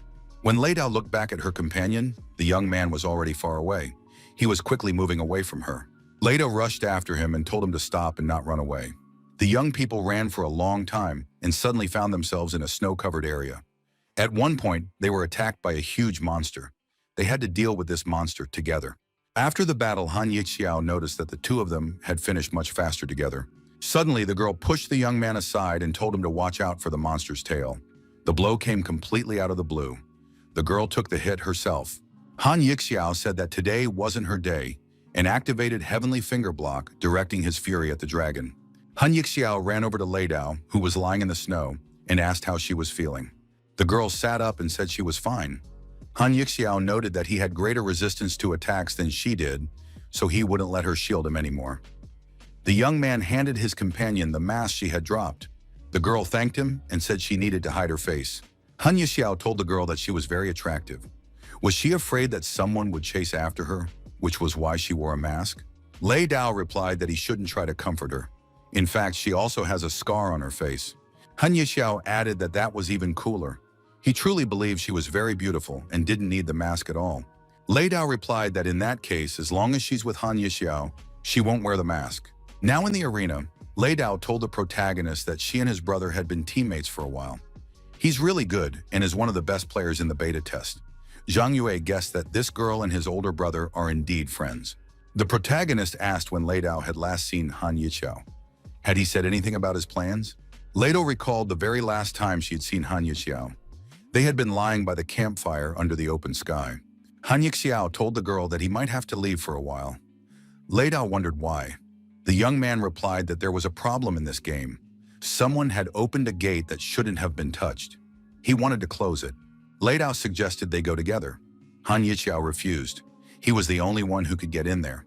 The girl asked, did he really think she wasn't good enough? Or was he afraid she would drag him down? Han Yixiao repeated that this was out of the question. He would be back in a flash. She wouldn't even have time to blink. The young man added that he would invite her to dinner outside the game. Han Yixiao added that he had 2 younger brothers and would like Lei Dao to meet them. The girl added that after that, Han Yixiao left, and she hadn't heard from him since. Zhang Yue thought that the gate his brother had mentioned must be in the same place as the endless purgatory mentioned by Wei Wei. The young man asked if his brother had said where these gates were located. The answer was no. Zhang Yue thanked the girl for the valuable information. Lei Dao said that she was looking for them too and wanted to know if any news came up. Lei Dao reminded him of what Han Yixiao had said before leaving. If the gates aren't closed, it will be everywhere. The minister congratulated the player, Zhang Yue. The young man received a huge number of awards from the king himself. He was also granted the right to have first choice of the legendary weapon inlaid with precious stones. His Majesty the King continued to watch the events in the arena live. The king said he had no time left. Zhang Yue must come to him immediately. The kingdom of Tavar, the Sky Castle. The assistant told the warrior Zhang Yue that the royal palace was right in front of him. The assistant stated that he was forbidden from entering any further, so he would remain here. The protagonist thanked him for his help. The assistant pointed to the girls and said they were the palace stewards. They bore a huge responsibility for receiving guests. The girls told the honored warriors to go inside. The girls explained that the main hall is on the first floor. Banquets, dances, and general assemblies are held here. La Jiao said it was a magnificent building. Everything was inlaid with gold and precious stones. Fei remarked that capitalism was the very embodiment of evil. The girl accompanying them said that the king had already chosen the rewards. Each member of the winning team could choose whatever they wanted from the royal treasury. The treasury was located beneath the palace. The young people went inside the building and began to descend. The warriors noted that it was very deep down here, and dark at that. As they descended, La Jiao said it was very deep and scary down here. Fei said that if she was scared, she could close her eyes and not worry. As long as he was by her side, she wouldn't fall. Fei thought that this king was a real joker. He built a warehouse and dug a huge pit. The young people descended to the very bottom. The girls opened the doors and said they had arrived at the treasure chamber. The protagonist and his companions found themselves in the royal treasury. The place was completely filled with gold and diamonds. The girls accompanying them warned that they could take only one item each. Fei and La Jiao looked around, trying to choose what would be most useful to them. Hojo said she was completely satisfied with her current weapons, so she was ready to take her share of the treasures. Zhang Yue noted that the girl needed equipment that would help her in a chase. The girls accompanying them reported that the king was awaiting the winner in the palace's main hall. The young man had to meet with the king before choosing his weapon. To avoid wasting time, the young man activated the rapid descent mode and simply jumped down. A few seconds later, our hero landed at the very bottom. To his surprise, there was water beneath his feet. The protagonist saw the king and asked, "Your Majesty, did you wish to meet with me?" The king said, "At last, Zhang Yue, the strongest warrior, has come to me." The king surmised, the young man must be confused. He's wondering how a ruler like me can look so sorrowful. And why did I summon him so urgently? Zhang Yue replied that he wasn't interested in that. What mattered to him was understanding why the king wouldn't release all the warriors if he wanted to save his daughter, especially since the group had gone to great lengths to organize this kind of competition, which took so much time. Truly a worthy warrior, one in tens of thousands. Not only talented and strong, but also intelligent. That is quite impressive. Unexpectedly, the protagonist found himself trapped. The latches clicked into place, and he could no longer rise from the throne. The king noted that this wasn't some boring scenario involving rescuing a princess from a dragon. The king shed his robe and said that the purpose of this selection was to identify the best human vessel. His Majesty activated the regeneration mode, and the king's body began to grow in size. The king said he would enter this man's body, and afterward, he would once again become young and strong. He wanted to make his name legendary on Earth once more. Zhang Yue tried to break free, but he couldn't. The king told the young man not to waste his strength resisting. The material the shackles were made of was comparable to what was found in the arena. The king added that he didn't want to damage this remarkable vessel. His Majesty activated the spell, Rebirth by Substitution. Spots glowed on his chest, through which the king's life force began to flow into the young man's body. Zhang Yue began to lose control of his body. His sanity was gradually slipping away. Meanwhile, our hero's team continued to select treasures. Fei chose the teleportation gear he had long dreamed of. Lejiao settled on a wand that best suited her hair. Huajiao looked at the accompanying girls and asked why they were closing the door. The girls looked back, smiled slyly, and asked if Huajiao had really decided to ask that. The accompanying girls announced that they intended to destroy the players and called for the royal guard to assemble. Huge knights in armor, armed with swords, appeared before the young people. Fei was surprised. What on earth is this? Lejiao said they were just ordinary characters. Huajiao suggested dealing with them first and then figuring out who they were. The girls accompanying them ordered the knights to attack the players. The Blade Storm skill was activated. This took the players by surprise and they were forced to retreat. Fei and his companions were blown far back by the shockwave from the storm. The royal guard said these warriors were laughable. The power of half the royal treasury was concentrated here, and these players thought they could overcome it. Huajiao thought it was too powerful. The strike in motion dealt damage that nearly wiped out her health. The difficulty felt as if she were facing 50 people. The girl surmised that Zhang Yue was now in even greater danger. Why have emperors sought longevity since ancient times? For pleasure? For power?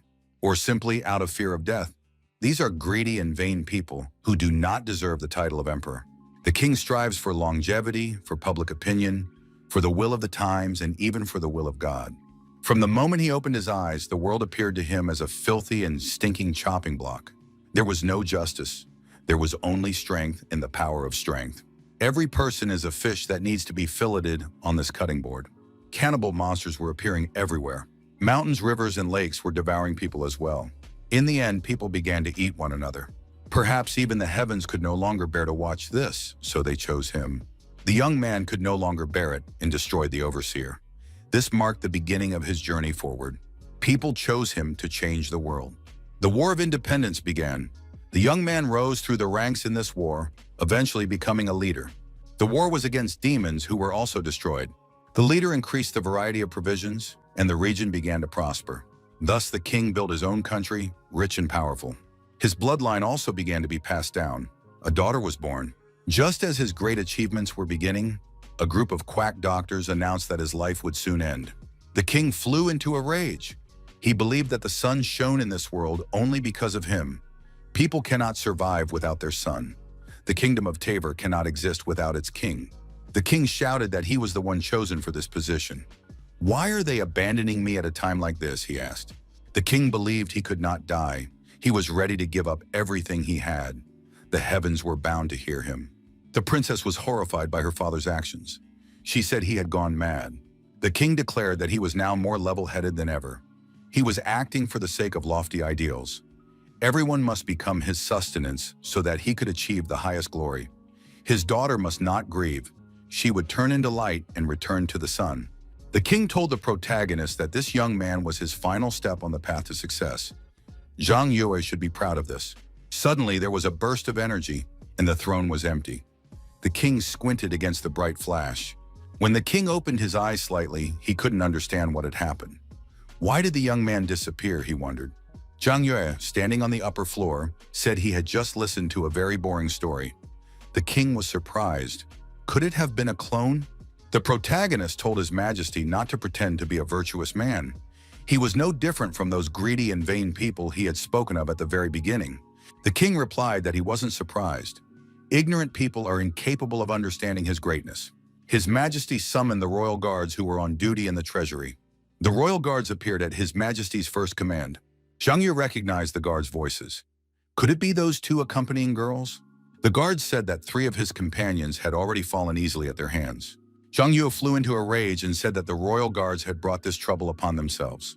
His Majesty and the royal guards took their positions and prepared for a massive assault on Zhang Yue. The king declared that all that would remain of this young man was the title of a warrior. He would crush the boy like a bug, while the royal guards merged into a single entity with the king's own body. The game was over. The system reported that the character had died. The Zhao sisters took off their helmets and were surprised. Where are our rewards, and why did a simple NPC turn into a boss?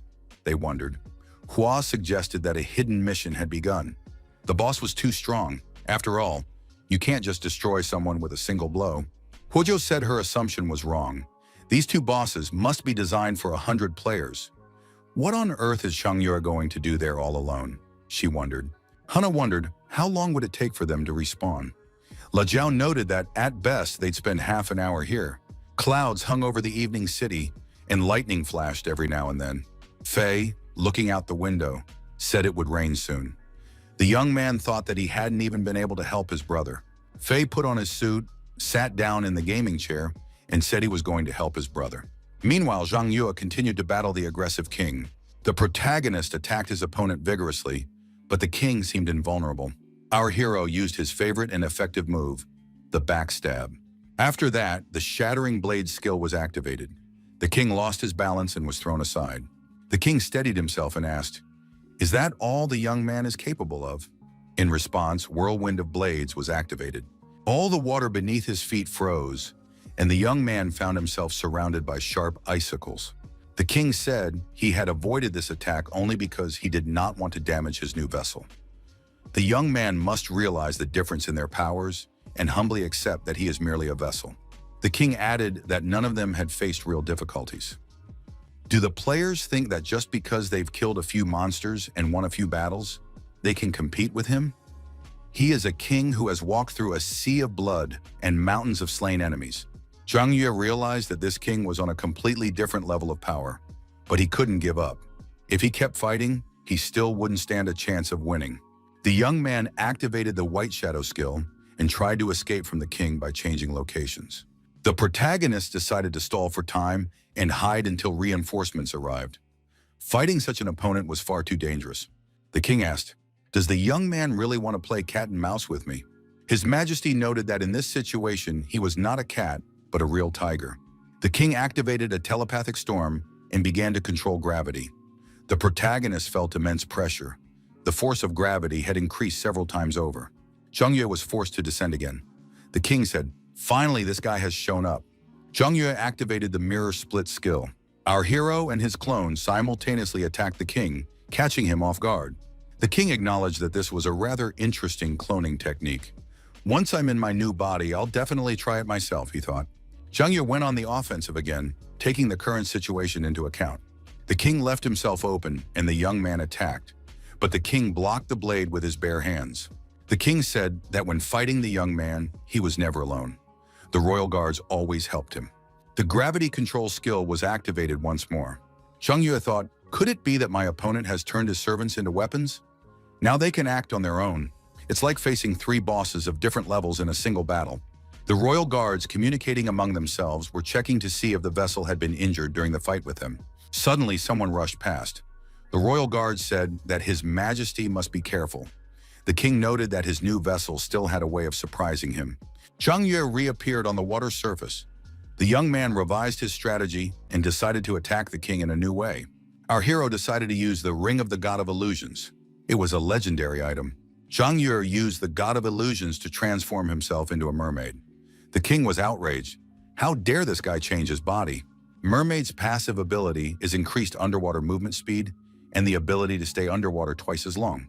The king looked around and couldn't figure out where the young man had gone. The protagonist was right beneath the king. He noticed that his opponent was moving very quickly, leaving him no opportunity to attack. At one point, Zhang Yue found himself behind the king and prepared to strike. The young man pushed off and leaped high into the air, setting the stage for his next attack. Our hero decided to transform his body once again. He used the God of Illusions skill once more. This time, the young man took on the form of a pigman, increasing his strength, lowering his intelligence, and gaining the ability to regenerate. In his new form, the protagonist attacked the king and wounded his arm. Zhang Yue was also injured, but the regeneration process allowed him to recover quickly. The king said that this young man continues to surprise him. He really likes the new vessel. It dawned on the king. Before him was a new sheath, a gift from the Lord for an unparalleled sword. The king asked if this guy had any other tricks he'd like to show. Zhang Yue was surprised. The shattering blade hadn't even hurt the king. He could only hope for the final move. The lurking dragon skill was activated. The king said that was a different matter. He definitely liked that skill. His Majesty noted that, having seen the skill on the screen, it appeared to be quite powerful. Now he could find out for himself just how powerful it was. The protagonist summoned the dragon and ordered it to attack the hostile king. At some point, the king realized that a clone had been used against him again. So, he had been tricked once more. The lurking dragon emerged once more and attacked His Majesty. The king remained standing. His Majesty activated a protective barrier around himself and said that he was now taking back his words. This technique is truly powerful. Wiping the blood from his mouth, the king said that compared to this skill, the young man was far more calculating. His Majesty declared that it was time to end this game. Zhang Yue noted that his attack had worked. The king had clearly grown weaker. However, outwardly, His Majesty looked just as imposing and did not appear weakened. He held his weapon firmly in his hands. The king activated the telepathic storm gravity control. Zhang Yue used the illusion again, transforming into a mermaid.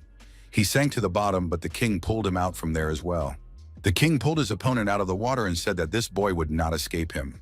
The ruler declared that the young man must humbly accept his baptism and devote himself to the great campaign. Zhang Yue is certainly worthy of this. The king added that he was ready to call him Zhang Yue the player. The protagonist was surprised. The king said that the god had revealed all the secrets of this world to him. His Majesty noted that the title player was rather arrogant. The king added that the god had told him, all of them, just like this world, were created solely for the entertainment of the players. At first, the king thought that God was trying to scare him, and that this was some kind of metaphor. However, God enlightened him with his wisdom.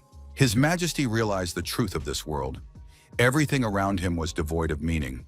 All he had were mere fragments of memories from a fabricated life. Every movement was confined within a framework, repeating itself over and over.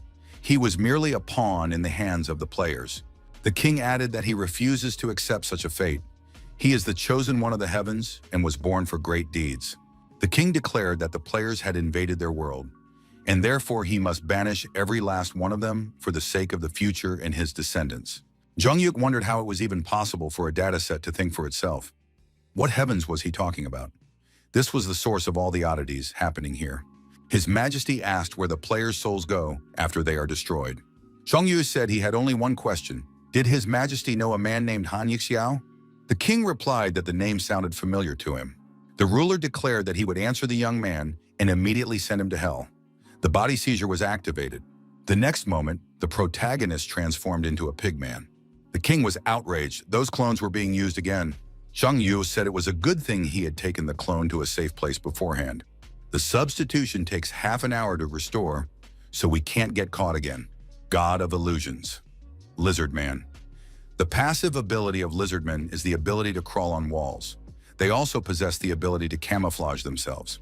The king said that his new vessel was quite a thorn in his side. It looked like he'd have to break his arms and legs first and then work on restoring him. The king activated the telepathic storm, control of the elements. Ice began to fall on the lizard man from above. The protagonist realized that escape was impossible. The passage was blocked. The king announced that this wasn't all. Next, a rain of icy blades was activated. The Ludo lizard tried to press himself as close to the wall as possible. The young man felt an unbearable cold. His body began to freeze.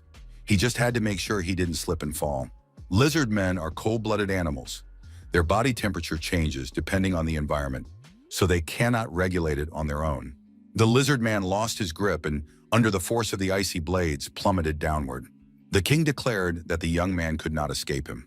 Wounded and bleeding, the young man fell onto the icy surface. Our hero found himself pinned to the ice wall. The king laughed and said that now he wouldn't be able to escape. His Majesty approached the hero, grabbed him by the head, and began the process of body capture. The transformation was in full swing, and at that moment, something happened above. The ice barrier was shattered by fire magic. Great tongues of flame appeared, and our hero's comrades descended into the dungeon.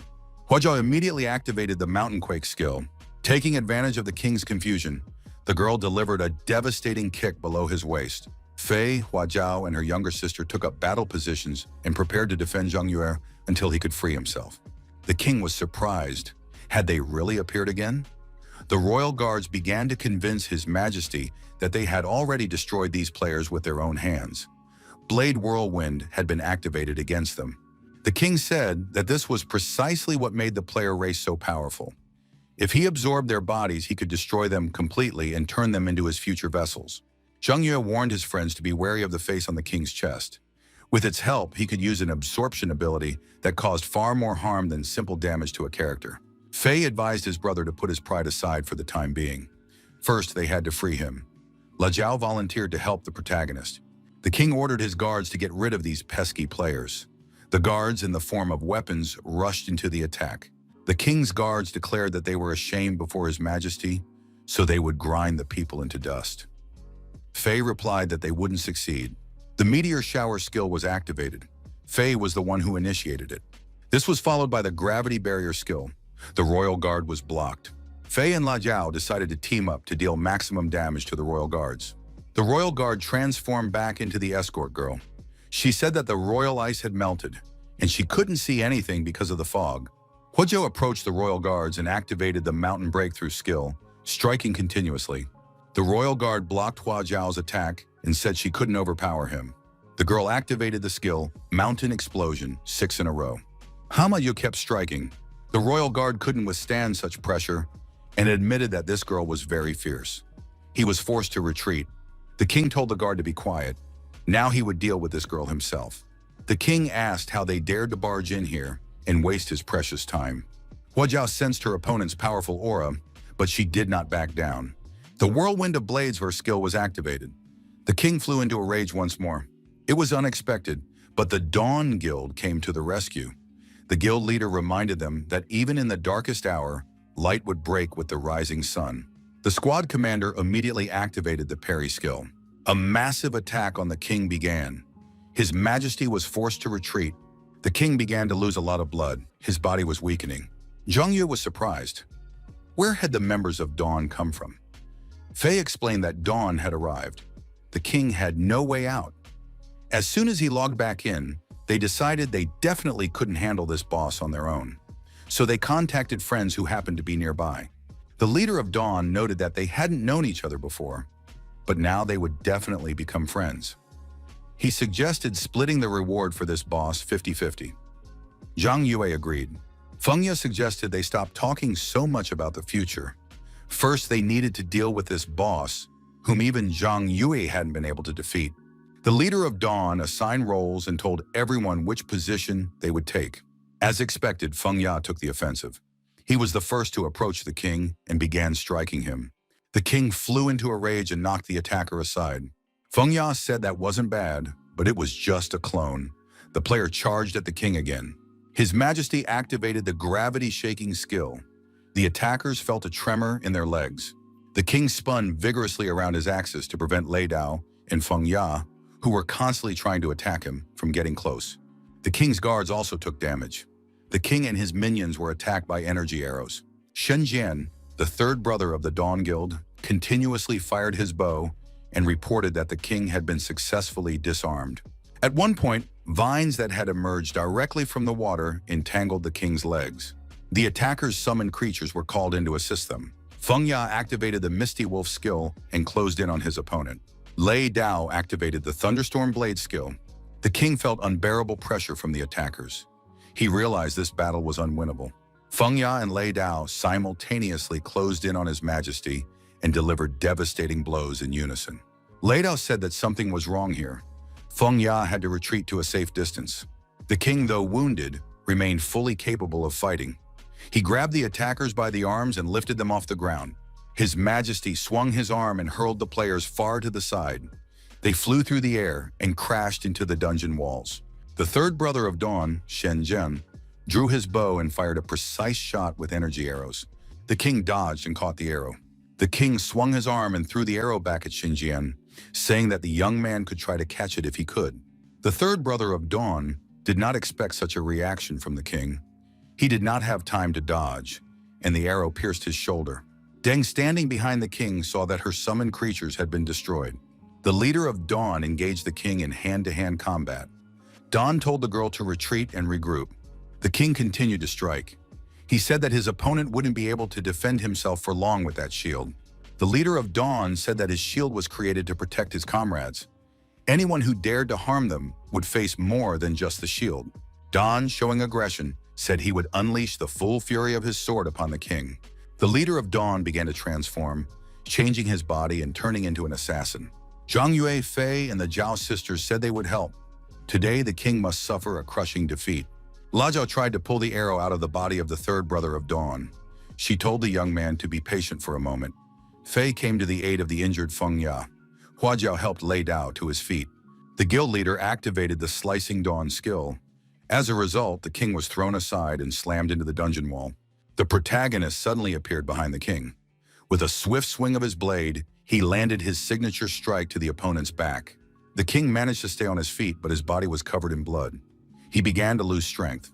The king told the young man that his patience had run out. He was resorting to drastic measures. However, the players decided to end this once and for all. They surrounded the king and prepared a massive attack.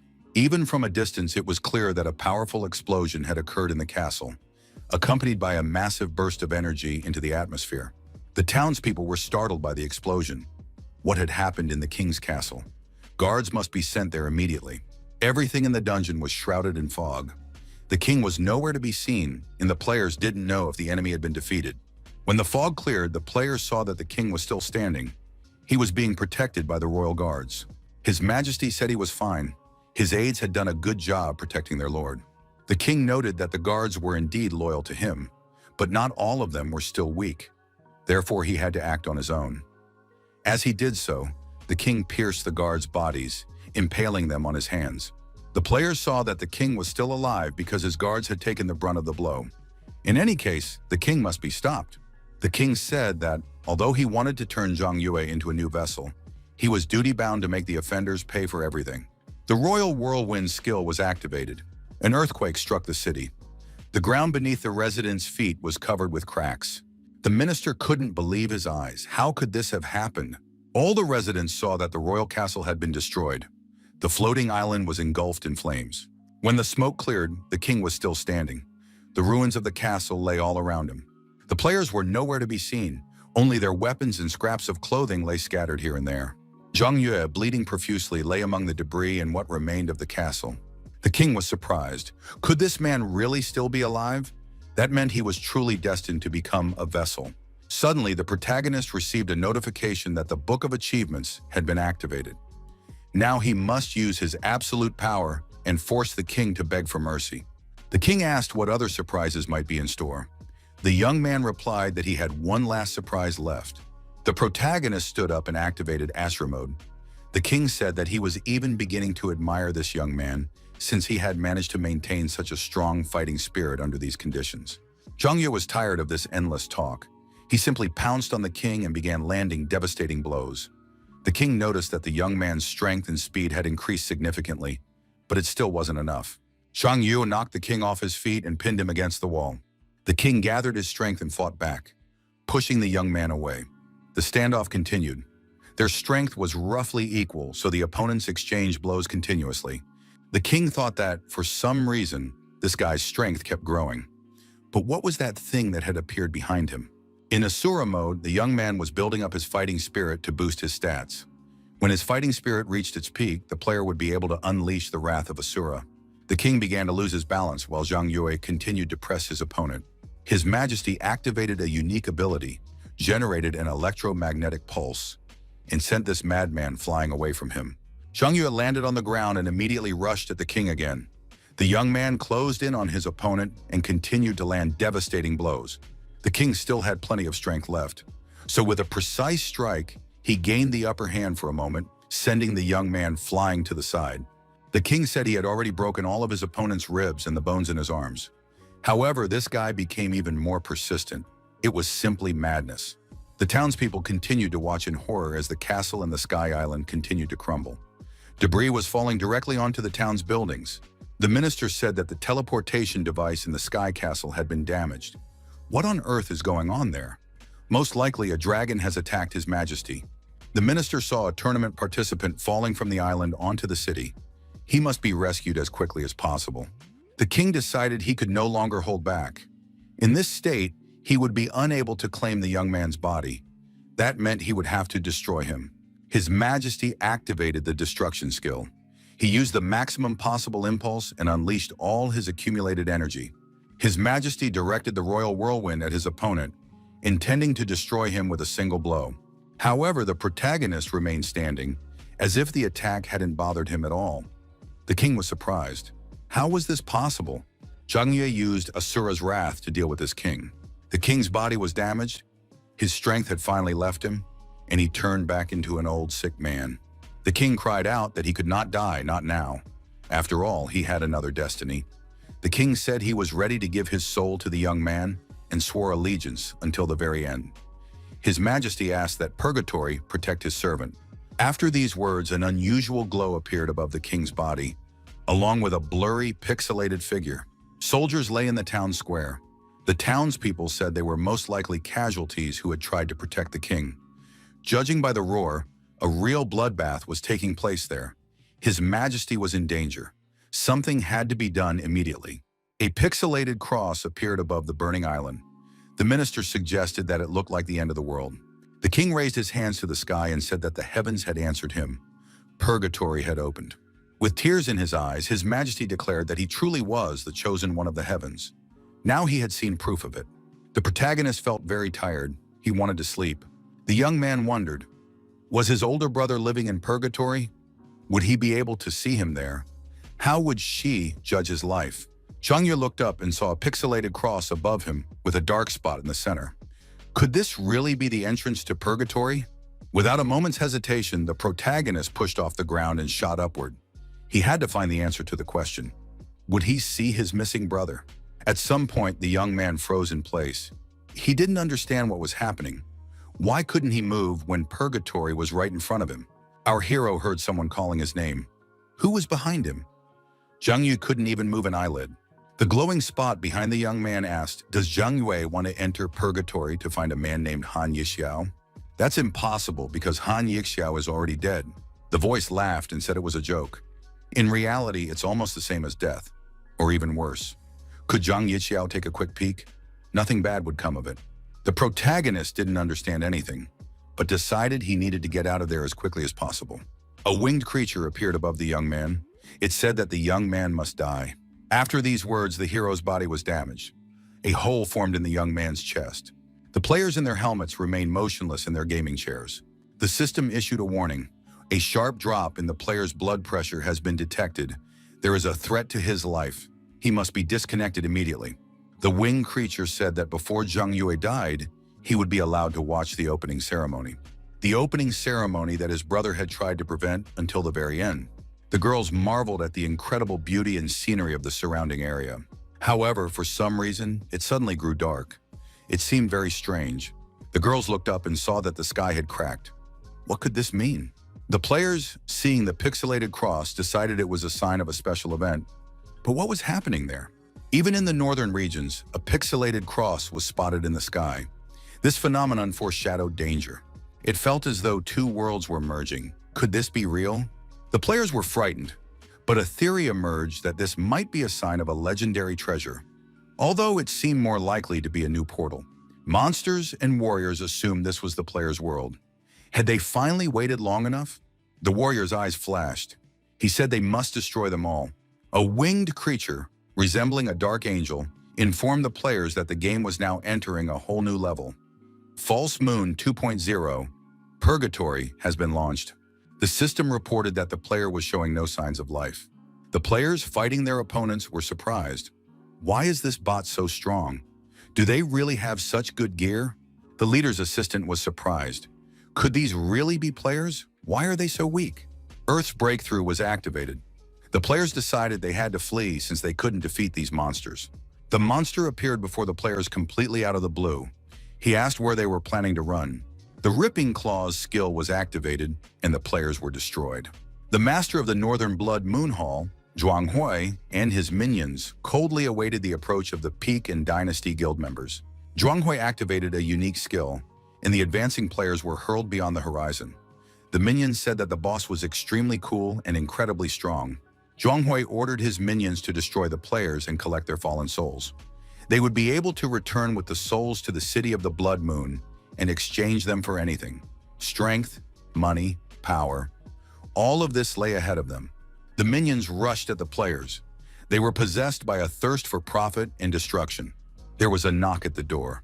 The young man in the virtual helmet and headphones didn't react to the knock at all. His mother entered the room and said indignantly that her son spent too much time gaming and did nothing else. The woman opened the curtains and asked what he would do if he couldn't get into college or find a job. He needed to get up, take a shower, and get dressed. It was time to get ready for school. The woman became even angrier. She told her son to get up immediately and listen to her. There was no response. The woman took the headset off his head. The young man continued to lie motionless. The mother shouted for her husband to come over quickly. The girl leaned toward the young man in the virtual reality headset and told him to stop playing. She suggested they spend some time together. The girl, sitting in a wheelchair with a virtual reality headset on her head, also showed no signs of life. On the morning news, the anchor announced that a critical technical error had been discovered in the world's most popular game, False Moon. As a result, over 1 billion players worldwide were unable to log out of the game. Hundreds of thousands of players are now in an emergency situation. Journalists gathered in front of the Destiny company office. Many questions were asked about this emergency. The company director declined to comment on any of the questions. The director merely stated that only the company can resolve this issue. All that remains is to wait. The interview ended there. Journalists believed that the company's management was provoking people from all over the world. It was all planned. The company is holding people hostage for its own selfish purposes. A heated debate was taking place in the main conference room of Destiny. No one had expected such a critical mistake. No one simply knew about it. The company's stock price had plummeted by 2/3. The company could simply collapse. The director called for silence and said he would ask questions that they must answer. Why can't players leave the game? An employee admitted that it was difficult to explain. Full immersion games work thanks to a direct connection between the player's consciousness and the network center, which allows the player's actions to be transmitted directly and the desired result to be received from the game. The day before, the network center suddenly blocked the signal transmission channel. As a result, the player's minds cannot leave the network but can only move within it. If a person's helmet is forcibly removed, it could damage the brain and lead to immediate death. The director asked what they could tell him about backup channels. The employee replied that they had also been completely blocked. A proposal was made to reboot the network center. The employee in charge said that this would be the same as removing a player's helmet. The player's consciousness is locked inside the center. If it is simply shut down, it will damage the brain and destroy all the players. The director ordered the technical department to use any means necessary to speed up the process of hacking into the network center. Negative news must be kept to a minimum. Once alone, the director contacted the company's laboratory. Mr. Liu looked at his daughter, who was in a special chamber with sensors attached to her. The day after the false moon disaster had arrived, the weather was inclement. Torrential rain was falling, and lightning flashed across the sky every so often. A TV announcer reported that the crisis caused by Destiny had led to the loss of a huge number of lives as well as a shortage of qualified personnel to address the problem. The damage worldwide continues to grow with each passing day. You need to pay attention to what has happened, contact all your close and distant relatives, and check on them. If anyone is found to be missing, you need to get to their home and find out what happened. The dam on the outskirts of the city. The rain continues to fall incessantly. The dispatchers responsible for the dam's operation were also in virtual helmets, meaning they were offline. A voice over the radio demanded that the sluice gate be opened immediately and the water released. However, there was no response. There was no one to respond. The player, hiding from the armed monster, kept repeating that he just wanted to quit the game. After all, he still had things to do at home. The monster swung its weapon. The player said he had to go to school. He didn't want to play anymore. Suddenly, the monster was attacked. Another player, one with a more aggressive attitude, came to the rescue. The player who destroyed the monster was Faye. He asked the frightened young man if he had seen a guy in black clothes with a pair of swords. The answer was no. Faye was puzzled. Where had his older brother gone? The young man was puzzled. What was going on? Could he really be dead? But he mustn't give up. A message was received stating that the quest to defeat King Tever had been completed. A reward will be issued. A resurrection lucky coin was issued as a reward. Zhang Yue came to his senses and saw that he was standing near a cross. What did all this mean? In any case, it meant that he had come back to life. But why had his body become so heavy? A creature appeared before the young man. It said that this time, it had truly managed to summon a zombie. The creature told the zombie to kneel before it and swear eternal loyalty, becoming its servant. Zhongyu stood up and approached the stranger. The protagonist said he had a question. The creature was surprised. What kind of attitude was that? After all, he was supposed to kneel first and swear allegiance. Zhang Yue used his unique abilities, exerted influence over the creature, and made it clear who was in charge here. The creature fell to its knees and told the young man to calm down. It was ready to tell him everything. He didn't even have to obey it. The Dark Angel said that this was all very strange. A code had suddenly appeared in the world, very similar to Zhang Yue.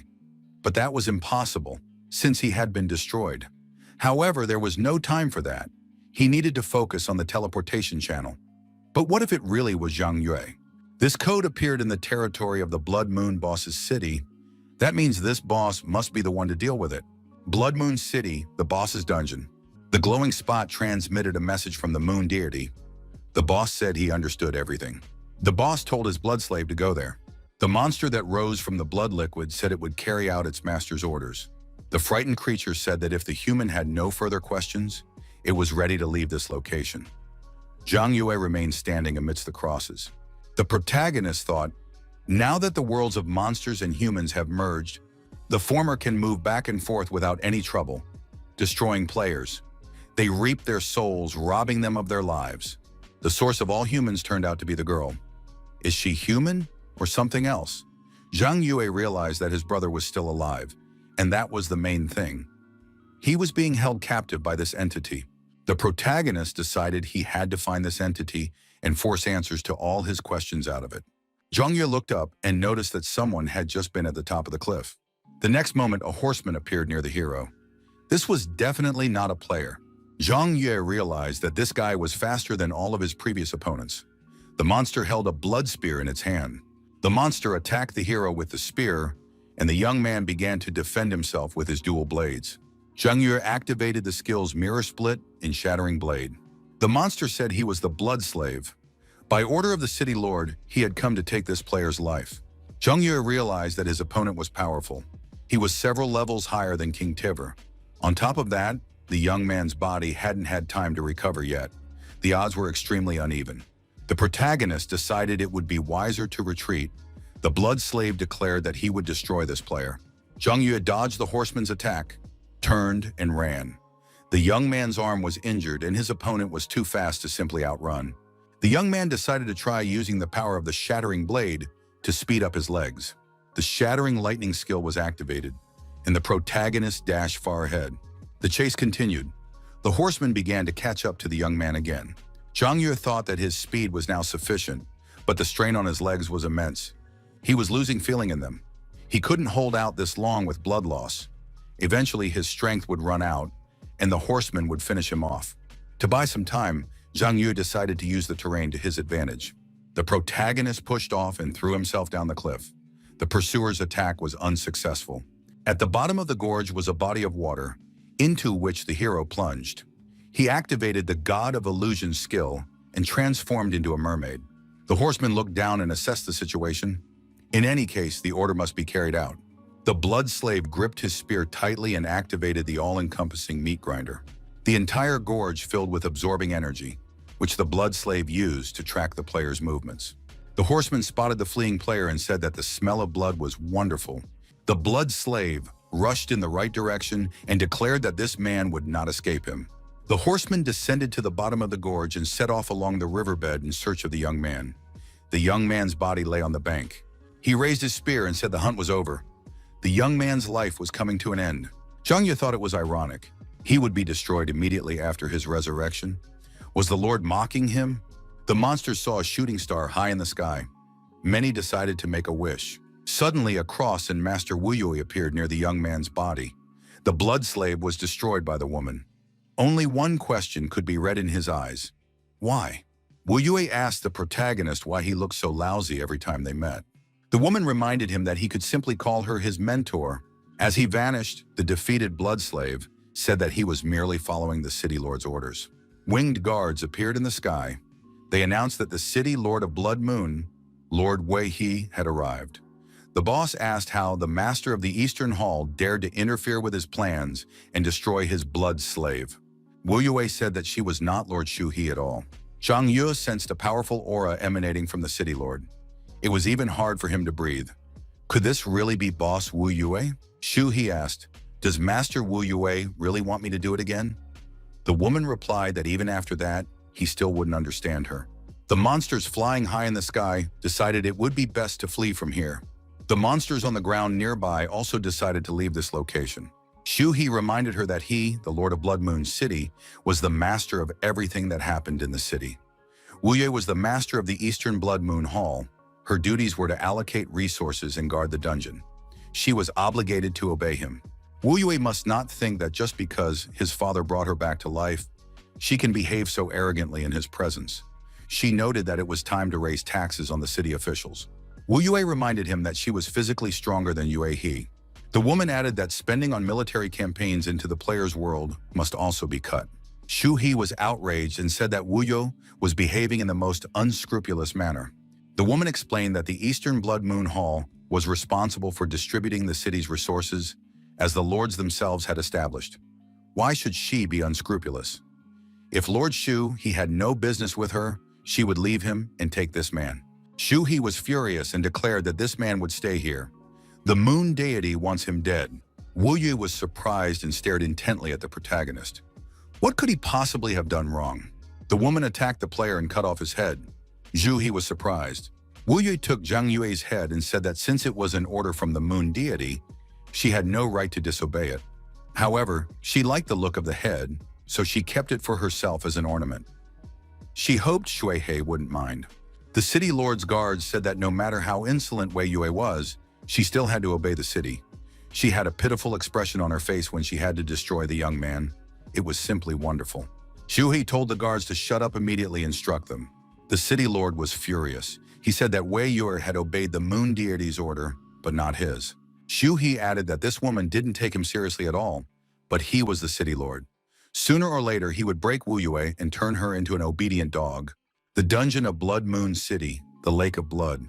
Wu Yue found herself here again. The woman lowered the skeleton into the blood lake and asked, could it be that his younger brother had fallen in love with the three FKMBOs, but they had ultimately just wanted to destroy him for the money? The skeleton confirmed this. Wu Yue realized that the outside world was truly amazing. She wanted to hear more stories about it from Zhang Yue. This seemed strange to Skeleton. Even when he met with his younger brother, he didn't speak so candidly, but only sought information about his older brother. Why, now that he had met her, did he feel such a strong urge to tell her everything? Wu Yue clarified. So does that mean he and his older brother, Han Yixiao, are players? The woman stepped into the blood-red lake, moved closer, and asked, in that case, why did Zhang Yue decide that she could help him? If she continued to help him, it would only do more harm than good. It would be much more helpful to drive the young man away from here. The skeleton said he was extremely grateful to his mentor, since she had saved him and spared him from dying. That's why he had to make a confession. The closer he gets to the truth, the further he finds himself from his older brother. Now the master is his last hope. He is counting on her to help. The skeleton promised his mentor that he would devote his life to her. The 9th rank, the weaklings. They are considered the least dangerous. They mostly eat other monsters of their own rank and run from those stronger than them so as not to be eaten. The 8th rank consists of the strong ones. The easiest way to advance in rank is to devour other creatures. When the weak ones have eaten enough monsters, they advance to the next level. The most outstanding monsters of this rank are taken into slavery to perform simple, hard labor. The 7th rank is home to the poisoners. Strong men reach this level after long, hard work and devouring a huge number of other monsters. With their newfound strength, they gain the ability to learn and master new skills. Their social status also rises. The majority of monsters are found in the 3 lower ranks. The 6th rank is the Beast Souls. Only after reaching the middle ranks are monsters able to take part in a special exam to raise their city's status. The 5th rank is home to evil spirits. Monsters of this level are incredibly strong in battle, which earns them places of honor in the city. The blood slave that had been chasing the young man was precisely a 5th rank monster. Zhang Yue asked, So does that mean he isn't even capable of defeating a 5th-rank monster? Wei Yue replied that the young man shouldn't blame himself for this. On average, there is one evil spirit for every 10,000 ordinary monsters. The 4th rank can be called catastrophic. A monster of this level is capable of leveling mountains and trampling rivers. They can truly be called powerful even among the monster community. This is the level of catastrophe. Monsters of this rank hold high status in their city. They can choose the direction in which the city will develop. The next 3 ranks form the backbone of the entire monster world. Wei Yue realized that she belonged to the 3rd rank, the Hall Master. In every city, there are 4 masters who control the troops, resources, equipment, and other necessities of life. All masters must work together to develop the city and maintain balance. Their combat power is almost unimaginable. The 2nd rank is City Lord. This is the representative of the city's highest authority and power within its jurisdiction. The entire monster world is divided into 9 cities, each ruled by one of the 9 lords. Hundreds of millions of monsters live in each of them. Due to their different locations and varying systems of governance, each has its own culture and traditions. Wei Yue thought that Zhang Yue must understand just how great the difference in power was. The young man replied that he understood. That mysterious figure Zhang Yue spoke of had united the worlds of humans and monsters. She ordered the Lord of the Blood City to destroy Zhang Yue. Only one monster possesses such incredible power and might. The Moon Deity stands at the top of the food chain of all monsters. She holds the 1st rank. No one knows what her true form looks like. She is the goddess of the world and of all the monsters within it. She has complete control over everything in this world and possesses absolute unmatched power. Wei Yue realized that sometimes it takes a lot of courage to make a decision and give up. Understanding that a person is not the center of the entire world is part of growing up. The protagonist said he knew. He had to do something incredibly difficult, almost impossible. However, he had no other choice. His older brother was his family, but not only had he failed to save him, he had even dragged his younger brother into this. Wei Yue told the young man to calm down and take a deep breath. She added that he shouldn't blame himself for everything that had happened, or life would become unbearably exhausting. Wei Yue noted that in that case, it would be hard for him to become strong. He does everything for others, but not for himself. People who truly want to become stronger will constantly listen to the most primal desires of their hearts. Will he enjoy every battle? Will he be happy with every victory? Zhang Yue thought that at first battles were just a game to him, perhaps not even for the sake of the game. He simply wanted to find out as quickly as possible what had happened to his older brother. The stronger he became, the more boring and tedious all his battles became. As long as he couldn't find his brother, a thirst for battle would awaken within him, allowing him to vent his anger in some way. But even then, these battles didn't bring him happiness. At some point in his life, the protagonist met his current friends. There was a rivalry between them. That was when he first felt the true joy that battles brought. For a time, the young man was able to forget everything. He simply wanted to enjoy the battle and win. He craved victory. Zhang Yue kept saying that he wanted to win, to destroy all the enemies standing in his way.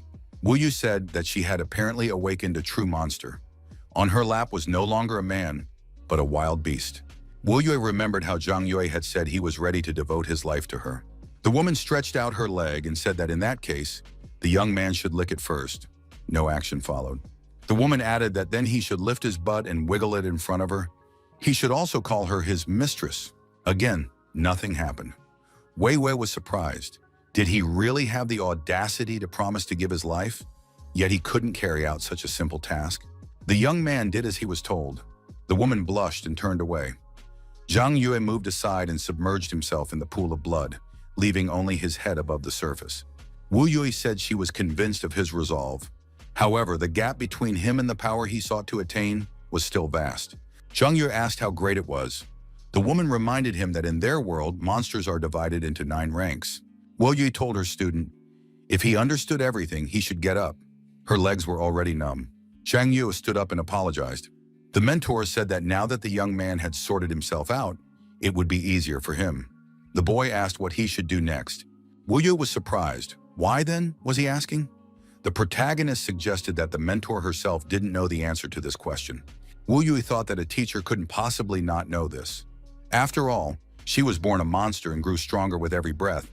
She had to come up with something and answer this guy. He was a bit dim-witted and would believe her. Zhang Yu told the master that she had said it out loud. Wu Yu came up with something and told the young man that she remembered Han Yixiao's words. If you want to become stronger, you can't let a single opportunity slip by. There are plenty of opportunities in the City of the Blood Moon. The master of the South Hall of the Blood Moon possesses a secret technique for strengthening the body. Such an ability would be an excellent foundation for further development. Zhang Yue realized that given the master's level of understanding of the game, he definitely wouldn't go wrong by choosing this option. So he should start with the South Hall. Wei Yue added that she had high hopes for the young man. The woman noted that she had a very poor relationship with the other hall masters. So if they found out that Zhang Yue was her disciple, they would most likely kill him in the very next moment. Therefore, he had to figure out on his own how to get into the South Hall. The woman grabbed her student by the ear and said that instead of being surprised, he could give his teacher a foot massage before leaving. The City of the Blood Moon, Polis. There were many monsters in the city. Apparently, the protagonist was the only player. Listening to the light, our hero, having arrived in the city, put a mask on his face. Wes had told the student earlier not to forget about disguising himself, since in this world he was considered dead. Zhang Yu thought that everything was happening rather quickly, and he needed to gather his thoughts. He was now in a world of monsters, in the City of the Blood Moon, a place inhabited by countless powerful monsters and one not-so-reliable teacher. The protagonist thought he needed to use this place to grow stronger until he could reach the moon deity and rescue his brother. The young man arrived at his first destination. His mission now is to train and grow stronger. The City of the Blood Moon, the South, the Tower of Gluttony. Huge Cyclops monsters stood at the entrance to the palace. Wu Yue said that the Southern Hall is responsible for food production and the city's entire food supply. Accordingly, the hall's master loves one thing above all else: eating well. The Tower of Gluttony belongs to the head of the Southern Hall. This is where she usually studies new dishes and tastes them. So this is the best place to run into her. The guards called out to the young man and asked why he had come here. The protagonist replied that he wanted to eat. In response, the monsters laughed and even shed tears. One of the monsters shouted loudly, and the young man was blown backward by the sound wave. To dine at the Gluttony restaurant, he must be at least at the level of an evil spirit. Zhang Yu thought that even the guards here were quite strong. Getting in wouldn't be easy. Just in case of trouble, Wei Yue shared a secret with the young man. The young man approached the guards again. They told him not to get too cocky. One more step, and he'd have to slink away from there. The visitor said that he was actually a cook and had come here to prepare a dish for the hall master. The guards opened the doors and told the cook he could pass. They apologized for not letting him through earlier. The guards thanked the chef for his dedication to his craft. Zhang Yue went inside and saw many monsters. The head chef was asked to proceed further. The monsters were discussing among themselves that the Tower of Gluttony offered the finest and most delicious dishes. Zhang Yu told his escort that he could smell a wonderful aroma. The monster noted that the kitchen was ahead. The escorting monster said that 4 chefs had arrived here earlier. They were almost finished cooking, so they would have to wait a little while. The protagonist glanced around the kitchen and assessed the quality of the food being prepared. The monster pressed a button and said that time was up. The chefs must stop cooking immediately. The observer monster said that these dishes would be delivered to the other side of the screen, where the master of the hall could personally taste them. After that, the final verdict would be delivered. Zhang Yue realized that the master of the South Hall was here, which meant he was truly lucky. But this is just a cooking competition. Why are these chefs so nervous about it? After a while, the observer monster said that the hall master had tasted all the dishes presented. The results would now be announced. After the results were announced, it became clear that every chef had their shortcomings.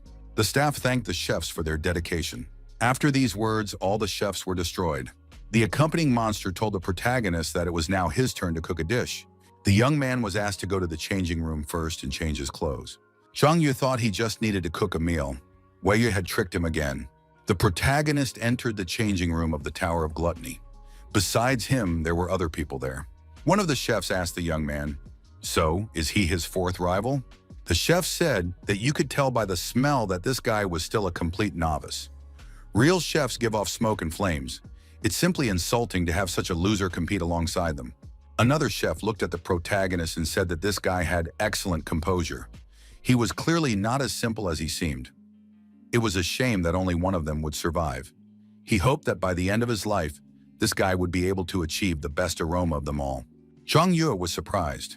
Could it be that only one would survive? So the rules of the game were as follows. If all four could please the head chef, he would simply have to choose the best dish of them all, and the rest would be discarded. The culinary world is very cruel. The assistant said the competition was about to begin, so they needed to hurry. Feeling no fear and completely confident, our hero headed for the kitchen. A frightened chef remained in the corner of the changing room. He had the number 4 on his chest. The monster observer said he had invited the next 4 chefs onto the stage. The monster said that he was now the host of this culinary competition.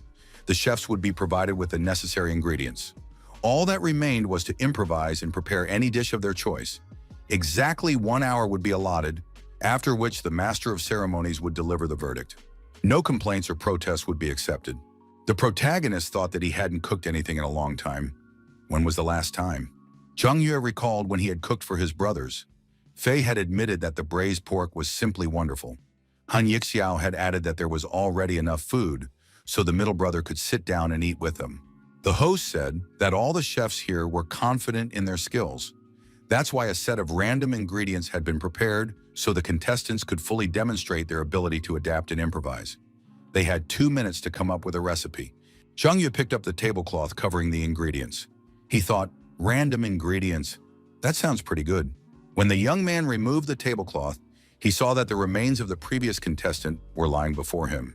The contest host noted that the master of the hall treats all ingredients with the utmost respect. Therefore, wasting them due to poor culinary skills is the gravest offense, punishable by execution. However, the generous master forgave their sins and after their deaths allowed them to dedicate their bodies to the culinary arts, becoming ingredients for new dishes. The host said they were grateful to those chefs for their dedication. The protagonist realized what these monsters meant by dedication. The competition began. One of the contestants said he'd gotten a pig beast. It seemed Lady Luck was on his side. Another contestant claimed that goblin meat had a unique flavor. The protagonist decided that all was lost. He didn't know how to cook a meal out of zombie meat. Just looking at it made him nauseous, not to mention the smell. Zhang Yue decided to pull himself together and calm down. After all, this was just the first obstacle. There had to be a way to handle this. The main problem was the ingredients. What should he do if the meat wasn't exactly fresh? Zhang Yue remembered that Sichuan cuisine uses a huge amount of hot and spicy seasonings to mask the bad taste of stale ingredients. You have to fight fire with fire. In this case, there were no problems with the spices. True, the time limit was only 1 hour. Our hero decided to win everyone over with a traditional Sichuan dish, slices of boiled pork. Slicing is the best way to serve boiled meat. The slices should be no more than 2 millimeters thick. If cut too thick, the meat won't cook through properly and will be hard to taste. If cut too thin, the flavor will only get worse. After slicing comes the main part of the preparation, marinating. Such terrible meat will have to be marinated for a long time in salt, wine, onions, ginger, and other spices to mask the unpleasant aftertaste. The competitor was surprised. What kind of cooking method is this? This guy really is a mysterious monster. It's a shame he got the worst ingredients. The chef said that victory should belong only to a true professional. That is, to him. He would create a magnificent dish and emerge as the winner. The chef asked the bruiser if he could be a little more careful. After all, he was cooking, not trying to break the table. The competitor replied that if he didn't like the noise, he should stay away. The bruiser thought that goblin meat really wasn't as tasty as pork. However, it was more springy. All that was left was to beat it well, and his perfect meatballs would be ready. The host reminded them that there were 20 minutes left. The contestants needed to hurry up. Zhang Yue thought that now that the red oil base was ready, the most difficult stage lay ahead, flash frying. He had to put the meat in for just a few seconds, then take it right back out. Contestant number 4 just couldn't bring himself to cut up the ingredient he'd been given. On the table was the head of a monster that looked just like him. The monster screamed that he couldn't do it. He simply refused to participate. However, there was no choice, and the chef cut up the ingredient with a cleaver. Zhang Yue saw blood at the neighboring table. It had splattered all over the kitchen. The protagonist was surprised. What had happened there? The meat was ruined. The monster's blood had splattered on it. What should he do?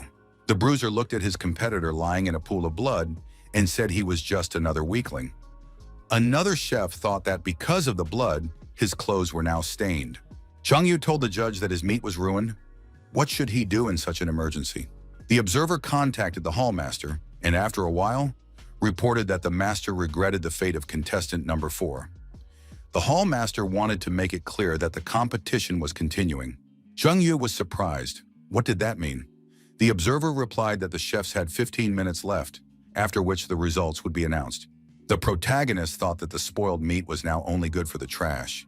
It literally reeked of blood. It was too late to cut a new portion of meat. It needed to be marinated, otherwise the very smell of the zombie would permeate the entire dish. The rival chef told the observer that he was all set. The competitor stretched and said he could use a sauna right about now. The bruiser shaped meatballs from the ground meat and said they felt nice to the touch. In addition to the secret soup recipe passed down in his family, he was certain that victory would definitely be his. The host announced that there were 8 minutes left in the competition. The protagonist saw that his competitors had already finished. He couldn't stop now. Our hero continued to cook his dishes over the fire. He understood that hope is born from hard work. At the right moment, the host pressed the red button and announced that time was up. Now the staff would collect the prepared dishes. Chef number 1's dish, excellent dumplings, or in other words, pork dumplings. Chef number 2's dish was springy little bombs, or in other words, goblin soup with meatballs. Chef number 3's dish wasn't ready yet. The protagonist said he still had a little left to do. The competition host announced that the dishes would be served to the head chef for tasting. The contestants were asked to be patient. After a while, the host said that some of the dishes had satisfied the hallmaster. This meant that he would now personally comment on the food. The chefs were greeted by the master of the South Hall, Jishisui. The woman was seated on the belly of a huge monster. The master tasted the dumplings and said that this was the first dish. The woman said that this dish was simply superb. The chef had made excellent use of the art of cutting and had managed to perfectly balance the meat and fat in a 5-to-5 ratio. Moreover, the seasonings were distributed perfectly evenly. The chef had handled the ingredients beautifully and could rightfully call himself a master chef. Contestant number 1 knelt and thanked the master of the South Hall for recognizing his talent. Next, Jasui tasted the goblin soup with meatballs. After tasting it, the master said that these meatballs lived up to their name. They take springiness to the extreme. Only because of this can the chef move on. The bruiser thanked the master of the South Hall. The chef told the master that this broth was made using his family's secret recipe. It was made from 18 precious spices. The master said that this soup was simply disgusting. The overly strong seasonings destroyed the entire flavor of the meatballs. Cooking is the sublimation of ingredients, not their alteration. The hallmaster grabbed her blade and said that the chef should remember this in his next life. Contestant number 2 was eliminated. No objections were accepted. Changye was surprised. Could the head chef really move that fast? He hadn't even been able to catch her movement. Jasui invited the next contestant to taste the dish he had prepared. The master glanced at the plate and asked indignantly, "Does number 3 really call this food?" Zhang Yue didn't lose his composure and confirmed that it was food, and very tasty at that. The protagonist added that this exquisite dish was called tomato omelet. Contestant number 1 laughed and said that he seemed to have thought too highly of this chef. Even if he didn't have any meat, he couldn't just fry a few eggs and mix them with tomatoes. It's impossible to fool a master of the South Hall. Could this guy really not even know about the 2 basic seasonings that should be added to every dish? The protagonist surmised that such a dish wasn't part of monster cuisine, which meant he still had hope. Contestant number 1 told the master of the South Hall to eliminate such a worthless cook as soon as possible. Zia Sui said that every chef who comes here to cook a dish for her has the right to have her personally evaluate their cooking skills. But as payment for this service, they stake their lives, allowing her to make the final decision. The hallmaster tasted the omelet, and her expression changed immediately. The woman was surprised. Where did that flavor come from? She became intrigued. Zia Sui said that, having chosen between these 2 contestants, she had made her decision. There was a pause. Contestant number 1 thought something was wrong with that comment.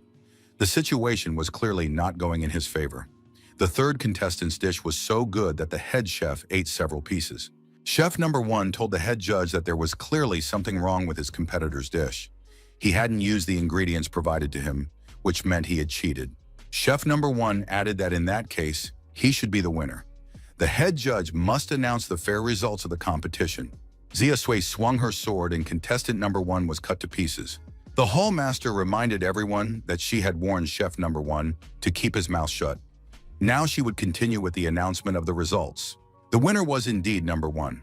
However, since he had already been destroyed, she was forced to declare the second contestant the winner. Chef Number 3 must state his name. The protagonist said his name was Lu Li. The young man had noticed that when the hall master was about to announce the winner, her hand was pointing at him. Apparently, the omelet really had won, and this whole trial was just a big show. The woman said her name was Jia Sue, and that she was the master of the South Hall. What did the young man want as a reward? Did he want to work in the Tower of Gluttony, open his own restaurant in the southern part of the city, or become her apprentice? Lu Li knelt and said he wanted to ask the master to reveal the secret of strengthening his physical shell. The master asked what level Lu Li was at. To use her technique, one must be at least at the lower evil spirit level. The protagonist replied that he didn't know what his level was. The hall master said that in that case, the young man should change his clothes and follow her. Together with the monster, she stood up and headed to another room. The huge monster grabbed the protagonist with 2 fingers, and the 3 of them teleported to another location outside the city. Jia Sue explained that this place was called the Determination Tower. The tower itself is divided into 6 levels: the weak, the strong, the poisoners, the beast souls, the beast spirits, and the catastrophic. You have to go inside the tower to find out your level. The protagonist thanked the hallmaster and headed into the tower. The young man thought it wouldn't hurt for him to find out his current level as well. The first floor of the Determination Tower is for weaklings. At the entrance, a rabbit killer was sitting on a pile of carrots. The rabbit heard footsteps and asked, "Who's there?" He had to answer. Our hero slashed his blade against the rabbit's ears and said that the rabbit had no need to know his name. The huge monster asked if he could ask the leader one question. Why did the hall master deceive Lu Li and send him to the rabbit cage tower? Didn't he win? Jia Sue replied that it was all because he smelled strongly of Wu Yue. It turned out that he was a spy sent to them. During the last Fengyun tournament, Wu Yue had taken a small skeleton as her disciple. The huge monster asked, "In that case, why didn't the head simply deal with him? Why lock him up in a rabbit cage?" Jia Sue delivered a powerful energy strike to the giant monster. The monster screamed and begged for mercy. The hall master said that just because she had allowed him to ask one question didn't mean he could ask 2. The hall master looked at the protagonist, who was shackled in chains, and thought, did he really need to ask her that? Meanwhile, in her imagination, our hero was preparing food. The second floor of the Judgment Tower, the Strongmen. Here was a rabbit with a giant hammer. The third floor of the Tower of Determination, the Poisoners. On this floor was a scholar rabbit, trying to solve an unsolvable problem. The young man used his shattering blade skill on this floor as well. The fourth floor of the Tower of Determination, Beast Souls. At the entrance, the protagonist was met by a dancing rabbit. The dancing rabbit said he was asking the visitor to enlighten him through combat. The long stick in the rabbit's hands was for exploring the valley. The young man said he was ready to teach him and drew his blade. The rabbit immediately attacked the protagonist using the long stick. Further on, at the entrance to the next floor of the tower, the Dark Warrior Rabbit awaited the protagonist. The Dark Warrior Rabbit said that he possessed 5 swords. Each sword had its own move. If the visitor survived them all, then he could be considered the winner. Our hero felt as if he had been locked in a cage, with no way to escape the rabbit's attacks. The rabbit lunged forward and said that this was his first blade. The protagonist fought this rabbit and noted that its strength was almost identical to that of Feng Ya. Our hero decided he would definitely be able to defeat this rabbit. The hidden dragon attack skill was activated. For the rabbit, this came as an unpleasant surprise. The attack was effective, and the rabbit, flying off to the side, slammed into the wall, causing minor damage to the structure. The defeated rabbit said that the visitor could move on. A real opponent awaited him ahead. The 5th floor of the Tower of Judgment was called Evil Spirits. While fighting the rabbit on this level, the protagonist wondered, what kind of sword does he have? The monster rabbit revealed that the name of his first blade was Child. Innocent as a child, yet extremely disobedient. The visitor said he would now like to see the second blade. The rabbit did not refuse. The monster rabbit drew his second blade and delivered a devastating blow. The young man was sent flying far backward. The rabbit said that the name of the second blade was Youth, as energetic and full of life as a young man. Zhang Yu said that now he wanted to see the third blade and was absolutely ready for it. The shadow split skill was activated. Our hero realized it would be difficult to defend against the next blade, so he decided to switch from defense to offense. Zhang Yue activated the skill Shattering Blade. The rabbit said that his opponent could attack and name the next blade. In the prime of life, this blade was even more merciless. It was now practically impossible to get close to the rabbit. The protagonist suffered severe injuries. His body lost its strength and balance and began to bleed. The rabbit said that the name of this blade, like a man who had reached such an age, reflected perfection. His blade possessed incomparable strength and power. The protagonist said he was ready to hear the name of the fourth blade. At the same time, the young man activated Asura mode. The rabbit was surprised. Has the man's aura really changed? He turned out to be not as simple as he seemed. However, the rabbit remained strong. Even in Asura mode, the protagonist was defeated. The rabbit said that the name of the fourth sword was Sunset. Like a ruler in his twilight years, this blade had mastered many skills throughout its life, focusing all its mastery on a single goal: to destroy the enemy with a single strike. The visitor succeeded, forcing his opponent into this move. While the rabbit was alive, these four swords together had claimed over 1,000 lives. The protagonist felt that his body had indeed grown stronger in the blood-soaked pool of Wu Yui. Our hero declared that he wished to see the final blade. The rabbit said that the man truly deserved to see the final sword. This sword has no blade. Its name is the end of life. The rabbit added that after he died and became a ghost, he began to meditate, reflecting on everything for 100 years.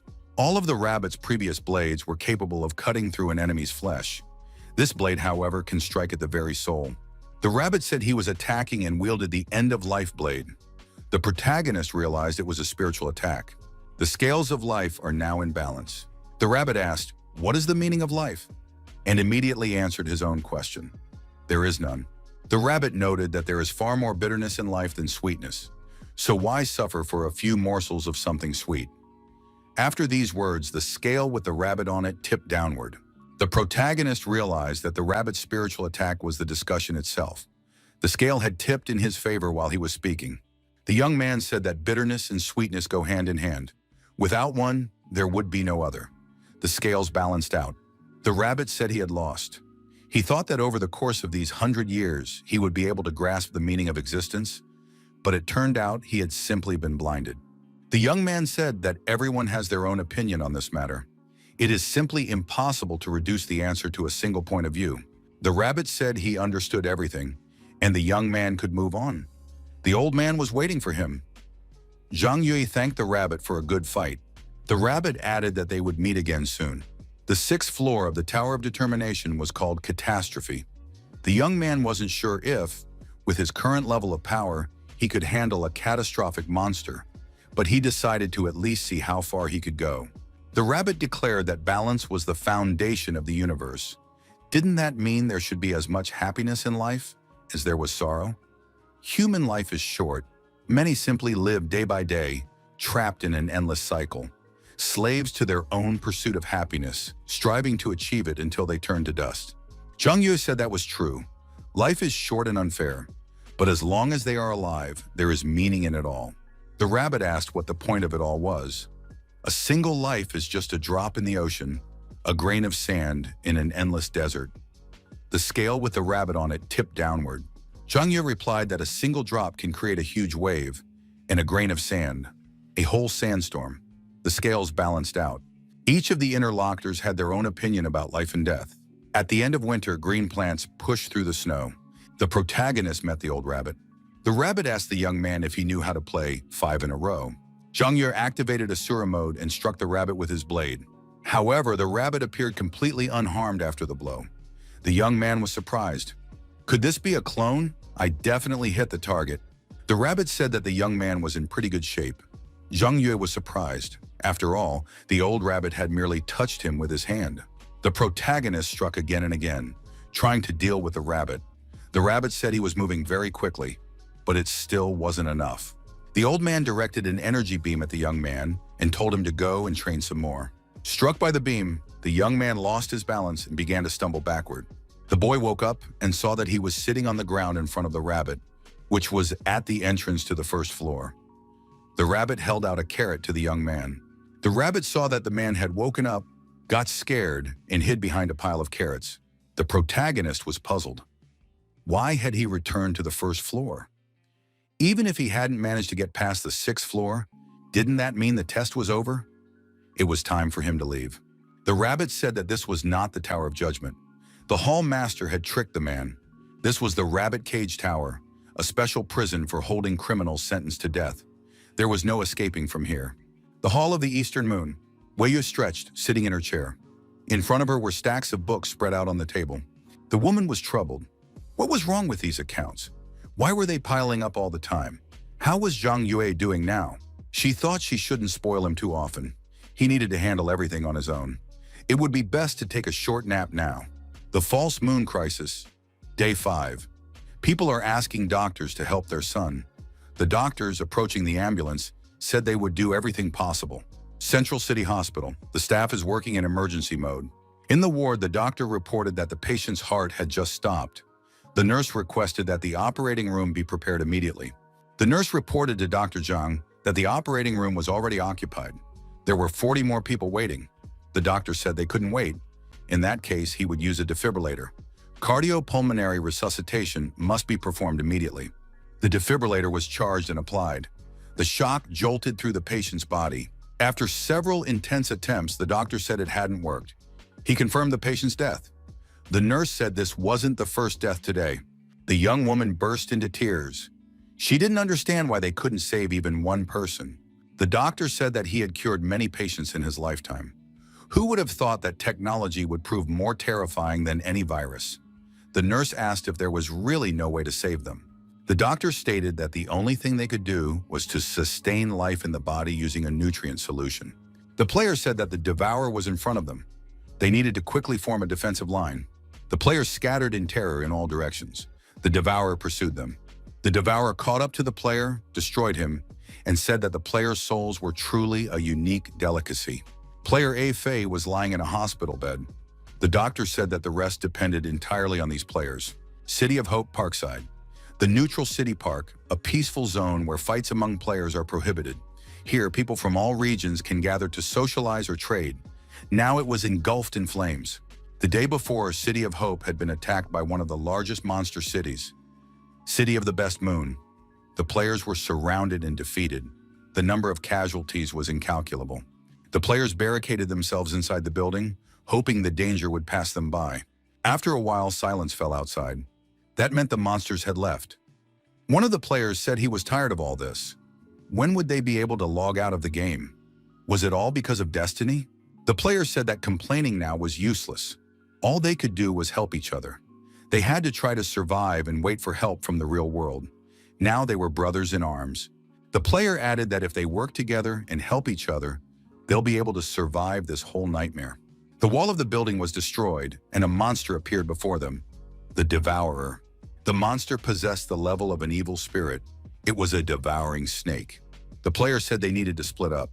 That way they'd have a better chance of surviving. The players turned around and went in different directions. One of the players was wounded, and his leg was injured. What's more, he was treacherously attacked by a comrade. The traitor said he wanted to live. His friends would die, but he would survive. The monster headed toward the wounded player.